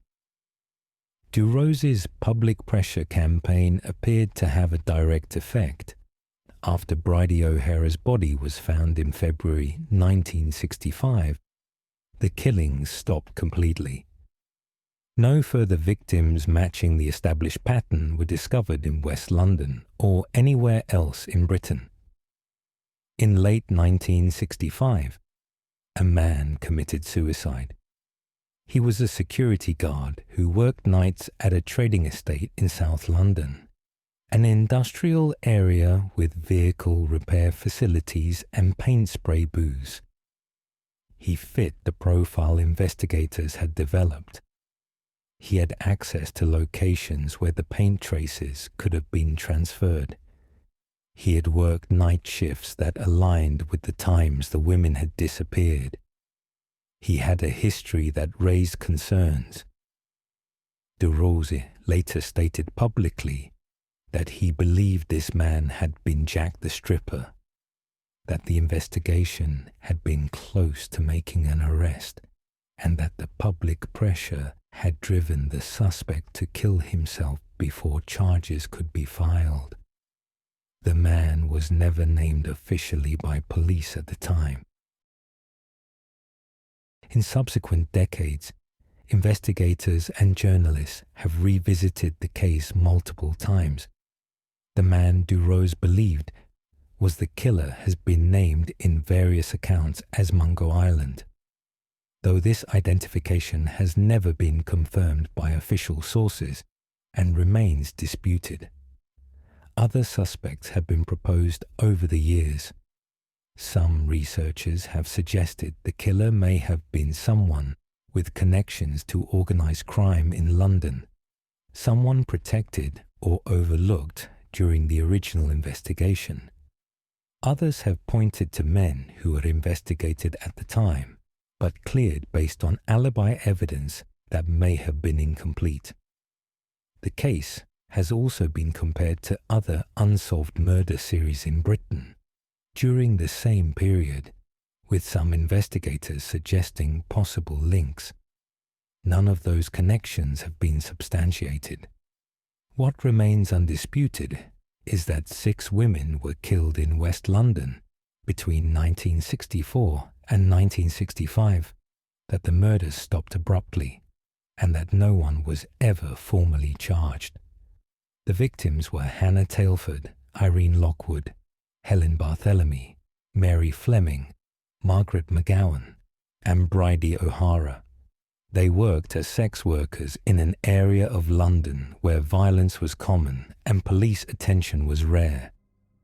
They were strangled, stored, and dumped in the Thames or near it. The investigation concluded that the killer had likely taken his own life. That conclusion has never been proven.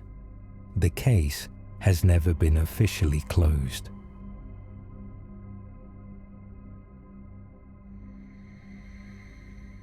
The Sumter County Murders. 2 bodies were found in rural South Carolina in August 1976, lying next to each other in a wooded area off a dirt road. A man and a woman, both shot in the head. They had no identification. Their fingerprints matched no records. Their clothing had no labels. They carried nothing that could identify them. For over 40 years, no one knew who they were. In 2022, they were finally identified through DNA as James Paul Freund and Pamela Mae Buckley. Who killed them and why remains unknown. Sumter County, South Carolina, in the summer of 1976 was rural farmland and forest, the kind of place where people knew their neighbors and strangers passing through were noticed. On August 9th, a hunter walking in the woods off Locklear Road found 2 bodies lying side by side in the underbrush. The man was estimated to be in his late teens or early 20s. He had long hair, a beard, and wore jeans, a shirt, and distinctive platform shoes. The woman was also in her late teens or early 20s. She had long brown hair and wore a halter top and bell-bottom jeans. Both had been shot in the head at close range. Both had been dead for several days. There was no identification on either body. No wallets, no keys, no personal items of any kind. The labels had been removed from their clothing. Their fingerprints were run through every available database. There were no matches. The investigation focused immediately on trying to establish who they were. Local police released detailed physical descriptions and later commissioned composite sketches that were distributed across the region.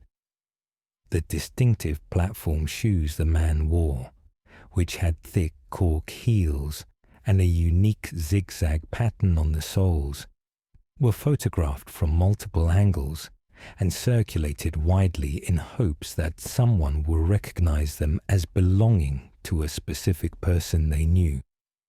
No one came forward with useful information. No missing persons reports filed anywhere in the country matched their descriptions closely enough to warrant follow-up. No family members appeared looking for 2 young people who fit the profiles. The case generated attention in South Carolina, but failed to break through to national awareness. By the late 1970s, it had effectively gone cold. The bodies were buried in unmarked graves in Sumter County at public expense. Over the decades that followed, the case was periodically reviewed by new investigators who hoped advances in technology or databases might generate leads. Composite sketches were updated with more modern techniques and re-released to the public. In 2007, recognizing the potential of DNA technology, the bodies were exhumed and tissue samples were taken for future genetic testing. In 2015, the National Center for Missing and Exploited Children created a new facial reconstruction of the woman using the most advanced methods available at the time. The reconstruction was released to the media and generated renewed attention. Thousands of tips came in. None led to identification. In 2022, nearly 46 years after the bodies were found, investigators working with Othram Incorporated, a forensic genealogy company, used genetic genealogy techniques to identify both victims. The man was James Paul Freund, 18 years old at the time of his death, originally from Lancaster, Pennsylvania. The woman was Pamela May Buckley, also 18, from Colorado Springs, Colorado. Both had been reported missing by their families in the summer of 1976, but the reports had been filed with local agencies and had not been entered into centralized national databases in a way that would have connected them to unidentified bodies found hundreds of miles away. James had left his home with little explanation to his family about where he was going.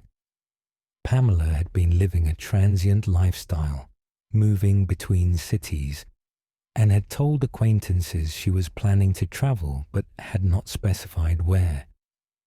The identification answered the question of who they were. It did not answer how they ended up in rural South Carolina, who they were with, or who killed them. Investigators have stated that the case remains an active homicide investigation. They believe James and Pamela were traveling together, possibly hitchhiking, and were killed by someone who picked them up or encountered them on the road. The removal of clothing labels and the lack of identification suggests the killer tried to prevent the bodies from being identified, which in turn suggests the crime was not random, or that the killer feared being connected to the victims in some way. James and Pamela have living family members who were located after the DNA identification. Some had spent decades wondering what had happened. The identification brought answers to some questions and raised others.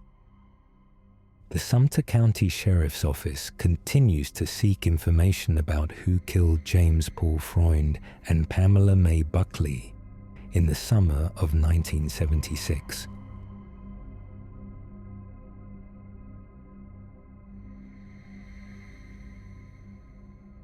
The West Mesa Murders. A woman walking her dog on undeveloped land on the western edge of Albuquerque found a bone sticking out of the ground. When investigators began to excavate the site, they found 11 sets of human remains buried across a stretch of desert scrub. All were women. All had been sex workers.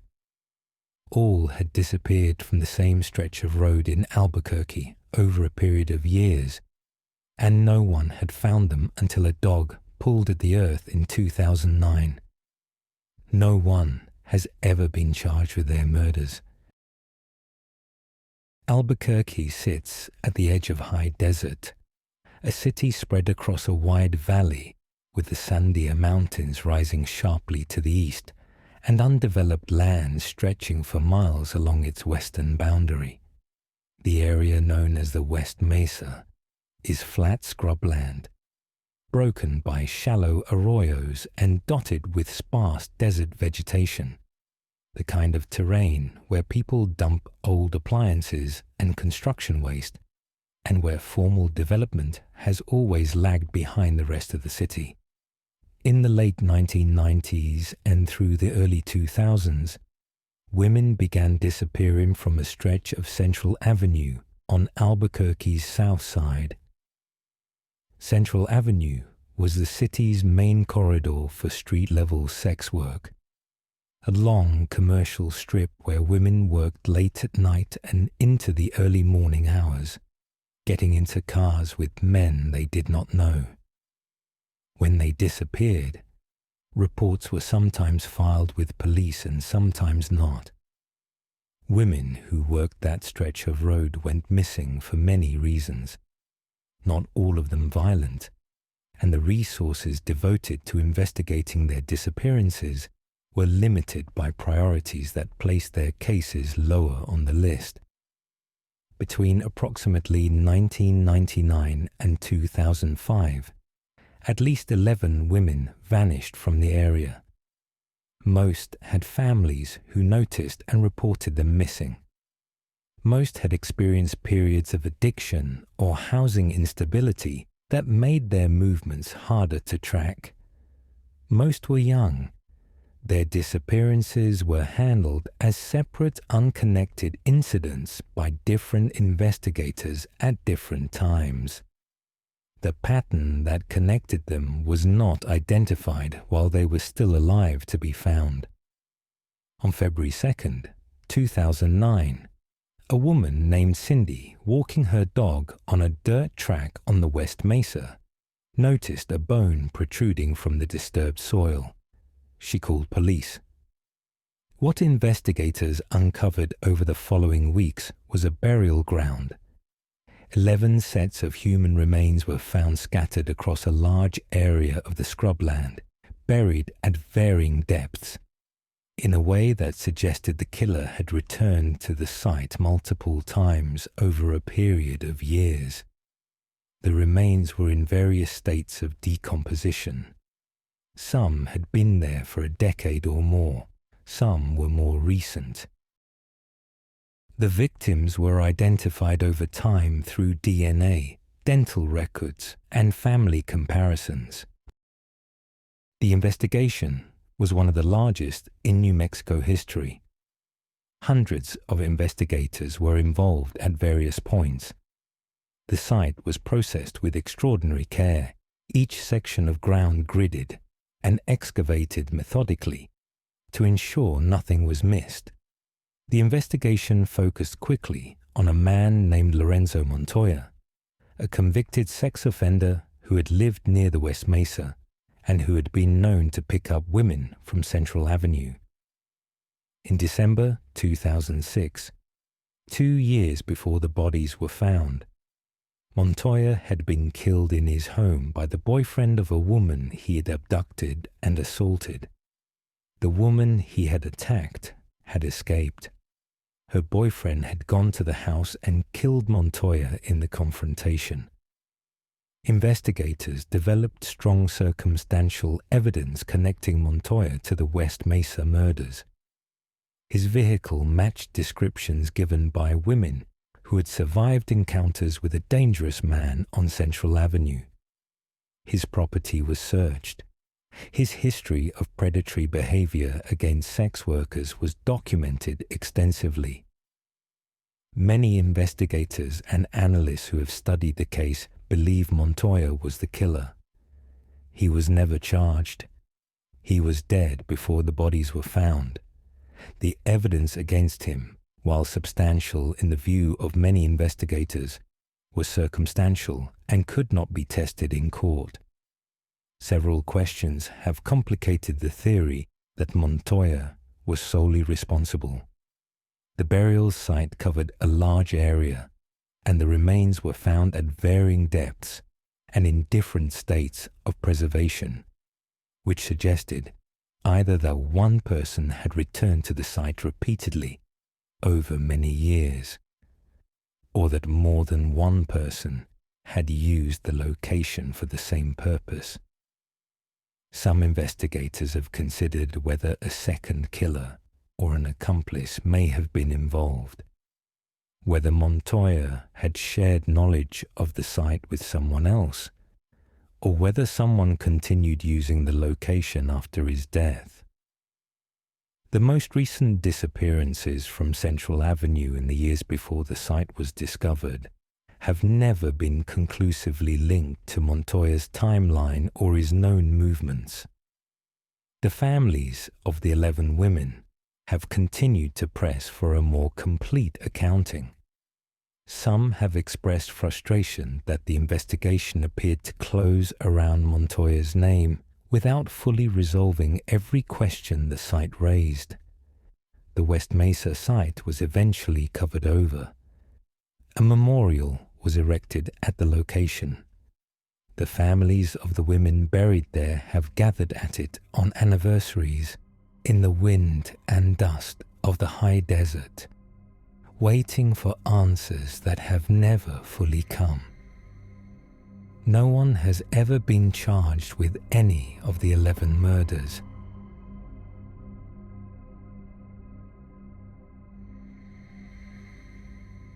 The Robinson family murders. A wealthy Michigan family of 6 was shot dead in their holiday cottage on the shores of Lake Michigan in the summer of 1968. They were not found for nearly a month. During that time, someone had been forging letters in the father's handwriting, sending them to his business partners to explain why he had not returned to work. Someone wanted time. Whatever they needed it for, they got nearly 4 weeks of it. Good Heart Village in Michigan is a small resort community on the northern shore of the Lower Peninsula, where the land narrows and Lake Michigan stretches out to the west. It is the kind of place where professional families from Detroit and Chicago kept summer cottages and came to escape the heat and noise of the city for 2 or 3 months every year. The roads were quiet. The neighbors were familiar.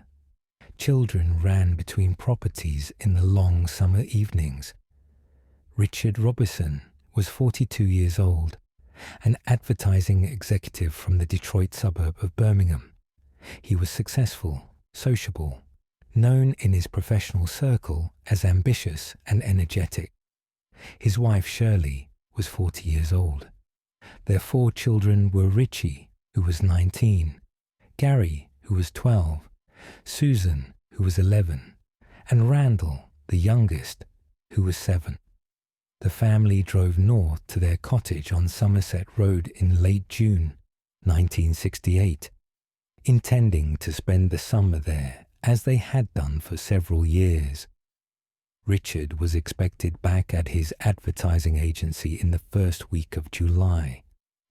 When he did not return and did not call, letters began arriving at his office and at his business associates' addresses. The letters explained that Richard had decided to extend the family holiday, that he was enjoying the time away and not ready to return yet. The letters were written in his handwriting, in his characteristic style, referencing specific colleagues and business matters in ways that sounded entirely like him. No one questioned them at first. People extended holidays. Summer could be hard to leave.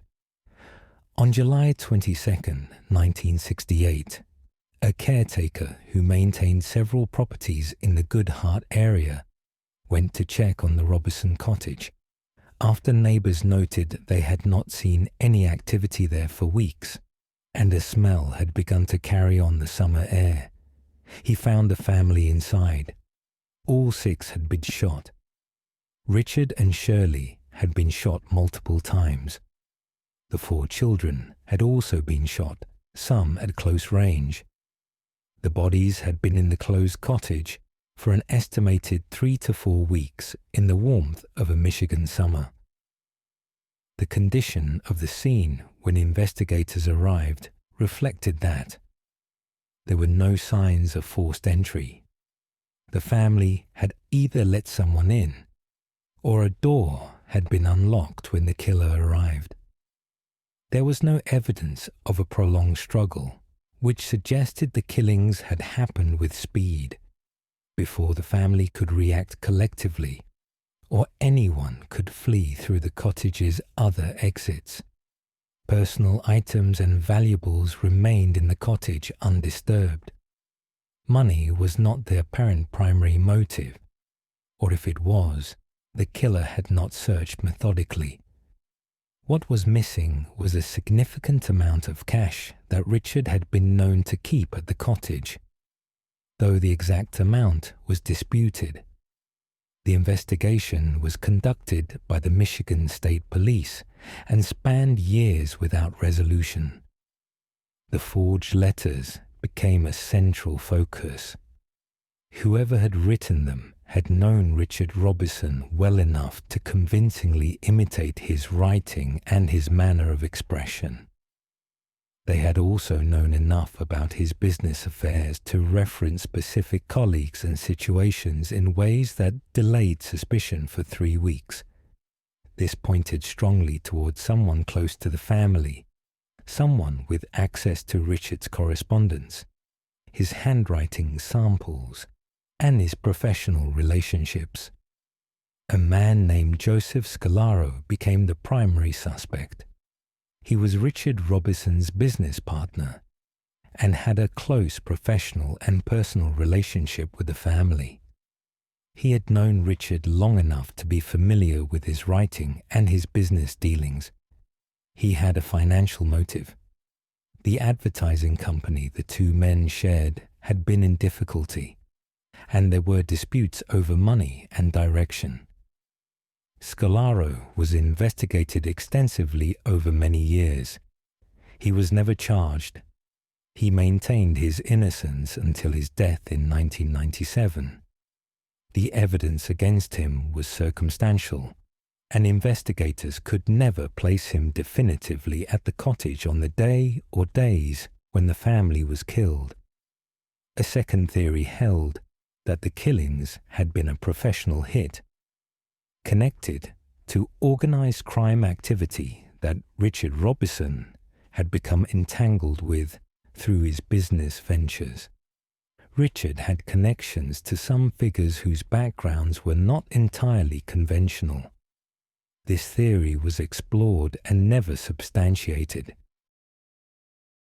The Robinson family murders attracted renewed attention in the 2010s and 2020s as cold case investigators and journalists revisited the evidence with fresh eyes. The forged letters remained the most compelling aspect of the case. The detail that pointed most clearly toward a specific kind of killer, someone intimate with the family rather than a stranger. The Michigan State Police have stated periodically that the case remains open and that new investigative techniques have been applied to the physical evidence. No arrests have resulted. The cottage on Somerset Road, where the family was found, still stands. The community of Good Heart has not forgotten what happened there in the summer of 1968.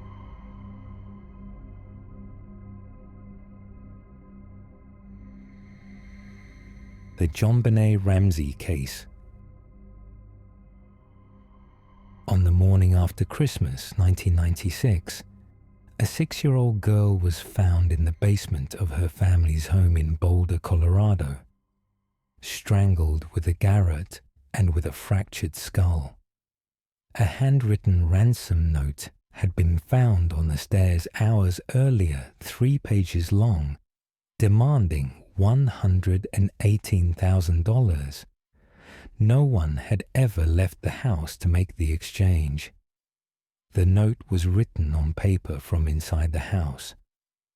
The killer had taken the time to write 3 pages before killing a child and leaving her in the basement. Boulder in December 1996 was a prosperous university city in the foothills of the Rockies, the kind of place where people felt safe enough to leave doors unlocked and where violent crime felt like something that happened elsewhere. The Ramsey family lived in a large house on 15th Street, a home with multiple floors, numerous rooms, and a basement that was rarely used. John Ramsey was a successful businessman, the founder of a technology company called Access Graphics that had recently reached $1 billion in annual revenue. His wife Patsy was a former beauty queen and devoted mother. Their daughter, JonBenet, was 6 years old, known locally for competing in child beauty pageants, her image familiar from competition photographs that showed her in elaborate costumes and makeup. On the evening of December 25th, the family returned home from a Christmas party. JonBenet was carried to bed asleep. The following morning, Patsy Ramsey came downstairs at approximately 5:30 and found the ransom note on the staircase. She called police. She called friends. The house began to fill with people before investigators had secured it as a crime scene. The ransom note was 3 handwritten pages, an extraordinary length for such a document. It referenced John Ramsey's business, his bonus, a specific dollar amount that matched his bonus to the dollar. It referenced a small foreign faction. It warned against contacting the FBI. It was written in a deliberate, unhurried hand. Boulder police arrived and searched the house. They did not find JonBenet. As the morning progressed, and a ransom call that never came, investigators asked John Ramsey and a family friend to search the house thoroughly. John Ramsey went to the basement. He found JonBenet in a small storage room known as the wine cellar, covered with a white blanket. He carried her upstairs, contaminating the scene. JonBenet had been strangled with a garrote, a length of cord attached to a broken paintbrush handle. She had sustained a severe fracture to the skull, which may have been caused before or after the strangulation. She had been bound at the wrists. There were indications of sexual assault. The basement window showed signs of disturbance, but it was unclear whether this represented an entry point or an old disturbance unrelated to the crime. There was no definitive evidence of forced entry anywhere in the house. The investigation was undermined almost immediately by the handling of the scene in the first hours of the morning. By the time police understood the full scale of what had happened, the house had been occupied for hours by family friends, neighbors, a pastor, and investigators moving through multiple rooms without the kind of systematic control that preserves forensic evidence. Potential evidence had been disturbed, moved, or touched. Food had been prepared and eaten in the kitchen. The telephone had been used repeatedly. The Boulder Police Department was a relatively small agency without prior experience in crimes of this complexity or public profile. Their handling of the case drew sustained and well-documented criticism, both at the time and in the decades since. Investigators failed to seal the house as a crime scene in the early hours.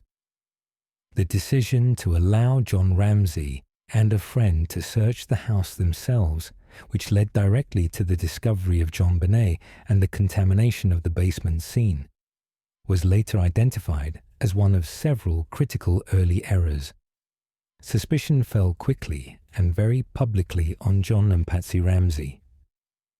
The internal references in the ransom note to John's specific salary bonus, the use of paper and a pen from inside the house, the extraordinary length of the note itself, and the statistical improbability of an intruder sitting down to write 3 deliberate pages, while a family slept upstairs, all pointed towards someone with intimate knowledge of the household and its contents. The Ramseys hired lawyers in the days following John Benet's death, declined to be interviewed separately by Boulder police in the initial period, and maintained their innocence publicly and at considerable length. Their decision to engage legal representation was used against them in public perception, though it was a standard response to being treated as suspects. The media coverage of the case in the weeks and months that followed was extensive, aggressive, and largely prejudicial. Every detail of the family's life was examined and reported. John Benet's beauty pageant photographs were broadcast constantly, creating an image of the case that shaped public perception in ways that complicated any objective assessment of the evidence. Patsy Ramsey died of ovarian cancer in June 2006, having maintained her innocence throughout the years of scrutiny. John Ramsey has continued to assert his innocence and has spoken publicly on numerous occasions about the investigation and the media coverage.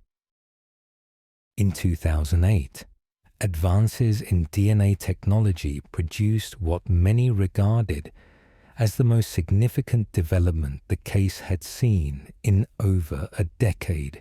A small but testable sample of DNA from an unknown male was identified on John Benet's clothing, specifically on her underwear and on the long underwear she was wearing at the time of her death. The profile did not match anyone in the existing national databases and crucially did not match any member of the Ramsey family or anyone else who had legitimate access to the house. The Boulder District Attorney at the time reviewed the finding and issued a public statement formally clearing the Ramsey family of suspicion based on the DNA evidence. The unknown DNA profile has been run through the national database multiple times in the years since, as the database has grown substantially with the addition of profiles from solved crimes and from convicted offenders. As of the mid-2020s, it has not produced a match to any known individual. The unknown DNA has been interpreted in sharply different ways by different investigators and analysts. Some consider it definitive proof that an intruder entered the house that night and that the Ramseys were innocent. Others have raised the possibility that the DNA was deposited on the clothing through entirely innocent contact before the murder, perhaps during manufacturing or shipping, and is unrelated to the crime. This debate has not been resolved. The ransom note itself has remained the other central focus of competing analysis. Multiple forensic document examiners and handwriting specialists have examined the original note over the decades since the murder. Their conclusions have diverged significantly. Some have identified characteristics in the handwriting that they believe are consistent with samples of Patsy Ramsey's writing. Others have disagreed with those conclusions.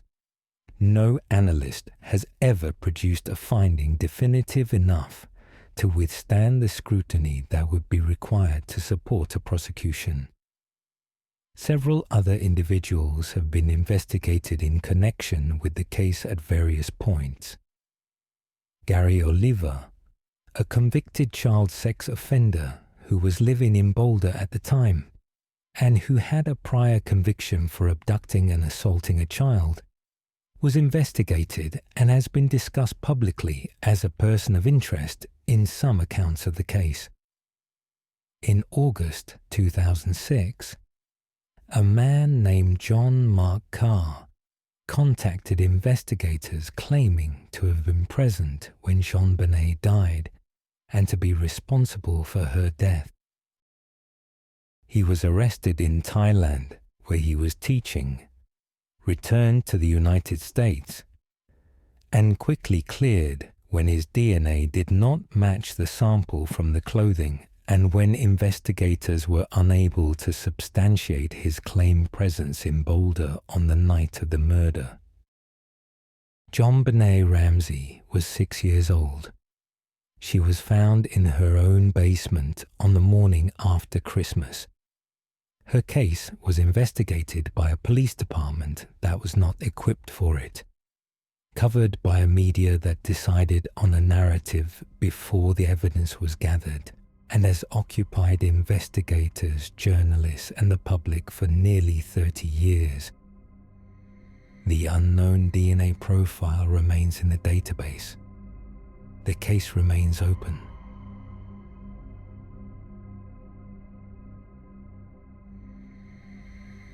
The Jamison family deaths.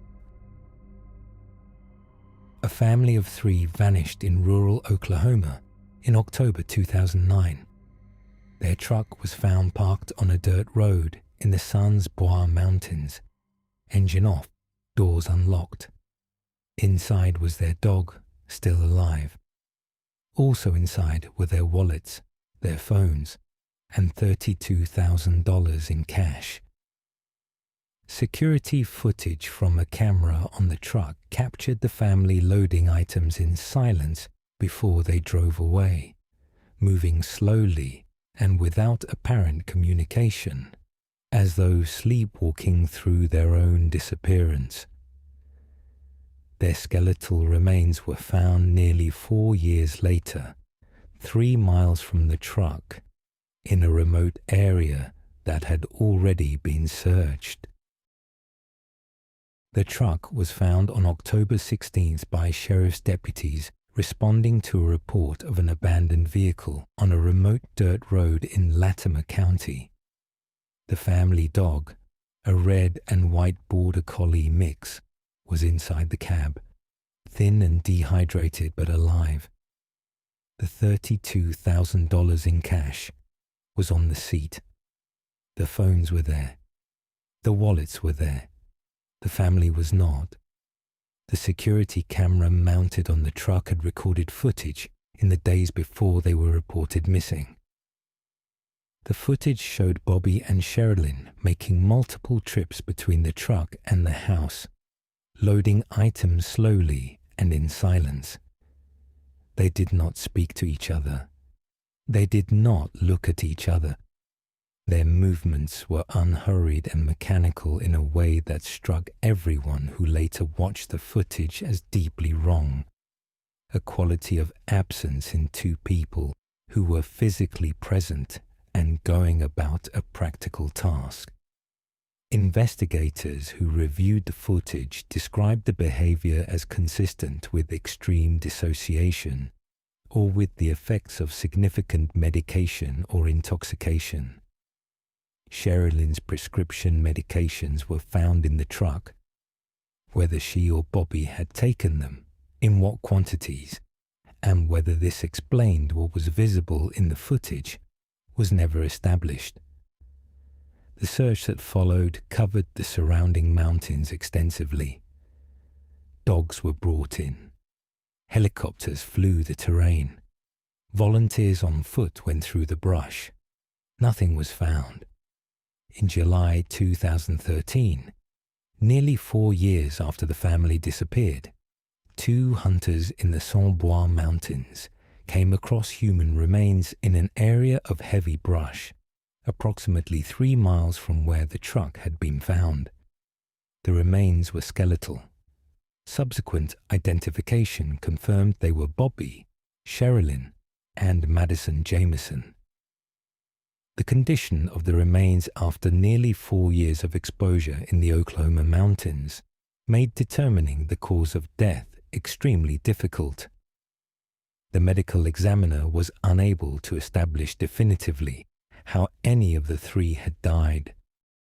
The manner of death was ruled undetermined for all three. The location where they were found had been within the general search area in 2009. Whether the remains had been there since the disappearance and had been missed, or whether the bodies had been moved at some point and placed there later, was a question investigators considered and could not answer. The investigation examined multiple theories. The first and simplest held that the family had gone into the mountains, become lost or incapacitated, and died of exposure or accident. Eastern Oklahoma in October turns cold at night. If Bobby or Sherilyn had taken a significant quantity of medication, disorientation and hypothermia were plausible. Against this, the $32,000 in cash remained unexplained. People going for a drive in the mountains do not typically carry that amount of money. The second theory held that the family had been killed by a third party, that something had happened in the mountains involving other people, and that the remote location and the undetermined cause of death had simply swallowed the evidence. Drug activity in the Sans-Bois Mountains was not unknown. Whether the family had encountered someone dangerous, or whether the cash connected them to a transaction that had gone wrong, was explored without conclusion. A third theory, discussed seriously by investigators and by the family's pastor, was that Bobby and Sherilyn had been experiencing episodes of paranoia and had been stockpiling cash out of fear of something they would not or could not clearly articulate. Bobby had written a will in the weeks before the disappearance. Sherilyn had told acquaintances she believed the family was in danger. From what, specifically, she had not said. Madison Jameson was 6 years old. She went into the mountains with her parents on an October day in 2009, and her bones were found in the brush 4 years later by hunters who almost walked past them. The $32,000 was returned to the family's estate. The dog survived. The footage of Bobby and Sherilyn moving in silence between the truck and the house, not speaking, not looking at each other, loading things into a vehicle they would never drive home from, has never been explained.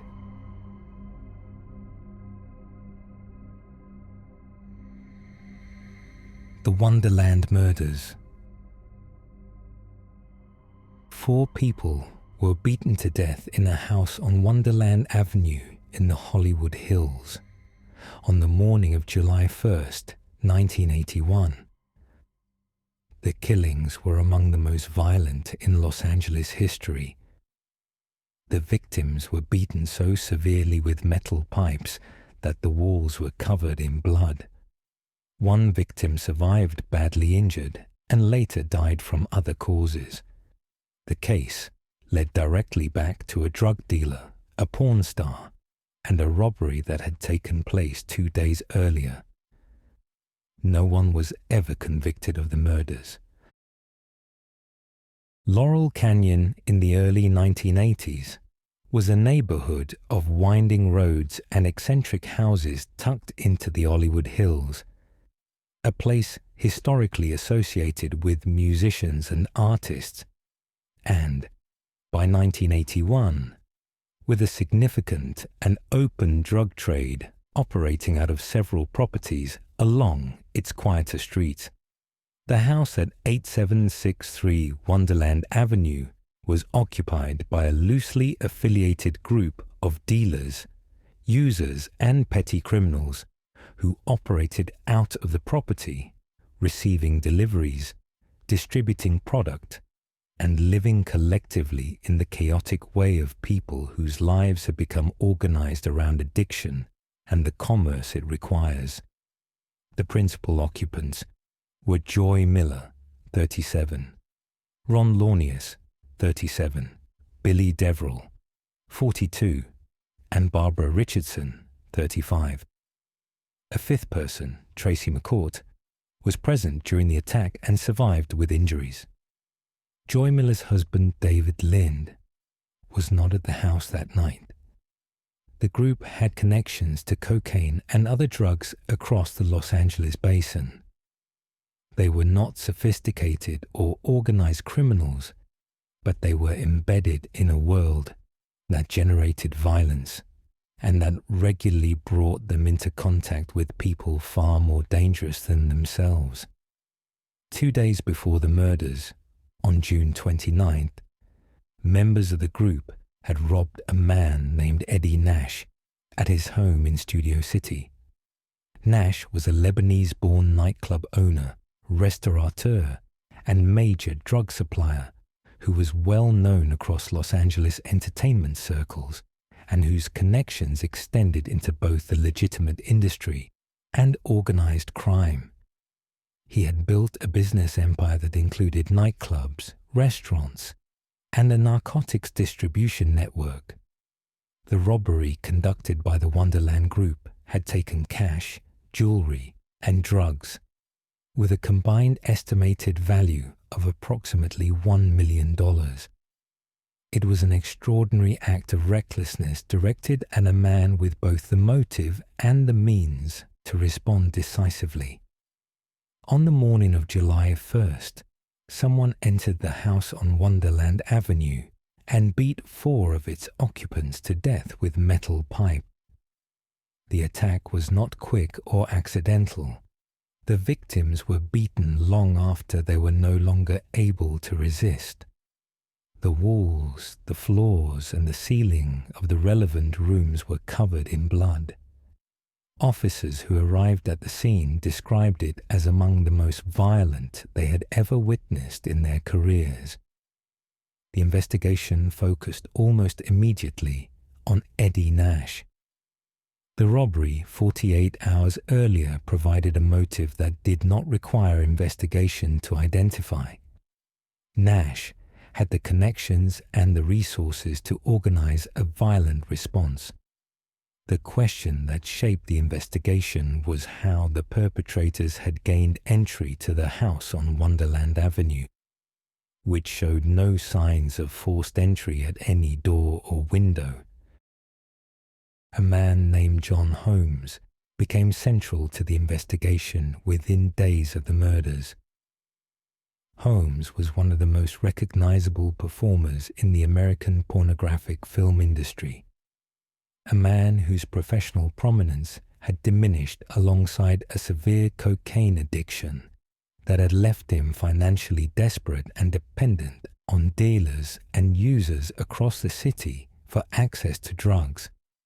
He had been present at Nash's home on the night the robbery took place, and was believed by investigators to have provided Nash or Nash's associates with the specific information about the Wonderland house that enabled them to find it and enter it.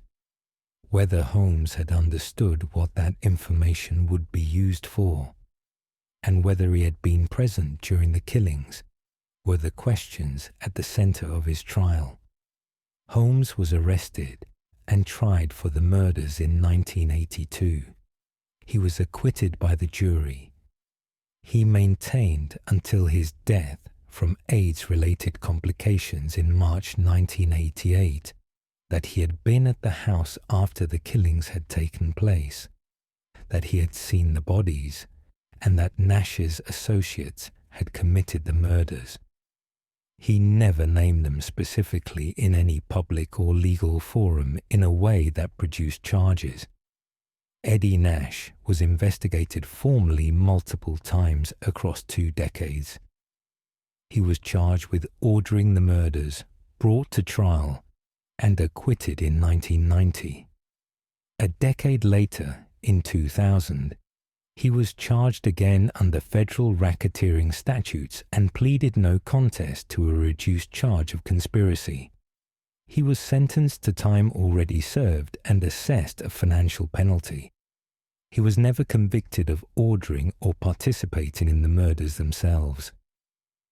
Gregory Diles, Nash's bodyguard and primary enforcer, was widely regarded by investigators as the person most likely to have carried out the physical attacks. He died in 1995 from complications related to diabetes. He was never charged. Nash died in 2014, having spent the last decades of his life denying any involvement in the murders at Wonderland Avenue.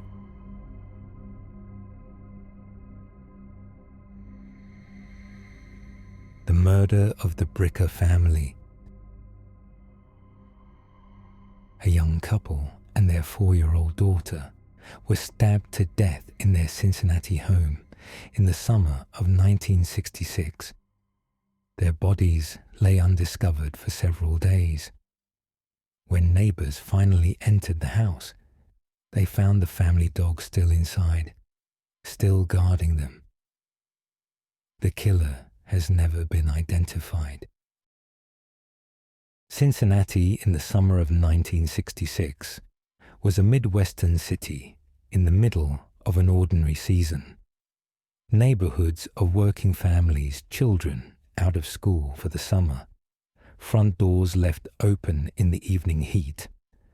Loch Lear Avenue in the Bridgetown area on the city's west side was a quiet residential street of modest single-story houses with small front yards and the kind of neighborhood familiarity that comes from years of proximity. Jerry Bricker was 25 years old, a chemical engineer working for Procter & Gamble, one of Cincinnati's largest employers. His wife Linda was also 25. Their daughter Debbie was 4 years old. The family had moved to Cincinnati relatively recently from out of state and were still establishing themselves in the neighborhood, getting to know the families on their street, settling into the rhythms of the city. Jerry was considered ambitious and capable at work. Linda was warm and social. Debbie was by all accounts a lively and healthy child. On the evening of August 21st, 1966, a neighbor had a brief and unremarkable conversation with Linda on the street. Linda seemed fine. Nothing about her manner or her words suggested anything was wrong. That conversation was the last confirmed contact anyone outside the family had with any of the Brickers. In the days that followed, neighbors noticed the family had not been seen. The car was in the driveway. The lights were on at odd hours. Mail accumulated. By August 27th, 6 days after Linda had last been seen, a neighbor contacted police. Officers entered the house and found all 3 members of the family inside. Jerry and Linda had been stabbed multiple times. Debbie had also been stabbed. The dog, a family pet, was still in the house, alive beside the bodies. The crime scene showed no sign of forced entry. The family had either let the killer in, or the door had been unlocked. There were no signs of robbery. Nothing of value appeared to have been taken. The motive was not apparent from the scene. The killings had taken place close together in time, suggesting the killer had moved through the house quickly and with intent. There was no evidence that any member of the family had been able to flee or summon help. The investigation by Cincinnati police was immediate and extensive. Neighbors were interviewed. Jerry's colleagues at Procter & Gamble were questioned. Anyone who had been seen on the street or in contact with the family in the days before was identified and spoken to. Nothing emerged that pointed clearly to a suspect. No one had seen an unfamiliar person at the house. No conflict in Jerry or Linda's lives surfaced that provided a motive. The family had no known enemies. Their finances were ordinary. Their relationships appeared stable. Several theories were developed over the years. One held that the killer was someone known to the family, possibly someone Jerry had encountered through work or through a prior connection, given the lack of forced entry and the absence of robbery as a motive. Another suggested a stranger had knocked on the door and been admitted, possibly under a pretext, and had killed the family to eliminate witnesses to whatever had brought him there. A man was investigated in connection with the case in subsequent years who had connections to the neighborhood and whose behavior had attracted attention. He was never charged. The case was reviewed multiple times by the Cincinnati Police Department over the following decades as new investigative techniques became available. The Bricker family murders were not a famous case outside Cincinnati. They did not attract national media attention at the time. They were a local tragedy in a quiet neighborhood, the kind of crime that a city absorbs without ever fully understanding. The family dog waiting in the house with the bodies was the detail that stayed with everyone who heard about the case. It did not help the investigation. It did not provide a clue. It was simply there, faithful to the end, in a house where something terrible had happened and nobody had come. No one has ever been charged with the murders of Jerry, Linda, and Debbie Bricker.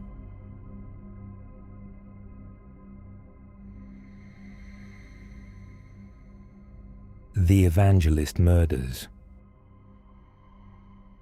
A self-proclaimed prophet was found seated at his desk in his Detroit home, his hands folded neatly in his lap, as though in prayer. His head was on the floor beside the chair. Upstairs, his wife and 4 children had been killed in their beds with an axe while they slept. In the basement, police found a homemade church filled with wax figures hanging from the ceiling by wires, bottles of potions, jars of herbs, and stacks of a book the dead man had written, which he said God had dictated to him in a series of nightly trances. The killer was never found. Detroit, in the summer of 1929, was a city swollen with ambition and industry. The automobile factories had drawn immigrants from across Europe and the American South, packing them into neighborhoods of wooden tenements where dozens of languages were spoken on a single block. St. Aubin Street on the east side was one of these neighborhoods, a dense corridor of Italian immigrant families who had come looking for work and found it, along with everything else that came with a city growing faster than its infrastructure could hold. Benjamino Evangelista had arrived from Naples in 1904 with his brother Antonio. He Americanized his name to Benny, settled first in Philadelphia, and then moved to Detroit, where he invested his savings in real estate and emerged as a modestly prosperous landlord. He was shrewd with property and comfortable with money. But real estate was not what made Benny Evangelista known in his neighborhood. Benny claimed to have begun receiving visions from God in 1906. He styled himself a divine prophet and a healer, offering consultations in his home for up to $10 a session, a substantial sum at the time. His methods drew from a mixture of Catholic ritual, folk herbalism, and what he described as occult science. He prescribed potions. He performed chants. He conducted ceremonies in the basement of his home, where he had constructed an elaborate private church. The basement was unlike anything investigators had seen.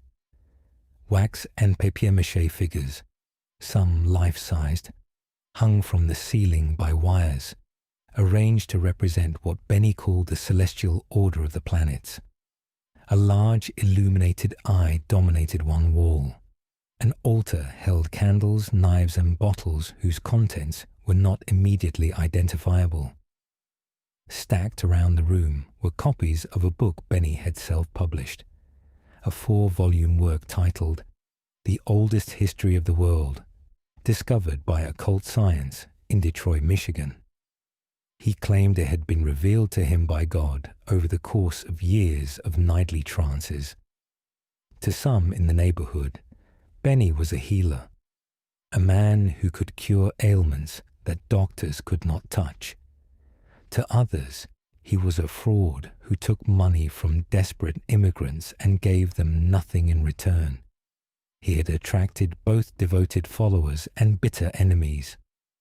On the morning of July 3rd, 1929, a man named Vincent Elias arrived at 3587 St. Aubin Street to finalize a real estate transaction with Benny. The house was silent. Elias knocked and received no answer. He tried the basement entrance, thinking Benny might be working below. What he found instead was Benny Evangelista seated behind his desk, which doubled as an altar, his body upright in the chair, his hands folded in his lap. His head had been completely severed from his body and lay on the floor beside the chair. Upstairs, police found the rest of the family. Santina Evangelista, 36, was in the bed she shared with her youngest child, 18-month-old Mario.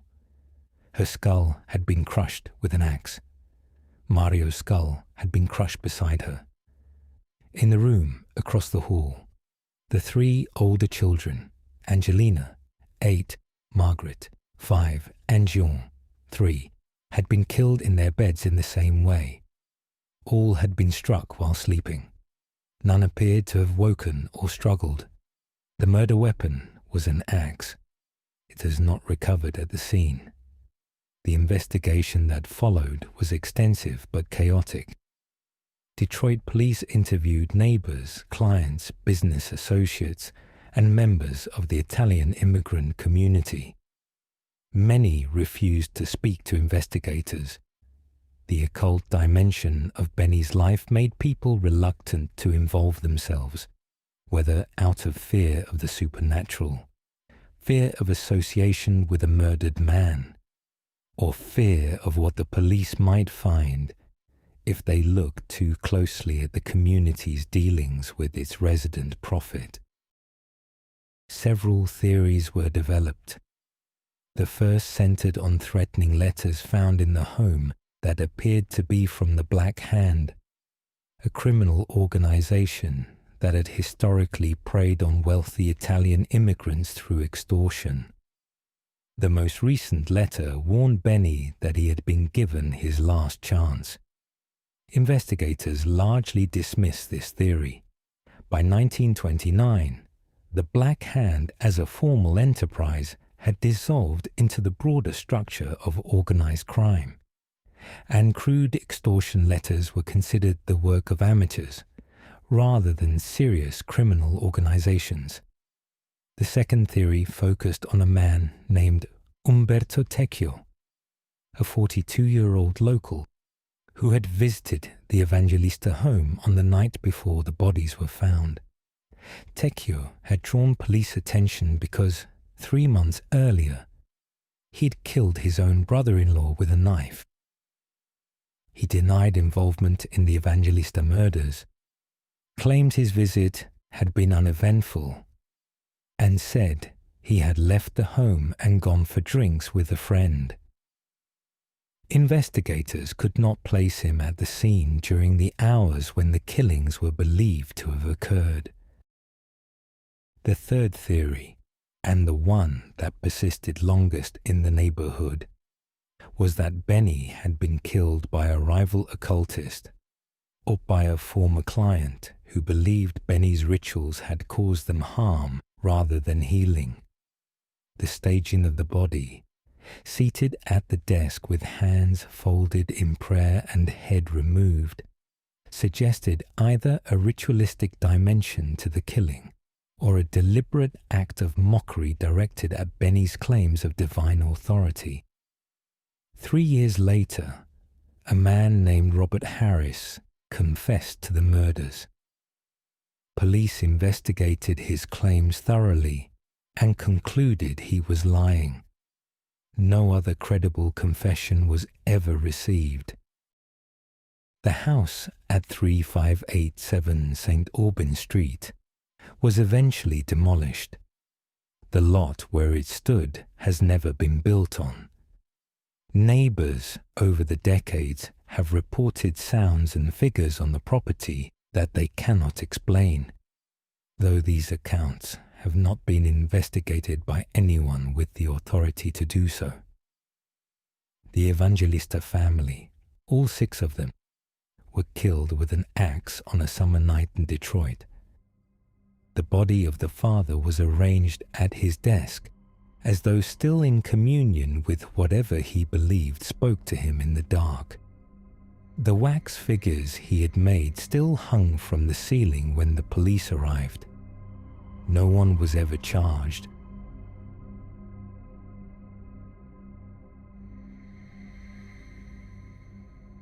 The Zodiac's Lake Berryessa attack. The killer, who called himself the Zodiac, was one of the most notorious serial killers in American history, taunting police with coded ciphers and letters, claiming in his correspondence to have killed 37 people. Investigators confirmed 5 deaths and 2 survivors. He was never caught, but of all his known attacks, one stands entirely apart, not for the body count, but for what he wore when he arrived, what he said, and the almost theatrical deliberateness of what he did at the edge of a lake on a quiet September afternoon. Lake Berryessa is a large reservoir in Napa County, about an hour's drive northeast of San Francisco. In 1969, it was a popular recreational destination, used by families and young people on weekends for swimming, fishing, and picnicking along its wooded shores. The area around the lake was quiet and rural, the kind of place where couples spread blankets on grassy clearings near the water and spent the afternoon reading or talking without being disturbed. On September 27, 1969, Brian Hartnell, 20 years old, and Cecilia Shepard, 22, drove to Lake Berryessa for the afternoon.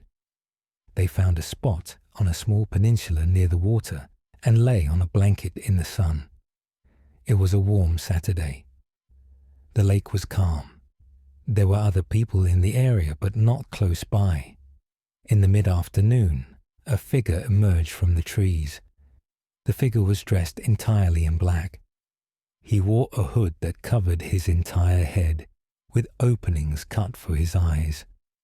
On the front of the hood, stitched in white, was a circle with a cross through it, the Zodiac signature symbol. He was wearing clip-on sunglasses over the eye holes. He was carrying a long knife and a pistol. He approached Brian and Cecilia and told them he was an escaped convict from Deer Lodge Prison in Montana, who needed their car and their money to get to Mexico. He produced lengths of pre-cut cord and told Cecilia to tie Brian's hands behind his back. When she had done so, he tied Cecilia's hands himself. He then told them he was going to have to stab them. He said it calmly, as a statement of fact. He stabbed Brian multiple times in the back. He then turned to Cecilia and stabbed her repeatedly, front and back.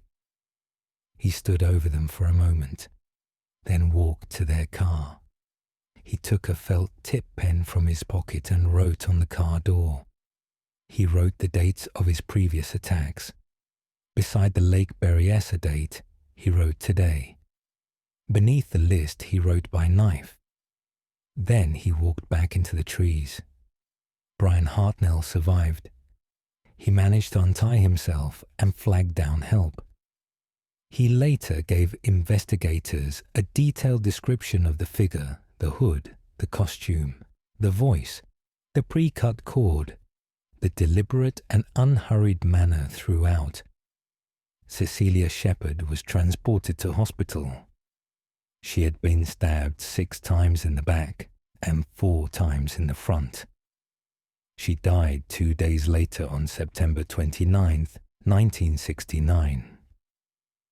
A fisherman on the other side of the lake had seen a figure matching the description walking away from the area.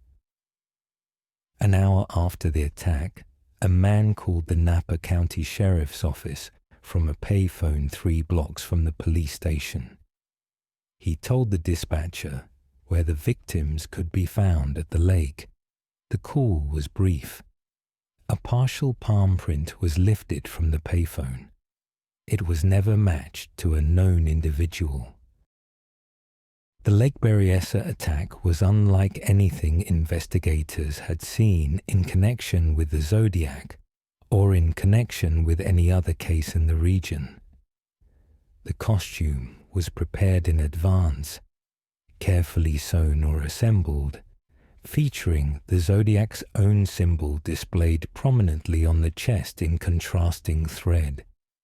The pre-cut cord brought to the scene indicated deliberate planning of the specific mechanics of the attack. The calm monologue before the stabbing began. The announcement that he was going to stab them delivered in a conversational tone as though stating the weather. The writing on the car door afterward, the phone call from a location within walking distance of the police station. All of these spoke to a performance as much as a crime.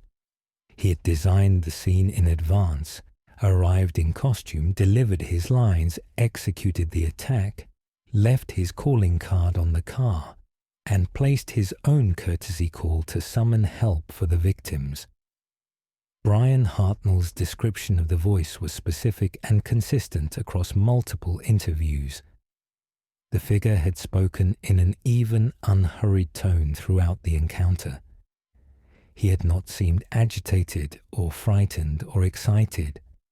He had seemed, in Hartnell's recollection, almost relaxed, as though the interaction was proceeding as expected. Hartnell noted that the man had been courteous in a way that made the violence that followed even more disorienting in retrospect. The writing on the car door was examined alongside other confirmed Zodiac communications. Handwriting analysts confirmed it was consistent with the same hand responsible for the letters sent to Bay Area newspapers. The felt tip pen was traced to a type of marker widely available across the region. It provided no useful forensic information. Investigators canvassed the area around the lake and interviewed everyone who had been present that afternoon. The fisherman, who had seen a figure walking away from the scene, gave a description consistent with Hartnell's account. No one had seen the figure arrive or park a vehicle. No vehicle was identified as belonging to the attacker. The partial palm print recovered from the payphone 3 blocks from the Napa County Sheriff's Office was preserved carefully and compared against prints taken from suspects over the following decades. It has never been matched to any known individual. The Zodiac sent a letter to the San Francisco Chronicle shortly after the Lake Berryessa attack confirming he had been responsible and including a piece of Brian Hartnell's shirt as proof. The letters continued for several years before stopping. The ciphers he sent have been studied for decades. One of the 4 original ciphers was not solved until 2020, 51 years after it was sent. The identity of the Zodiac killer has never been established. dozens of suspects have been proposed and investigated over the decades, none have been charged. The case remains open across multiple jurisdictions in Northern California.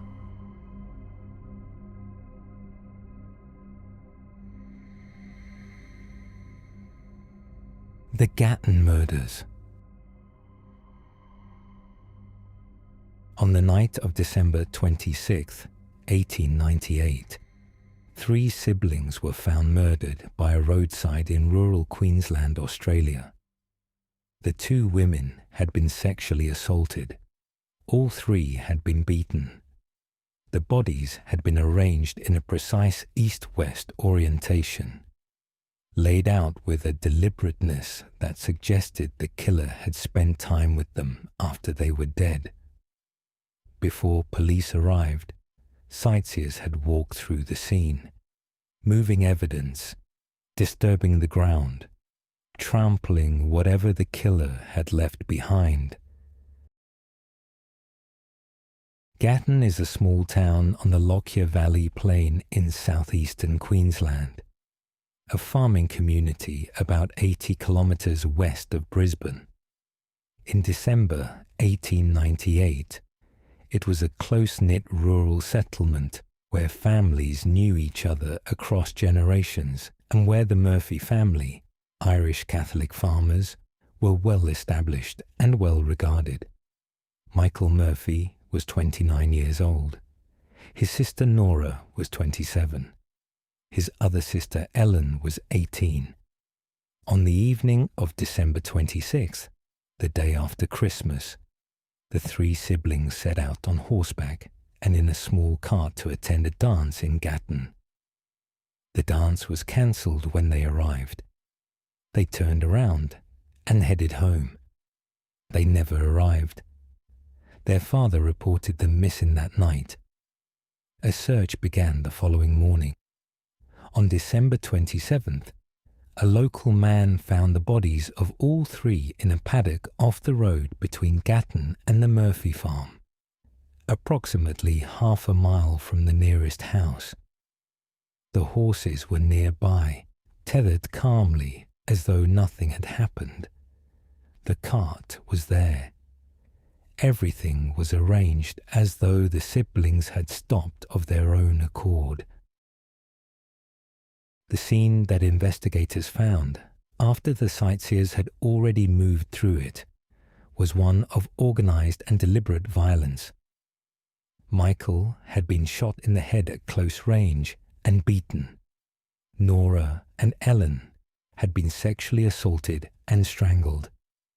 All 3 had been laid out in alignment, their bodies oriented east to west, their hands positioned, their clothing arranged with a care that was entirely at odds with the brutality of what had been done to them. The positioning of the bodies was the detail that distinguished the Gatton murders from a simple roadside attack and gave them their particular character. Someone had killed 3 people, assaulted 2 of them, and then taken time to arrange the results. The east-west orientation has been interpreted variously as a religious gesture, a ritualistic act, or simply the behavior of a killer with a compulsion that expressed itself in order. The area around the bodies had been walked over by dozens of people before the police constable from Gatton arrived and attempted to secure it. Footprints that might have been the killers were mixed with those of the curious. Physical evidence that might have been recoverable was gone or contaminated. The investigation was conducted by the Queensland Police and produced a suspect within days. A local man named Richard Burgess was identified, a boundary rider, an itinerant worker who had been seen in the area and who had a history that raised concerns. He was investigated, arrested on a related charge, and questioned extensively about the murders. Burgess was never charged with the Gatton murders. The evidence against him was circumstantial. He had no confirmed alibi for the evening of December 26th, but nothing placed him definitively at the scene. He died in 1927, having never been charged. A second suspect was investigated decades later. A local farmer named William McNeil had been one of the first people at the scene on the morning of December 27th and had given evidence at the inquest. Researchers who revisited the case in the 20th century pointed to inconsistencies in his account and to aspects of his behavior after the murders that they considered suspicious. McNeil had died long before he could be investigated with modern methods. The inquest held in early 1899 returned an open finding. The murders were attributed to persons unknown. The Queensland government offered a reward. It was never claimed.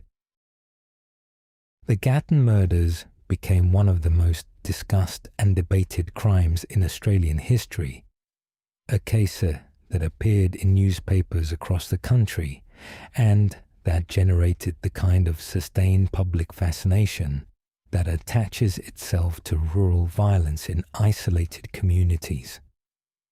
The precision of the body arrangement, the cancellation of the dance that had drawn the siblings out that evening, the calm horses standing in the paddock as though their riders would return at any moment.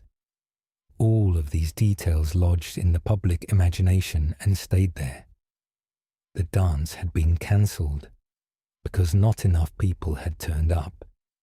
If it had gone ahead, the Murphys would have spent the evening in Gatton and ridden home later, in company, in a different configuration.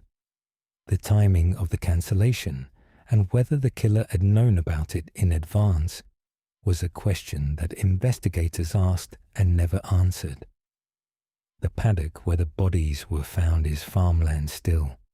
The road between Gatton and the old Murphy property is still there.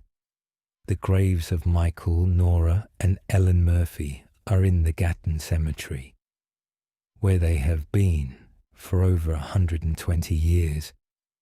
Whoever arranged their bodies in the dark on the night of December 26, 1898, was never identified.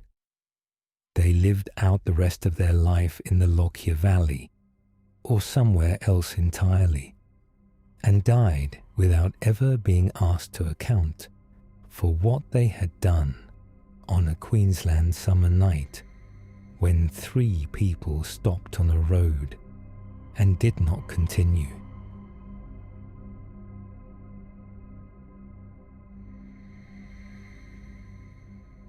The murder of Marilyn Shepherd.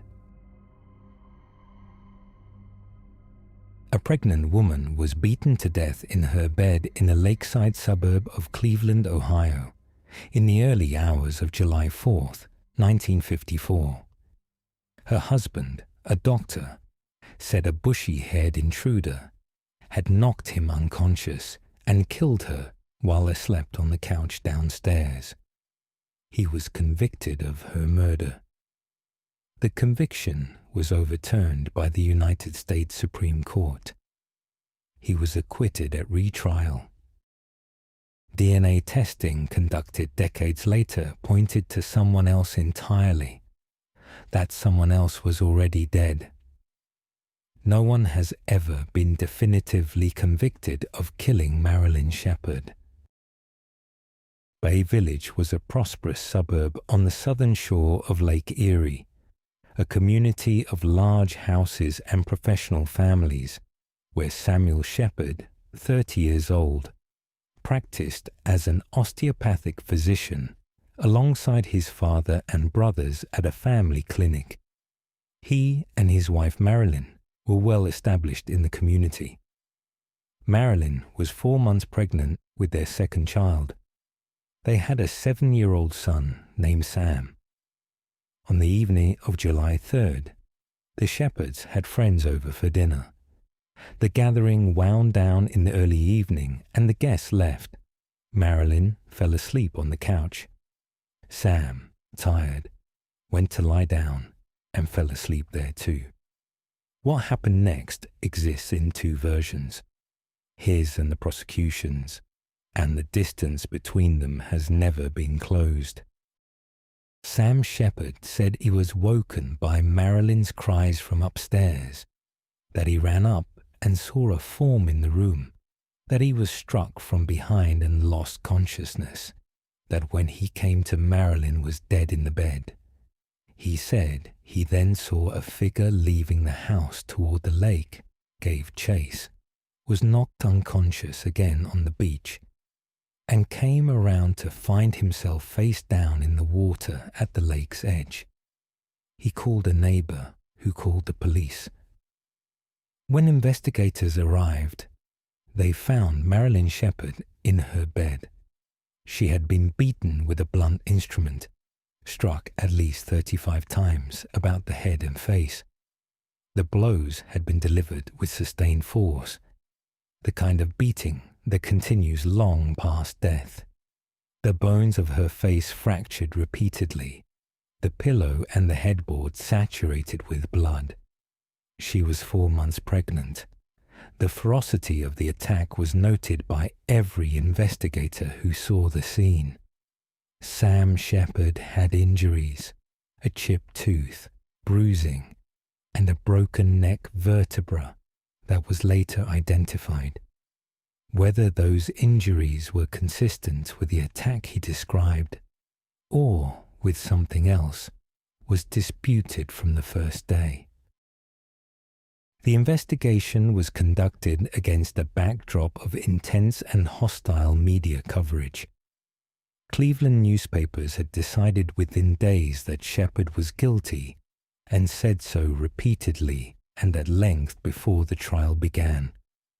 The coverage was so extensive and so prejudicial that it became the legal foundation on which the conviction was eventually overturned. Shepherd was arrested, tried, and convicted of second-degree murder in December 1954. He was sentenced to life in prison. He maintained his innocence throughout his incarceration, writing letters, giving interviews, insisting on the bushy-haired intruder he said he had seen in the bedroom. In 1966, 12 years into his sentence, the Supreme Court of the United States ruled in Shepherd v. Maxwell that the trial had been so thoroughly contaminated by prejudicial media coverage that his right to a fair trial had been violated. He was released. In 1966 he was retried. The jury acquitted him.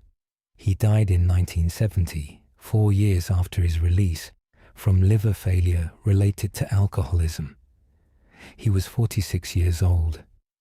He had spent a decade in prison for a murder the legal system had been unable to prove he committed. The story did not end there. In the 1990s, Sam Shepherd's son, also named Sam, pursued a civil wrongful imprisonment case on behalf of his father's estate. As part of that litigation, DNA evidence was developed from biological material preserved from the crime scene. The DNA profile did not match Samuel Shepherd. It matched a man named Richard Eberling, a window washer who had worked at the Shepherd home and who had later been convicted of the murder of an elderly woman in another case. Eberling died in prison in 1998 before the DNA results were formally presented. The civil case was ultimately decided against the Shepherd estate. The jury found that wrongful imprisonment had not been proven. The DNA evidence was considered, but did not produce the definitive verdict the family had sought. Eberling had denied involvement in Marilyn Shepherd's death before he died. He had also, in conversations with other inmates and in various statements over the years, made comments that some interpreted as suggestive of knowledge he should not have had. None of it was enough. The case inspired a television series and later a film, The Fugitive, in which a doctor wrongly convicted of his wife's murder pursues the one-armed man he says was responsible. The cultural resonance of the story outlasted the legal proceedings by decades. Marilyn Shepard was beaten 35 times in her bed while 4 months pregnant. The instrument used was never found. The bushy-haired intruder was never identified.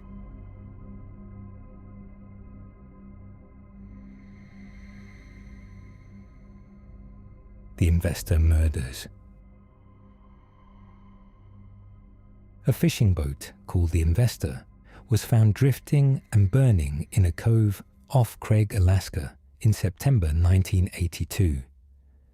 When the fire was extinguished, investigators found 8 bodies inside.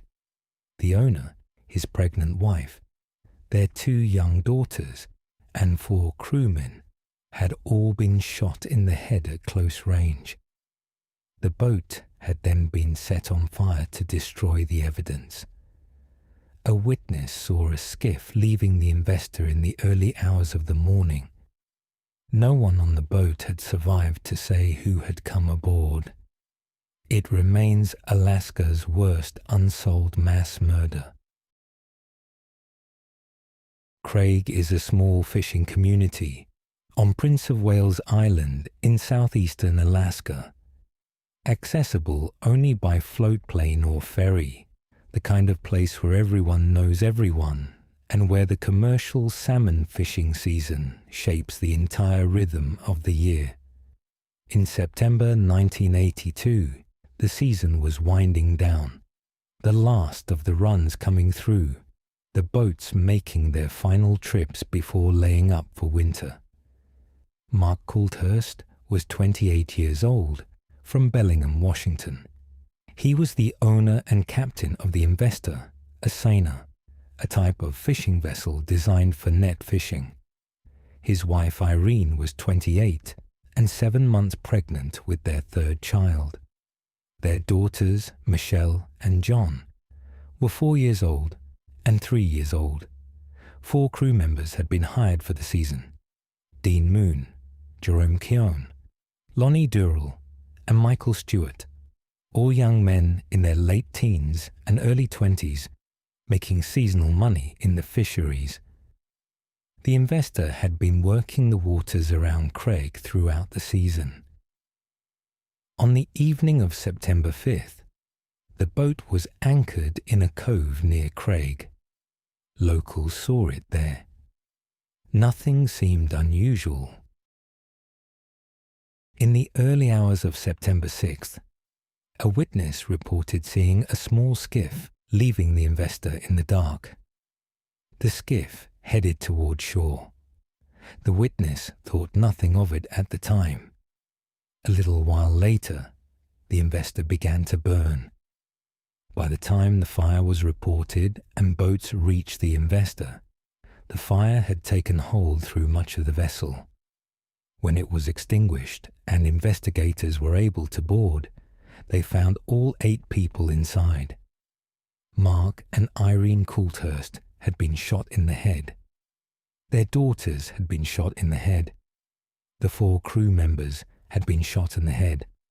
All 8 had been killed in the same manner, a single close-range shot to the head, before the fire was set. The killings had been methodical and complete. Every person on board accounted for, no one left alive. The fire set afterward as a final measure. Irene Coulthurst was 7 months pregnant. The child she was carrying died with her. The crime scene, having burned, gave investigators less than they needed. Bullet fragments were recovered. Evidence of the accelerant used to start the fire was identified.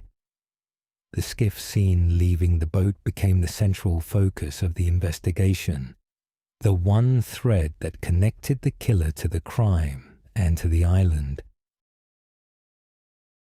The investigation was conducted by the Alaska State Troopers and the FBI across a jurisdiction that presented unusual difficulties. Prince of Wales Island is remote, accessible only by air or water, and the community in and around Craig was small enough that everyone with a boat and a reason to be on the water that night was known to someone. At the same time, the commercial fishing season brought in workers from across the Pacific Northwest, men who had come for the money and would leave when the fish stopped running, and who had no permanent connection to the island that would make them easy to locate afterward. Every owner of a skiff in the area was identified and interviewed in the weeks following the murders. The movements of every boat known to be operating near Craig on the night of September 5th and into the morning of September 6th were reconstructed as fully as the evidence allowed. The burned state of the investor and the week that had passed before the full scale of the crime was understood had cost the investigation evidence it could not recover. A young man named John Peel emerged as the primary suspect within the first weeks of the investigation and remained so through everything that followed. He was a Craig local known to the community who had been working as a deckhand on another vessel that season. Multiple witnesses placed him in the vicinity of the investor on the night in question. His skiff was consistent in description with the vessel the witness had seen leaving the burning boat in the early hours of September 6th. In the days following the murders, he was observed burning clothing on the beach, an act witnessed by people who later reported it to investigators and which became one of the most discussed elements of the case. Peel was tried for the murders in 1988, 6 years after the killings, in a trial that lasted months and became one of the most expensive in Alaskan legal history. The prosecution built its case from witness accounts, the burned clothing, the circumstantial evidence of his presence near the investor, and the argument that no other person in the area had drawn comparable attention from the physical evidence. The defense challenged every witness, questioned every inference, and argued that the case was built on suspicion rather than proof. The jury deliberated and acquitted him. The prosecution sought a retrial. The Alaska Supreme Court ruled that retrying Peel on the same charges would constitute double jeopardy under the Constitution. The door closed permanently. The acquittal and the subsequent ruling ended any realistic prospect of a prosecution. Peel has lived in Alaska since the verdict. He has denied involvement in the murders. He has given interviews over the years in which he has maintained his innocence and described the investigation as having focused on him to the exclusion of other possibilities. Investigators and journalists who have revisited the case have consistently returned to Peel as the most credible suspect based on the available evidence. The burned clothing, the witness placing him near the investor, the skiff, and the absence of any other suspect who has attracted comparable attention from the evidence all point in the same direction. None of it is proof. None of it can now be tested in a courtroom. The motive for the killings has never been established with certainty.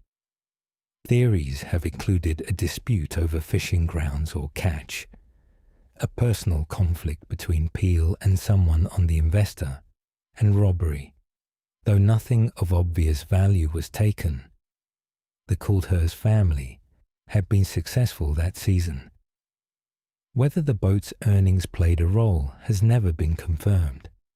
The two daughters, Michelle and John, were 3 and 4 years old.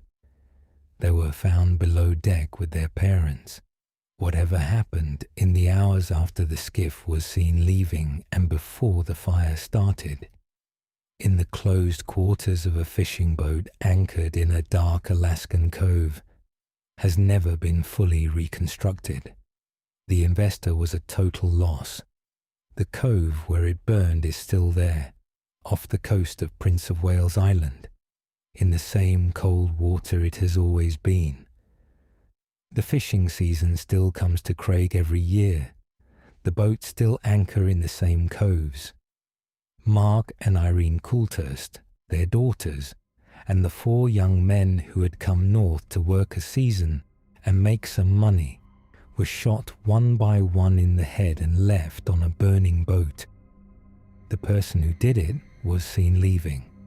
No one who saw them has ever been able to put them in a courtroom.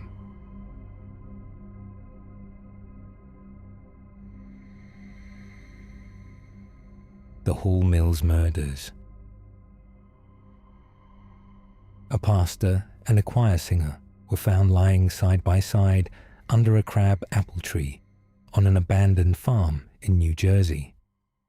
They had been posed in an embrace, his arm placed beneath her shoulder, her hand resting on his thigh. His calling card had been propped against his foot. Love letters she had written to him were scattered around the bodies. He had been shot once in the head. She had been shot 3 times in the face, her throat slashed nearly to the spine, and her tongue and larynx cut out. No one was ever convicted. New Brunswick, New Jersey. In September 1922 was a small city of churches and college buildings, the kind of place where people knew each other's business and where the affairs of the local clergy were of particular interest.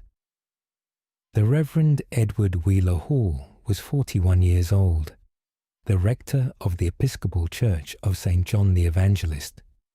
He was handsome, well-liked, and married to Frances Stevens Hall, a woman 7 years his senior, whose family was among the wealthiest in the city.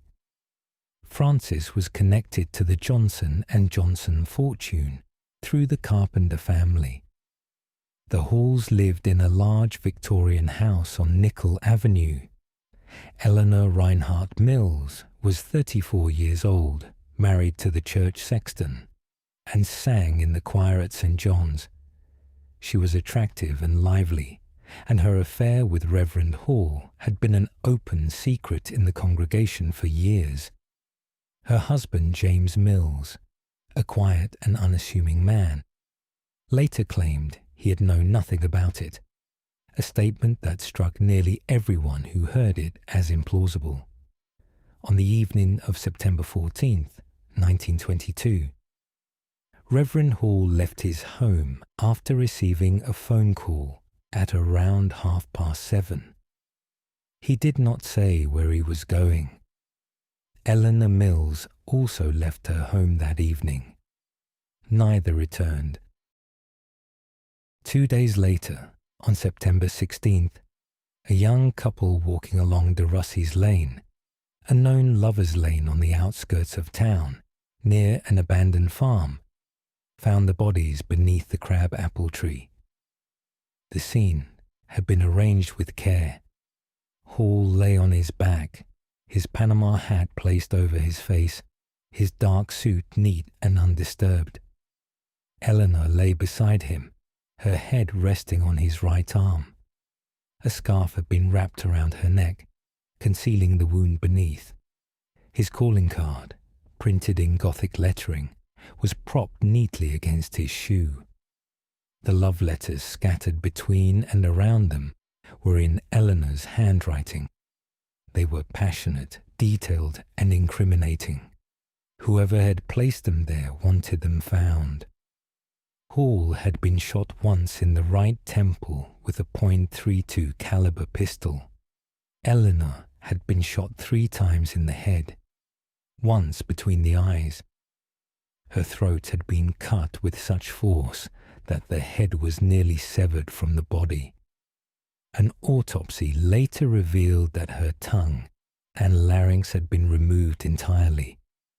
The mutilation was specific and deliberate.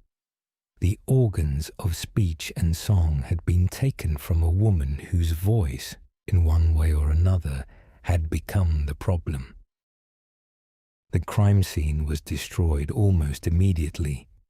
Within an hour of the discovery, hundreds of locals had descended on the site.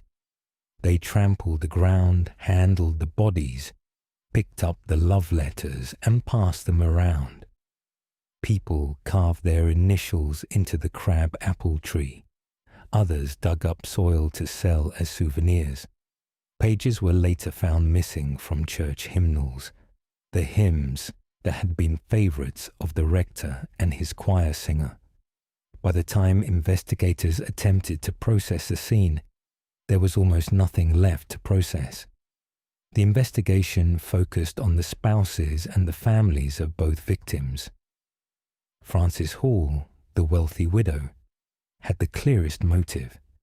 She had known about the affair, according to several witnesses, and the personal nature of the violence inflicted on Eleanor, the removal of the tongue and the throat being cut, pointed towards someone who felt personally wronged by the dead woman's voice, her words, her singing, her presence in the rector's life. Frances Hall's brothers, Henry and William Stevens, were also investigated. Henry was known to be an accomplished marksman.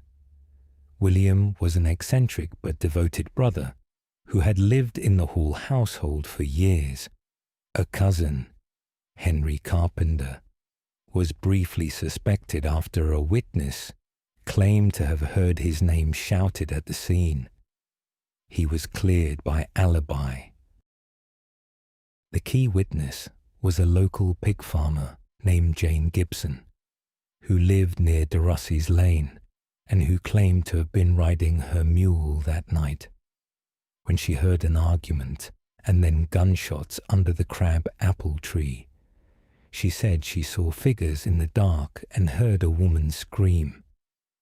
Her account changed with each telling, growing more detailed and more dramatic over time. The newspapers gave her the name the Pig Woman, and she became one of the most discussed figures of the case. No charges were filed for 4 years. In 1926, new evidence and renewed public pressure led to the arrest of Frances Hall and her 2 brothers.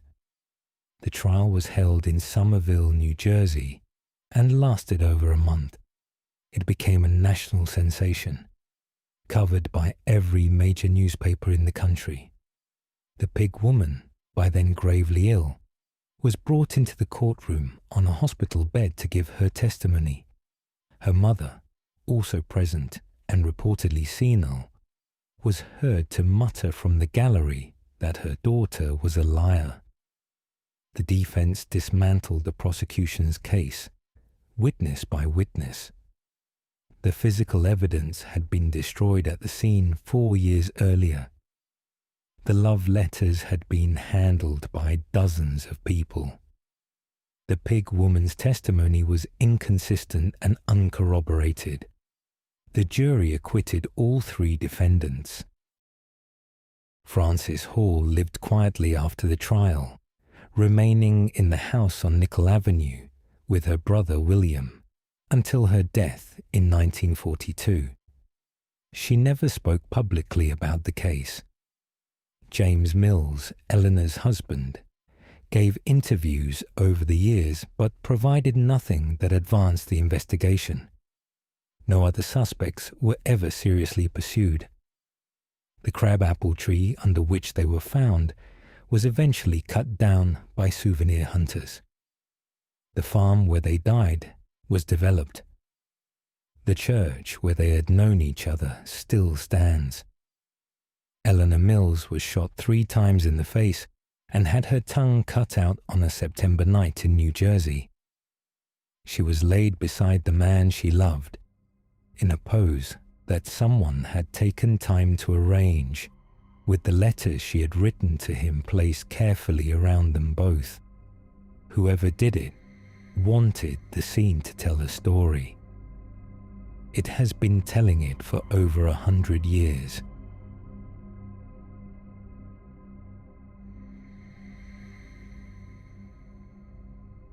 The murder of the Dermond couple. An 88-year-old man was found decapitated in the garage of his lakeside home in Georgia. His head was not in the house. It was not on the property. It has never been found. His 87-year-old wife was missing. 10 days later, fishermen pulled her body from Lake Oconee. She had been weighted down with concrete blocks and dropped into the water. They had been married for 68 years. Lake Oconee is a large reservoir in the Georgia Piedmont, about an hour east of Atlanta, ringed by golf communities and gated developments where affluent couples from the city have built retirement homes among the pines and the quiet water. It is an insulated place, private by design, the kind of community where strangers are noticed and where violent crime feels like something that belongs to a different geography entirely. Russell Dermond was a World War II Navy veteran from Hackensack, New Jersey, who had made his money in the fast food business, owning several Hardee's locations in Atlanta before retiring in 1994. His wife Shirley had been with him since 1950. They had 4 children and 9 grandchildren. They had settled on Lake Oconee and built the kind of life that people build when they have earned the right to stop working and start watching the water from their back porch. Russell was last seen alive on May 1st, 2014, running errands in the town of Eatonton. He and Shirley spoke with their son Brad by phone later that day. The couple was expected at a Kentucky Derby party the following Saturday. They did not appear. On Tuesday, May 6th, a neighbor who had been unable to reach the Dermonds drove to the house. The door was unlocked. The neighbor entered and searched. In the 2-car garage behind one of the vehicles, he found Russell's body on the floor in a small pool of blood. Russell's head had been removed. It was not in the garage. It was not anywhere in the house or on the surrounding property. A search of the grounds and the immediate area produced nothing. Shirley was gone. Her car was still in the garage. Her purse was still in the house. There were no signs of forced entry anywhere on the property. No signs of robbery. Nothing of value appeared to have been disturbed. For 10 days, investigators treated Shirley as a missing person, possibly kidnapped. Search teams worked the lake and the surrounding area. On May 16, fishermen on Lake Oconee found her body in the water approximately 5 miles from the house. She had been tied to concrete blocks and sunk. The medical examiner determined she had died of blunt force trauma to the head. The Putnam County Sheriff's Office and the FBI took the case jointly. Investigators processed the home, interviewed neighbors, reviewed surveillance footage from roads leading to the gated community, and examined every aspect of the Dermonds' lives for anything that might explain what had been done to them. Nothing emerged. The Dermonds had no known enemies.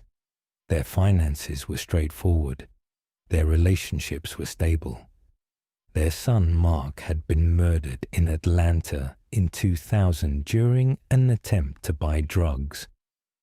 but investigators found no connection between that crime and the killings of his parents 14 years later.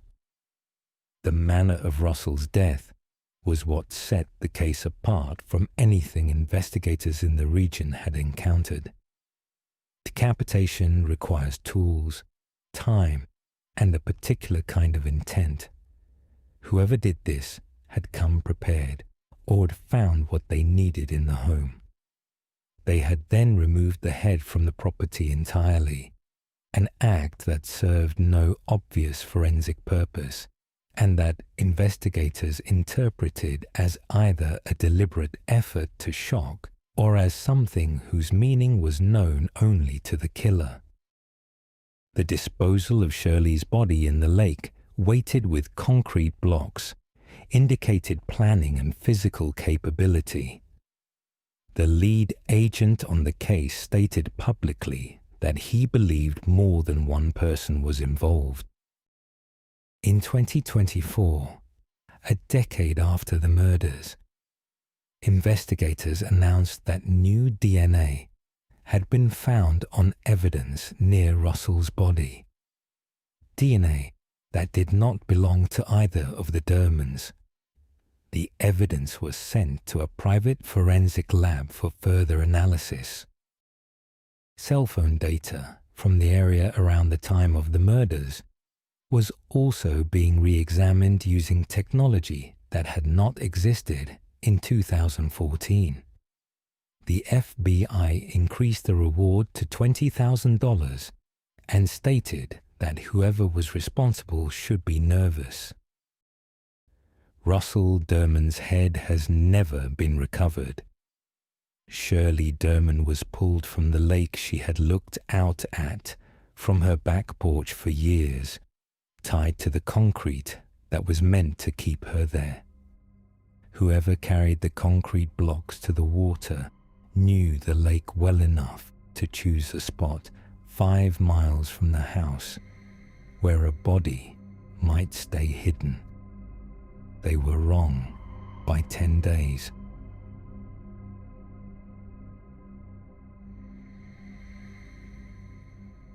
The Jeanette De Palma case. In August 1972, a dog came home carrying a human forearm. Its owner followed the dog back into the woods outside Springfield, New Jersey, and found the decomposed remains of a 16-year-old girl on a rocky cliff top. Around the body, arranged in the surrounding brush and earth, were objects that investigators described as occult symbols: a makeshift altar, crosses fashioned from sticks. Whether the symbols had been placed by the killer, by local teenagers who had found the body before the police, or by someone else entirely, was never established. No cause of death was ever officially confirmed. No one was ever charged. Springfield is a suburban township in Union County, New Jersey. A quiet residential community of commuters and families sitting between the larger cities of the region. In the summer of 1972, it was the kind of place where a 16-year-old girl's absence would be noticed quickly, where neighbors knew each other, and where the woods at the edge of the developed land were a place teenagers went to be away from adults. Jeanette De Palma was 16 years old, described by those who knew her as a devout young Christian who had recently become more intensely religious, attending church regularly and carrying a Bible. She had last been seen on August 7th, 1972, leaving her home. She was reported missing by her family when she did not return. For 6 weeks, no one knew where she was. On September 19, the dog led its owner to the cliff in the woods off Mountain Avenue. The cliff was known locally, a rocky outcrop accessible from the road if you knew where to go. Jeanette De Palma's remains were there, decomposed beyond the point at which a cause of death could be determined from what remained. The scene around the body was what made the case unlike anything the Springfield police had dealt with before. Around the remains, in the surrounding area, were items that had been arranged with apparent intention. Sticks had been formed into crosses or other shapes. Objects had been placed at intervals around the body in a configuration that investigators and later journalists described as a ritual arrangement or an altar. Whether this was accurate or whether the description had been shaped by the assumptions investigators brought to the scene was a question that became impossible to answer because of what happened to the evidence. The Union County Prosecutor's Office took over the investigation. The case files, the photographs, and the physical evidence were stored according to the procedures of the time. In 1973, a significant flood struck the region. The storage facility where the Jeanette De Palma case materials were kept was inundated. A substantial portion of the physical evidence and documentation was destroyed or rendered unusable. What survived was partial, degraded, and incomplete. The photographs that remained did not fully capture what had been at the scene. The investigative notes that survived were fragmentary. The case had lost its evidentiary foundation within a year of the crime. Interviews conducted with residents of Springfield who had been teenagers in 1972, carried out by journalists and researchers decades later, produced a consistent account of how the case had been handled at the community level. Parents had told their children not to discuss it. Adults had deflected questions. The occult angle had generated a particular anxiety in a suburban New Jersey community in the early 1970s, a period when satanic panic was beginning to take root in American culture, and the response of the community had been to close around the case rather than examine it openly. Some residents who spoke to researchers in later decades said they had heard, at the time, that the scene around the body had been disturbed before police arrived, that teenagers who had found the body or come upon it in the days before the official discovery had moved or added items, and that what investigators ultimately documented may not have accurately reflected what the killer had left. If true, that would mean the occult element of the case, which had defined it in the public imagination for 50 years, may have been introduced after the fact by people with no connection to the murder. The Springfield police investigated and produced a suspect, a local man whose name has never been officially released and who was never charged. The evidence against him did not meet the threshold for prosecution. The flood had taken whatever might have helped. Jeanette De Palma's case was rediscovered by a true crime website in the early 2000s, which tracked down former Springfield residents and published their accounts. The story attracted national attention for the first time since 1972. New Jersey cold case investigators reviewed the file. The surviving materials were re-examined. The degraded state of the evidence after 30 years and a flood left the investigators with very little to work with. The Union County Prosecutor's Office confirmed that the case remained open. No further arrests were announced. Jeanette De Palma was 16 years old, devout and Bible-carrying, found on a cliff in the woods of a New Jersey suburb. What killed her? Who put her there? and what surrounded her body when she was found are questions that the flood answered for whoever was responsible, washing away the record of what they had done as thoroughly as if they had planned it.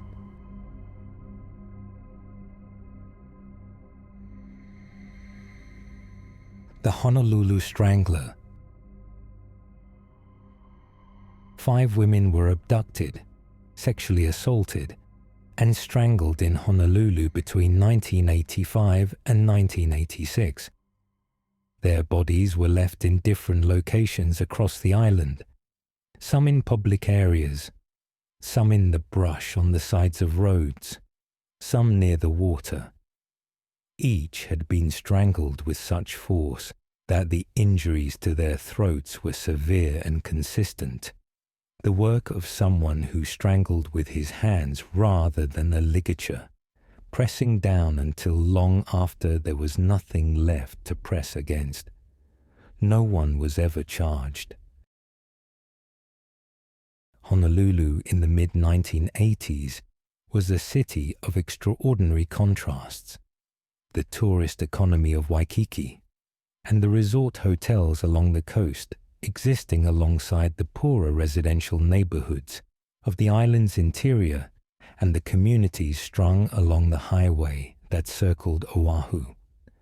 It was a city where the image of paradise was maintained with considerable industry for the millions of visitors who pass through each year, and where violent crime was not unknown, but was also not part of the story the city told about itself or wished to examine too directly.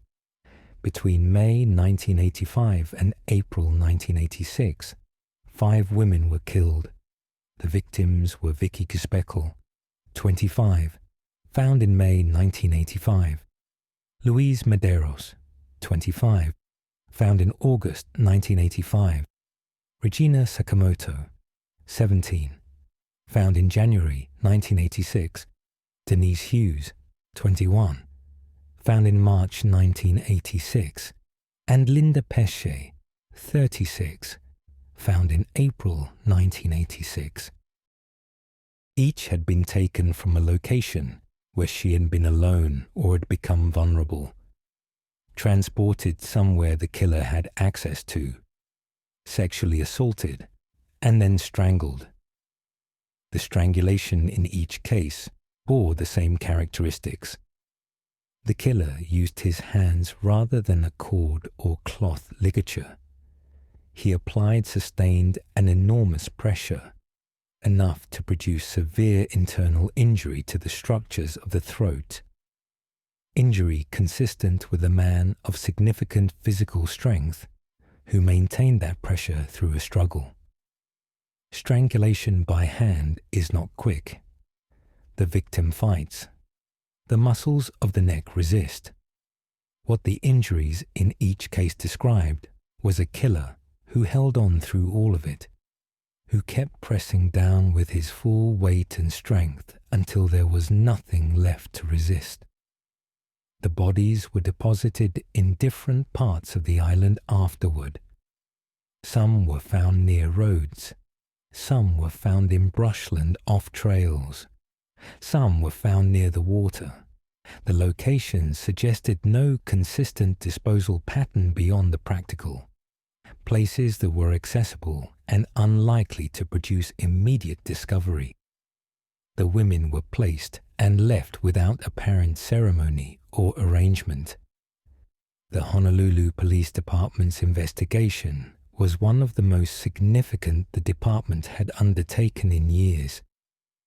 The 5 killings over 11 months, with their consistent method and consistent victim profile, all women, all taken alone, all sexually assaulted and strangled by hand, pointed clearly to a single killer operating with a pattern and a level of comfort that suggested familiarity with the island, its roads, its remote areas, and its rhythms.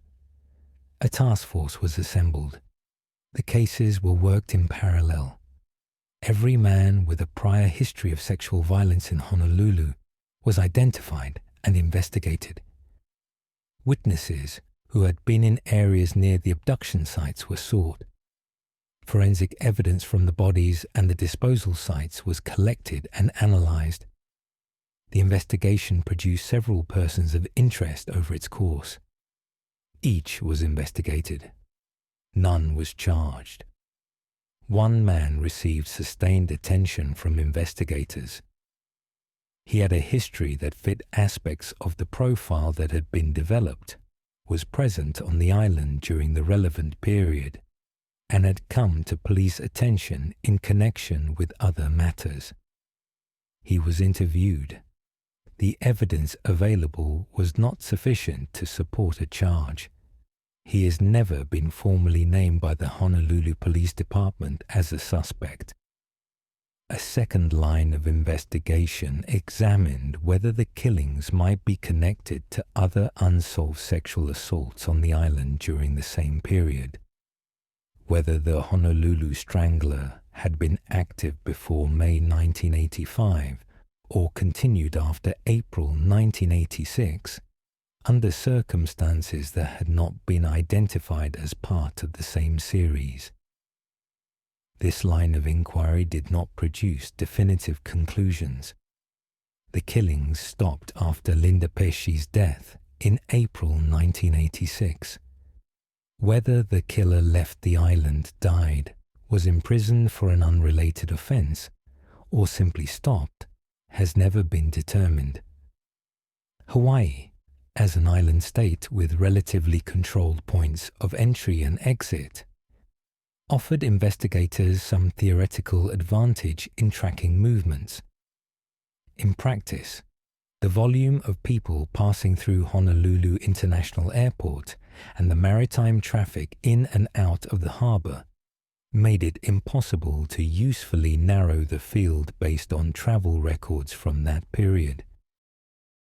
DNA evidence was not available as an investigative tool in 85 or 86 in the way it would become in subsequent decades. Biological evidence from the crime scenes was preserved where possible and has been subject to testing as technology advanced.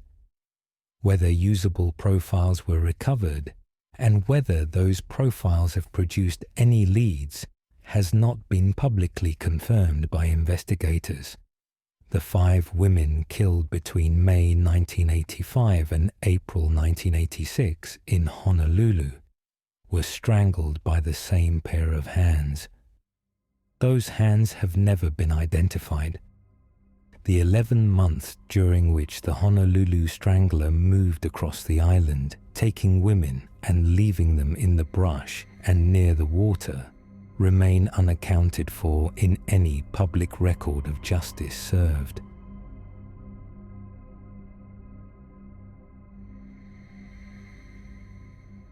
The Lane Bryant Murders. On the morning of February 2nd, 2008, a man walked into a Lane Bryant clothing store in a strip mall in Tinley Park, Illinois, herded 6 women into the back stockroom at gunpoint and shot 5 of them. One survived by playing dead on the floor among the bodies of her colleagues. The man was captured on the store's security cameras. His face was clear enough to be broadcast nationally. He has never been identified. Tinley Park is a suburb about 30 miles southwest of Chicago, a community of shopping centers and residential developments where a Lane Bryant clothing store occupied a unit in a strip mall on Veterans Parkway. On a Saturday morning in early February, the store had just opened. There were no customers yet. 6 women were inside preparing for the day. The man entered shortly after the store opened. He was heavy-set, wearing a dark jacket and a distinctive red and black striped tie. He produced a handgun and directed all 6 women to the back of the store, into the stockroom where deliveries were received, and inventory was kept. He bound some of them with zip ties and cord he had brought with him. The binding had been prepared before he arrived. He had come to the store knowing what he intended to do and with the materials to do it. What happened in the stockroom over the following minutes was reconstructed from the account of the one woman who survived and from the forensic evidence recovered afterward. He shot them one by one. The women were bound and unable to flee. The shots were fired at close range, into the head and upper body. 5 of the 6 women were shot. Jennifer Bishop, a store manager, was 33 years old. Rhoda McFarland was 36. Sarah Safransky was 22. Carrie Hudek-Chuso was 33. Connie Woolfolk was 42. The 6th woman, whose name was not publicly released, was shot and wounded, but survived by lying still among the dead and the dying, until the shooter left. She waited in the stockroom with the bodies of her colleagues until she was certain he was gone, and then she called for help. The shooter left the store, walked through the strip mall parking lot, and drove away. No one outside the stockroom had heard anything. The silenced or suppressed quality of the shots, or simply the isolation of the back stockroom from the street-facing windows, meant that a man had just killed 5 people in a shopping center and walked out into a Saturday morning without anyone outside having any idea. The investigation was massive.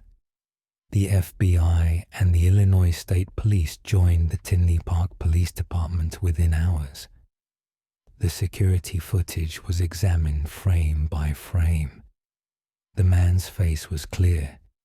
His build, his clothing, the distinctive tie he was wearing, the way he moved through the store, all of it was captured and broadcast nationally within days.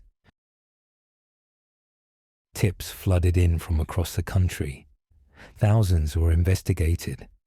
The tie became a focus, an unusual red and black striped pattern that investigators hoped could be traced to a specific manufacturer or retailer. It could not be traced in a way that narrowed the field.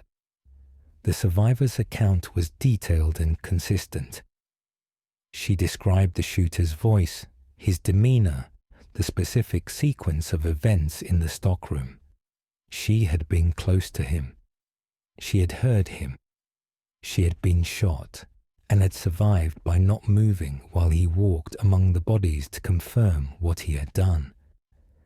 Her account gave investigators more than they often have in cases like this. It was not enough.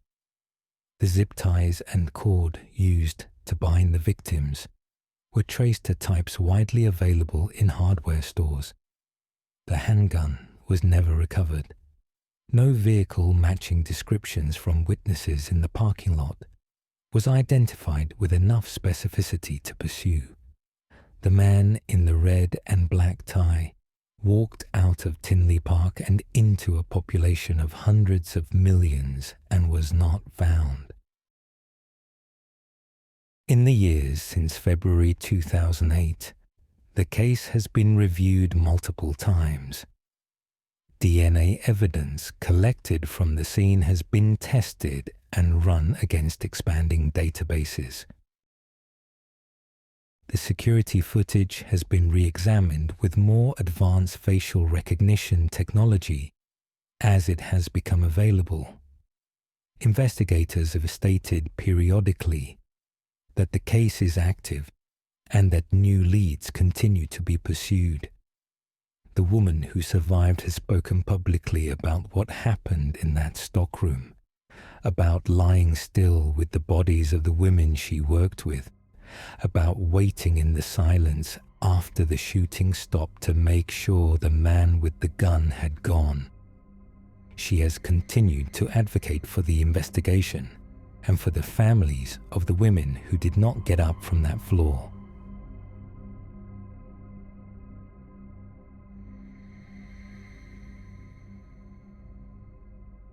The Beaumont children.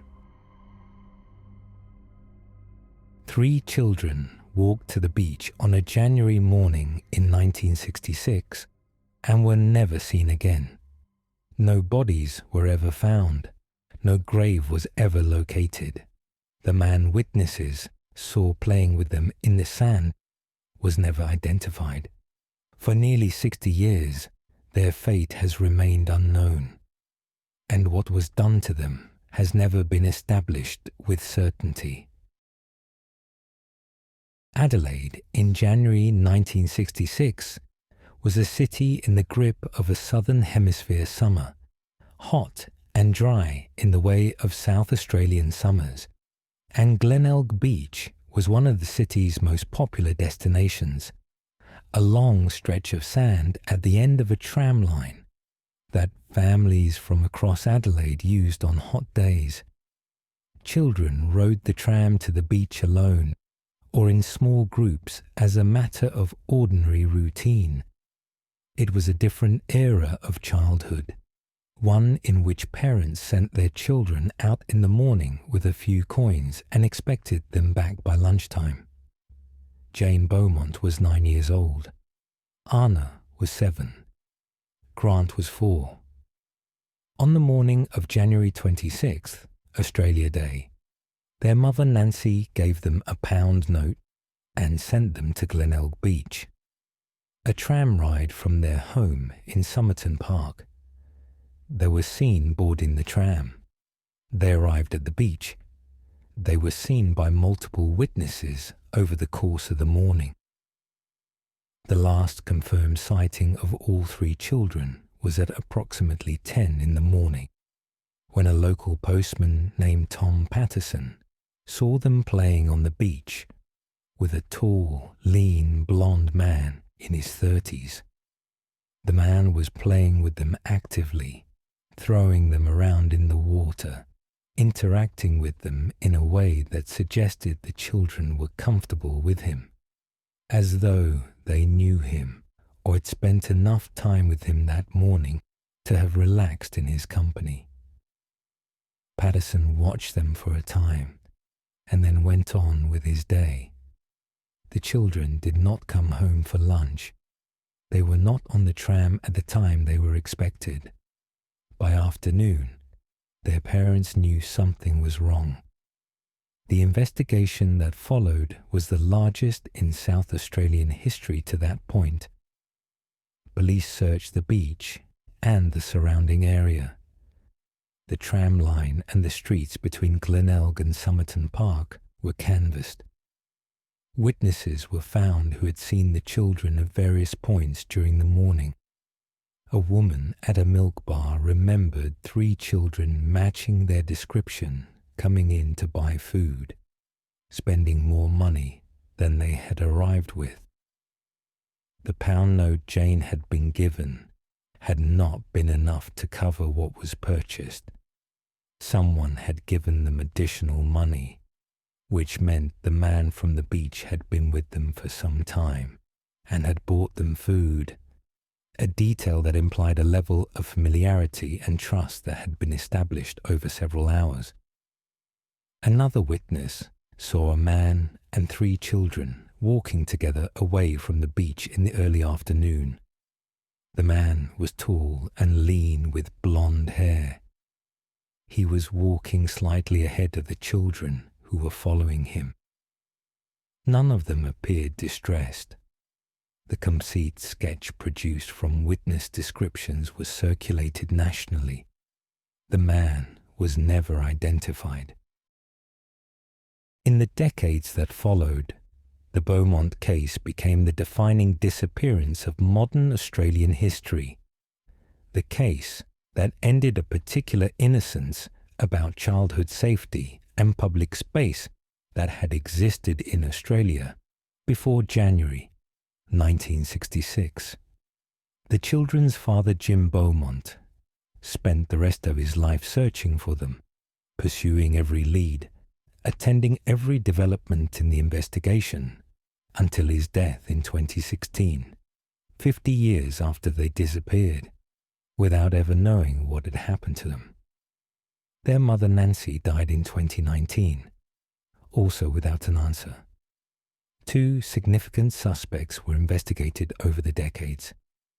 The first was Arthur Stanley Brown, a Queensland man who had killed 2 young girls in 1970 and was convicted of those murders.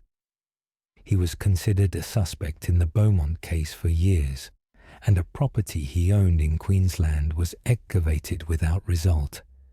Brown died in 2002. The second was a man named Derek Percy, a convicted killer who had abducted and murdered a young girl in Victoria in 1969, and who was suspected of other crimes against children across Australia. Percy was considered one of the most serious suspects in the Beaumont case.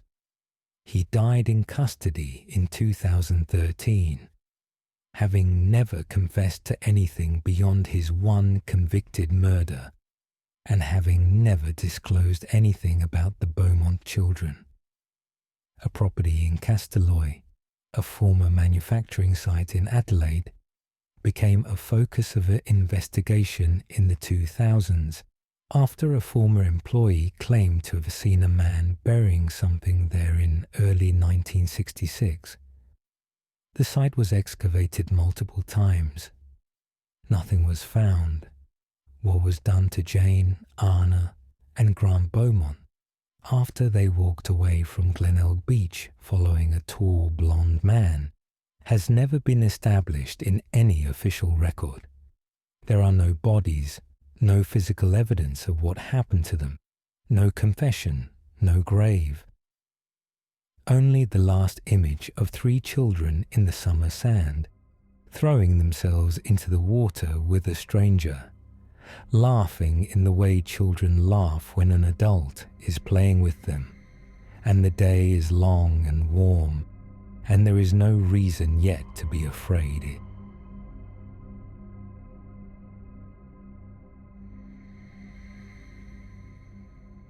The Oklahoma Girl Scout Murders.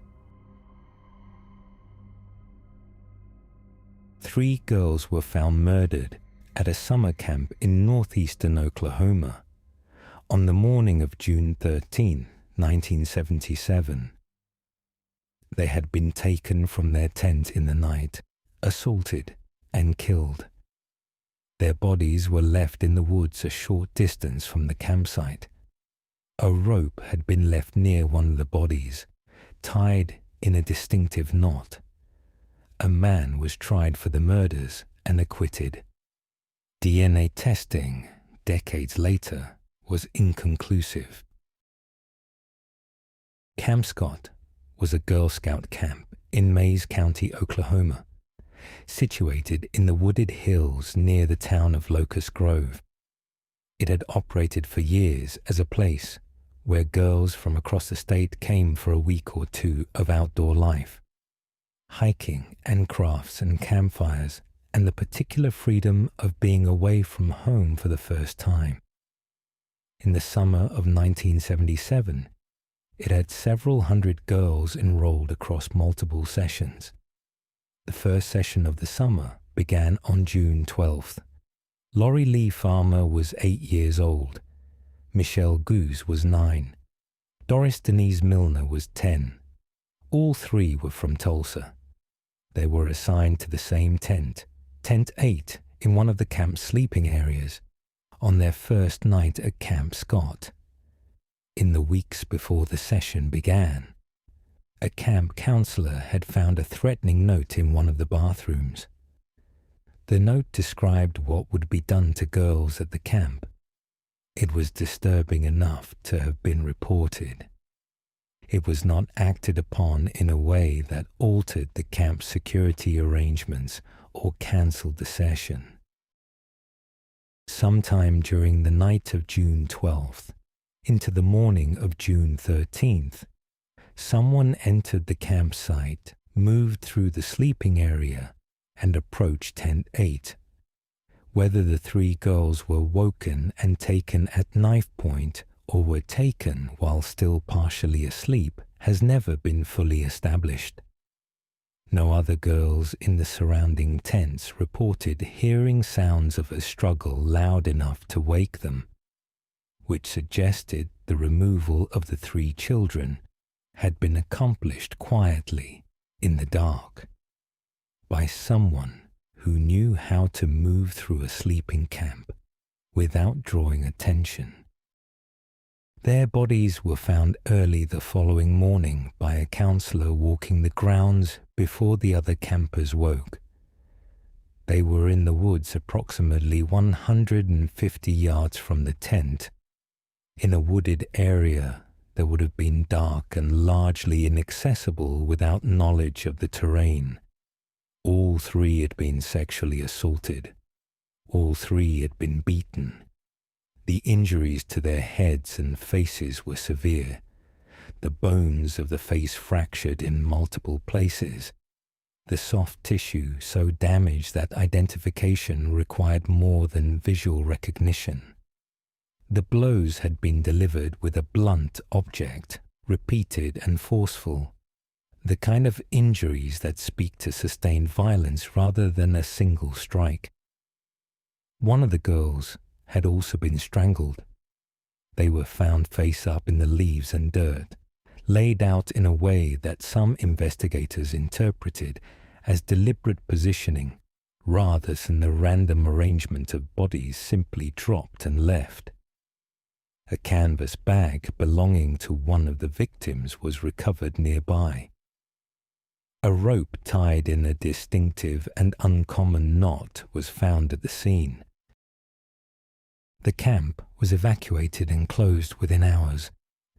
The investigation drew in the Oklahoma State Bureau of Investigation, local law enforcement, and eventually the FBI. The knot on the rope became a sustained focus of the investigation, a type associated with specific training or background that investigators hoped could be used to narrow the suspect pool. It was distributed to law enforcement agencies and military units for comparison. It did not produce a definitive lead. A man named Gene Leroy Hart became the primary and eventually only serious suspect. Hart was a Cherokee man with a prior criminal record who had escaped from the Mays County Jail in 1973 and had spent the intervening 4 years living in hiding in the wooded hills of northeastern Oklahoma, moving between locations, sheltered by members of his community. He knew the terrain around Camp Scott. He had prior accusations against him involving sexual assault of young girls.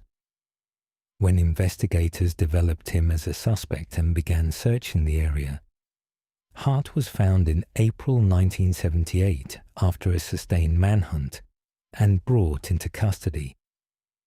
His trial in 1979 drew national attention. The prosecution presented hair samples found at the scene that forensic analysts said were consistent with Hart's hair. They presented evidence of his presence in the area and his familiarity with the camp's layout. The defense challenged the hair analysis directly and effectively, noting that hair comparison evidence is inherently subjective and cannot provide the same kind of individualization as other forensic methods. The jury acquitted Hart after deliberating for less than 2 hours. Hart died in prison in 1979, a few months after the acquittal, from a heart attack. He had been returned to serve the remainder of his original sentence and did not live to see how the case would continue without him. Some investigators who have reviewed the case continue to believe Hart was responsible. Others have raised the possibility that someone else, someone who has never been identified, entered Camp Scott that night and took 3 girls from their tent. The threatening note found before the session began has never been definitively connected to the murders or to any individual, whether it was written by the killer, by someone unconnected to the murders, or by a person associated with the camp has never been established. The 3 girls were buried in Tulsa. The camp never reopened.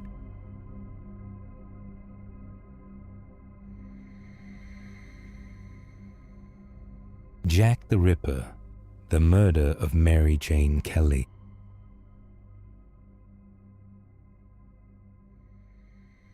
Jack the Ripper is the most famous unidentified killer in history.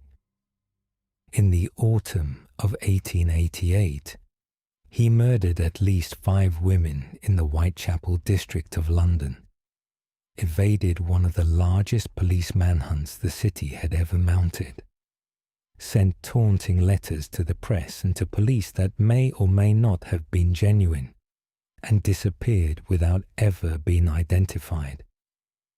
More than 200 named suspects had been proposed in the 130 years since. None has been confirmed, but one of his murders stands completely apart from the others, not just in its savagery, though it was the most savage by a distance that is difficult to overstate. It stands apart because of what it reveals about what Jack the Ripper was capable of when no one could interrupt him, when he had time and privacy and 4 walls around him, and when whatever drove him to kill was given the whole night to express itself without restraint. On the morning of November 9th, 1888, a rent collector knocked on the door of room 13 at Miller's Court in Whitechapel. When there was no answer, he looked through a broken window pane. What he saw caused him to step back from the window and send immediately for the police. He later said he could not describe what he had seen in terms that would make sense to someone who had not been there. Miller's Court was a small enclosed courtyard off Dorset Street in Whitechapel, reached through a narrow passage between 2 buildings. It was one of the most impoverished addresses in one of the most impoverished districts of London in 1888, a place where single rooms were let to the very poor, to casual labourers, to women who survived by selling sex, and who lived in the kind of precarious circumstances that made them vulnerable and their disappearances unremarkable. Mary Jane Kelly was 25 years old, Irish, and by the accounts of those who knew her, lively and attractive, a woman who sang Irish songs in the evenings and who was known to her neighbours in Miller's Court by name and by sight. She had been living in room 13 for some months, behind on her rent, sharing the room with a man named Joseph Barnett, who had recently moved out after an argument. She was the youngest of the Ripper's canonical victims and the only one who was killed indoors, in her own room, in circumstances where the killer had time and privacy that the outdoor murders had not allowed.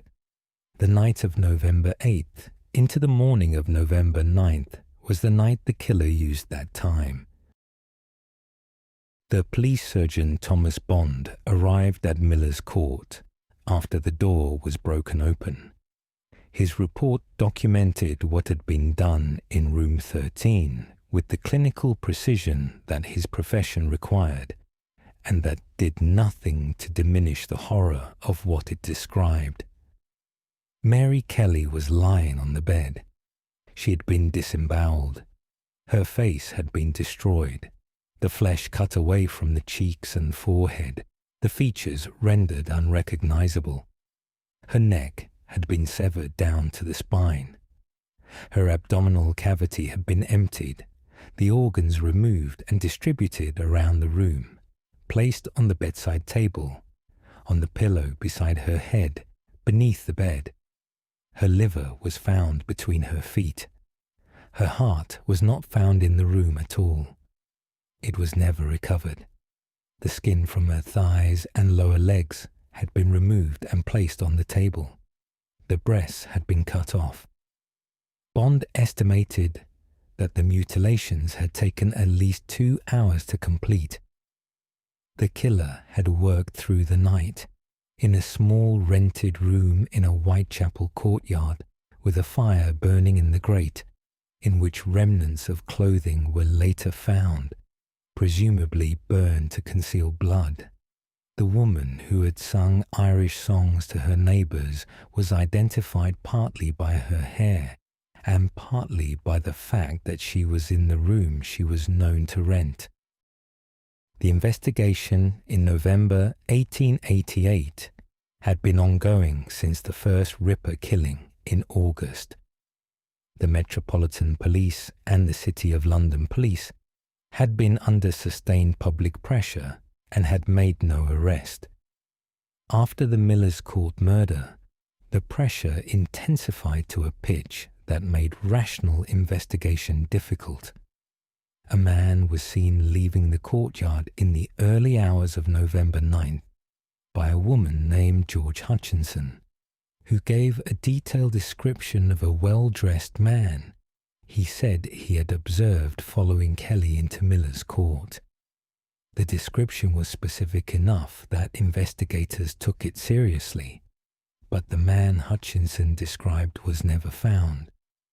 Hutchinson himself was investigated as a possible suspect and cleared.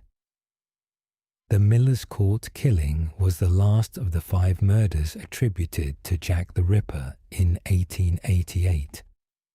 Whether the Ripper killed again after November 9th, under circumstances that were not attributed to him, whether he died, whether he was imprisoned for something else, or whether he simply stopped, has been debated for over 130 years. More than 200 named suspects have been proposed across that time. None has been definitively established as the killer. Room 13 at Miller's Court no longer exists. The buildings that formed the courtyard were demolished in the early 20th century. Dorset Street itself was eventually absorbed into a development and renamed. The physical space where Mary Kelly spent her last night is a car park now, or close to one, in an area of London that has been rebuilt so many times since 1888 that almost nothing of what stood there then remains. She was 25 years old.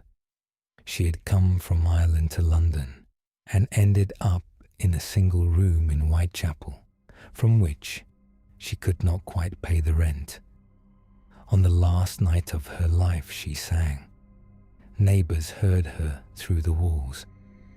In the morning, the rent collector looked through the broken window pane and stepped back from what he saw.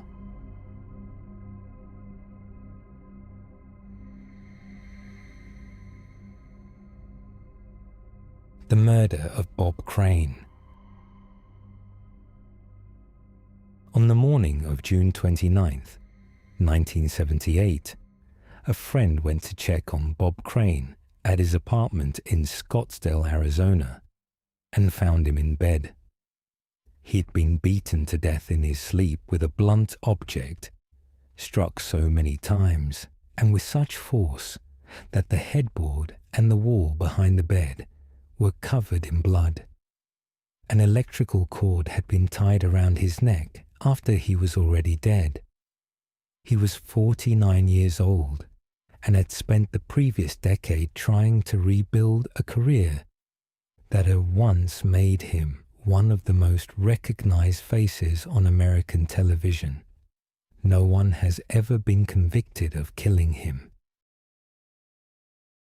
Bob Crane had been the star of Hogan's Heroes, the American sitcom set in a German prisoner of war camp that ran from 1965 to 1971, and that, at its peak, drew enormous audiences. Crane played Colonel Hogan with an easy charm that made the show's improbable premise work, and for 6 years he was a fixture in American living rooms, his face on magazine covers, his name on marquees. When the show ended, the work dried up faster than he had anticipated. By the mid-1970s, he was doing dinner theatre, touring productions of light comedies through regional venues in American cities, a circuit that kept him working, but that was a long distance from where he had been. In June 1978, he was performing in a production called Beginner's Luck at a theatre in Scottsdale. He had been staying in an apartment provided by the theatre company. He was between marriages, his second having recently ended. John Henry Carpenter was a video equipment salesman and technician who had met Crane in the late 1960s and had become one of his closest companions. The two men shared an enthusiasm for recording equipment and for the home video technology that was then becoming available. And they had developed a habit of filming their social and sexual encounters with women, tapes that were later found in Crane's apartment and storage unit in substantial quantity. Hundreds of recordings. Women whose identities were in many cases never established. Carpenter had been in Scottsdale visiting Crane in the days before the murder. He had dinner with Crane the night of June 28th. He flew back to his home in Los Angeles the following morning. Hours after his flight landed, Crane's body was found. A blood stain was identified on the passenger door of the rental car Carpenter had been driving in Scottsdale. The stain was small, and the forensic technology available in 1978 could not determine with certainty whose blood it was. The stain was consistent with human blood. It was the most significant physical evidence linking anyone to the crime scene. The Scottsdale Police Department investigated and focused quickly on Carpenter as the primary suspect. The circumstantial case against him was substantial. He had been with Crane the night before the murder, had access to the apartment, had flown out of Scottsdale on the morning the body was found, and the bloodstain on the rental car door had never been explained. His relationship with Crane had also apparently soured in the period before the murder. People who knew both men said Crane had been distancing himself from Carpenter, that he had grown uncomfortable with the dynamic of their friendship, and had told acquaintances he intended to end the relationship.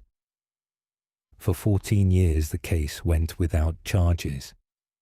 The bloodstain evidence from 1978 had been insufficient, and the rental car itself had long since been returned and processed through the fleet. In 1992, new forensic testing was applied to photographs of the bloodstain and to samples that had been preserved. Investigators announced that the testing was consistent with the blood being Crane's. Carpenter was charged with first-degree murder. The trial took place in 1994, 16 years after the killing.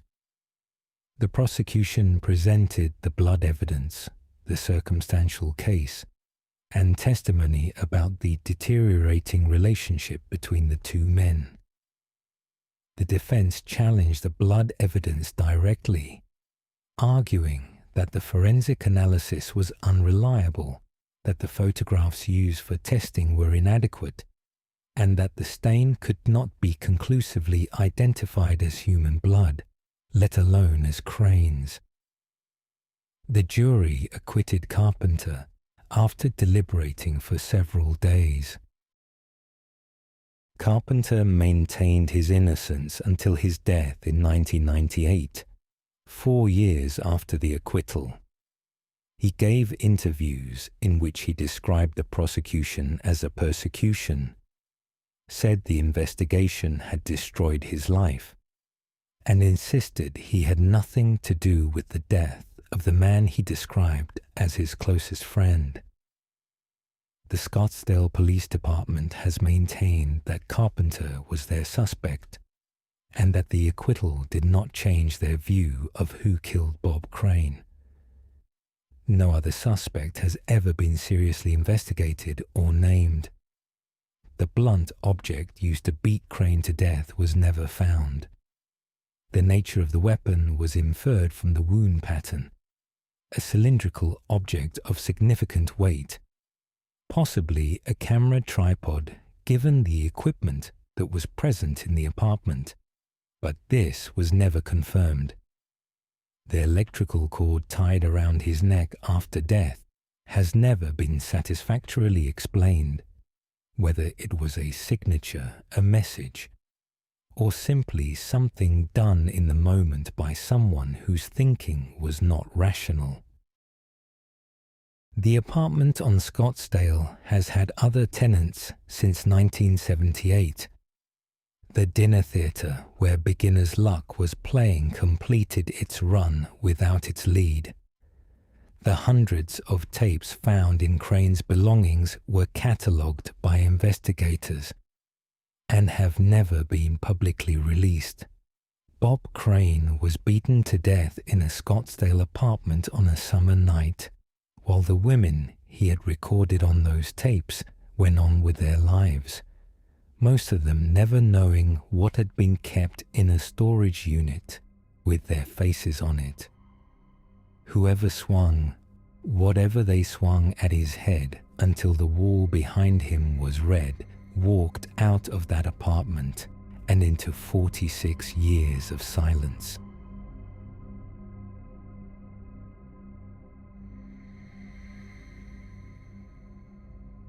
The Wonder Beach Murders.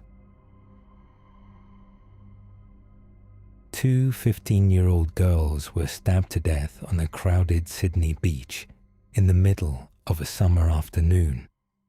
There were hundreds of people nearby. Someone saw or heard something. Over 6 decades of investigation, thousands of people were interviewed. A deathbed confession was made and then recanted. No one has ever been charged. Wonder Beach sits at the southern end of Cronulla, a stretch of Sydney coastline in the Sutherland Shire that draws large summer crowds from the surrounding suburbs. On January 11th, 1965, it was a hot Monday, the kind of January day in Sydney that empties offices and fills beaches, and the sand at Wonder was busy with families, teenagers, and day trippers making the most of the school holidays. Christine Sharrock was 15 years old, from Gimir. Marianne Schmidt was also 15, from Sutherland. Marianne had recently arrived in Australia from Germany with her family. The 2 girls had become friends. On January 11th, they travelled to Wonder Beach together, accompanied by Marianne's 4 younger siblings, children ranging from about 5 to 12 years old. The group settled on the sand. The afternoon proceeded normally. At some point in the early afternoon, Christine and Marianne walked away from the younger children into the dunes behind the beach. They did not come back. When they had been gone long enough to cause concern, Marianne's siblings went looking and could not find them. The alarm was raised. A search of the dune area behind the beach began. The 2 girls were found in the dunes, in a shallow depression in the sand, partially concealed. Both had been stabbed multiple times. Christine had been stabbed in the chest and abdomen, the wounds deep and numerous, delivered with a blade that had been driven in repeatedly with force. Marianne had sustained similar wounds, concentrated in the torso. Both girls had also been subjected to a sexual attack.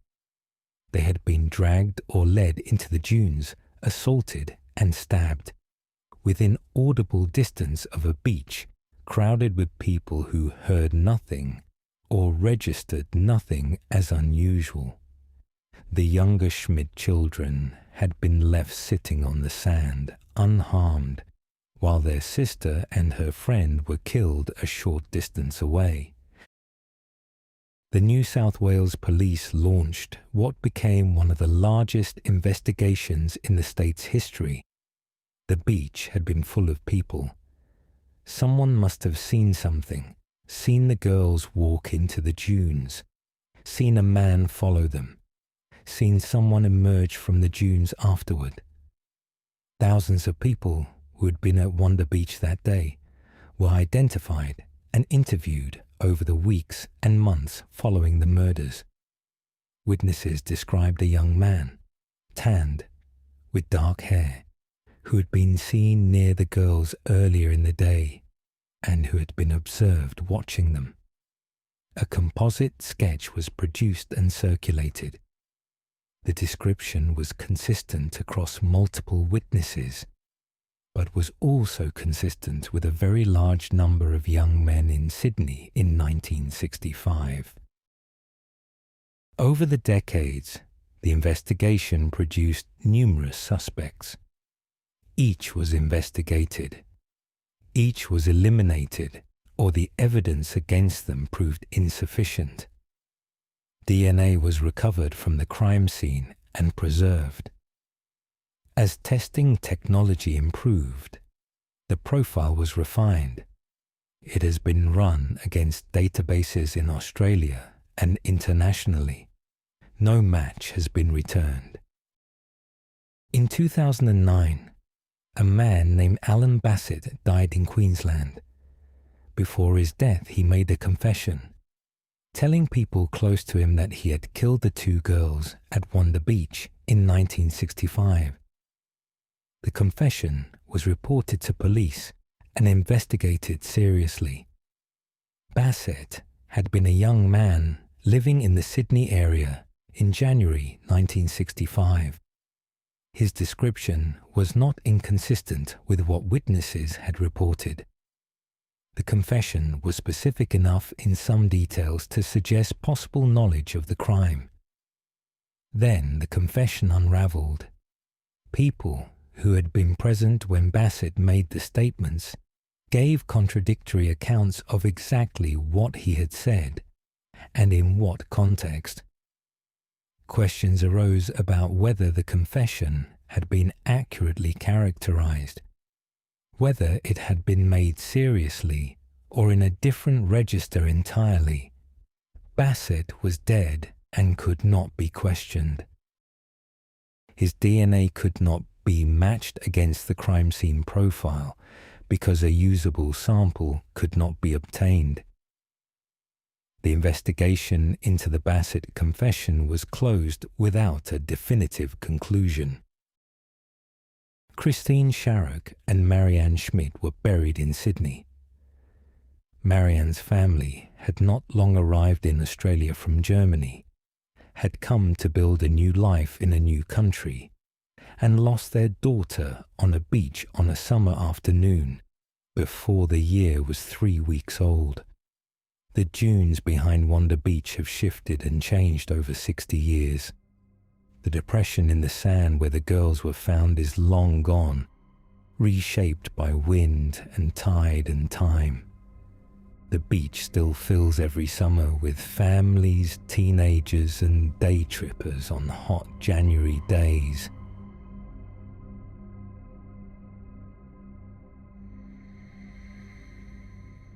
The Setagaya family murder.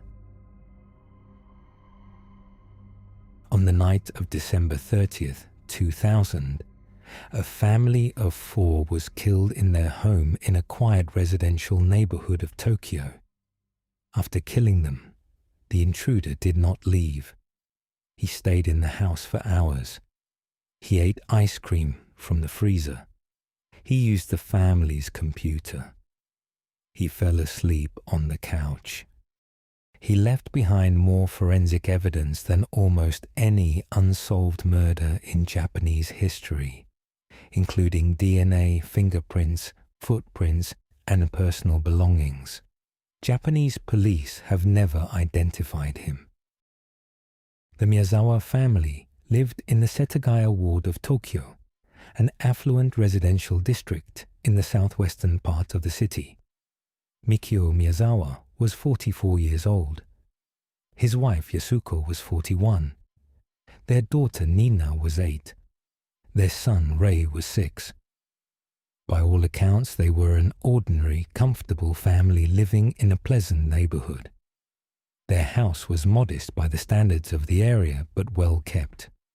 The street was quiet. The 30th of December fell on a Saturday.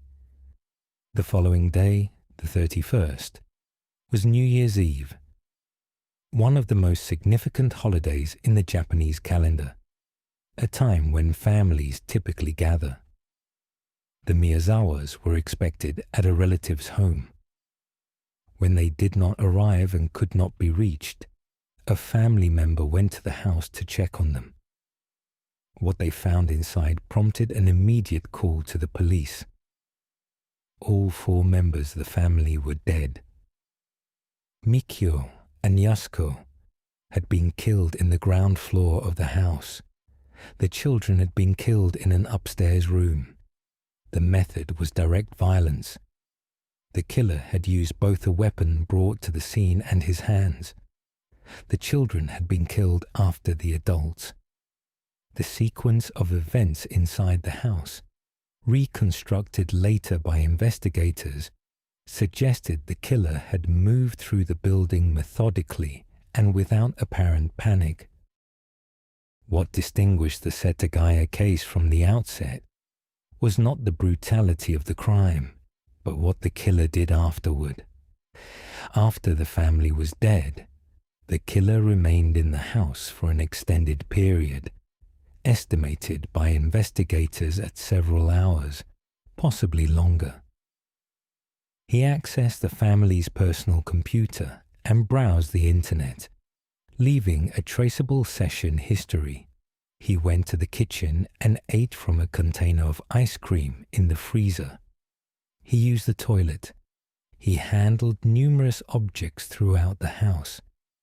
He appears to have gone through drawers and personal belongings, though the purpose of this, if it had one, was never established.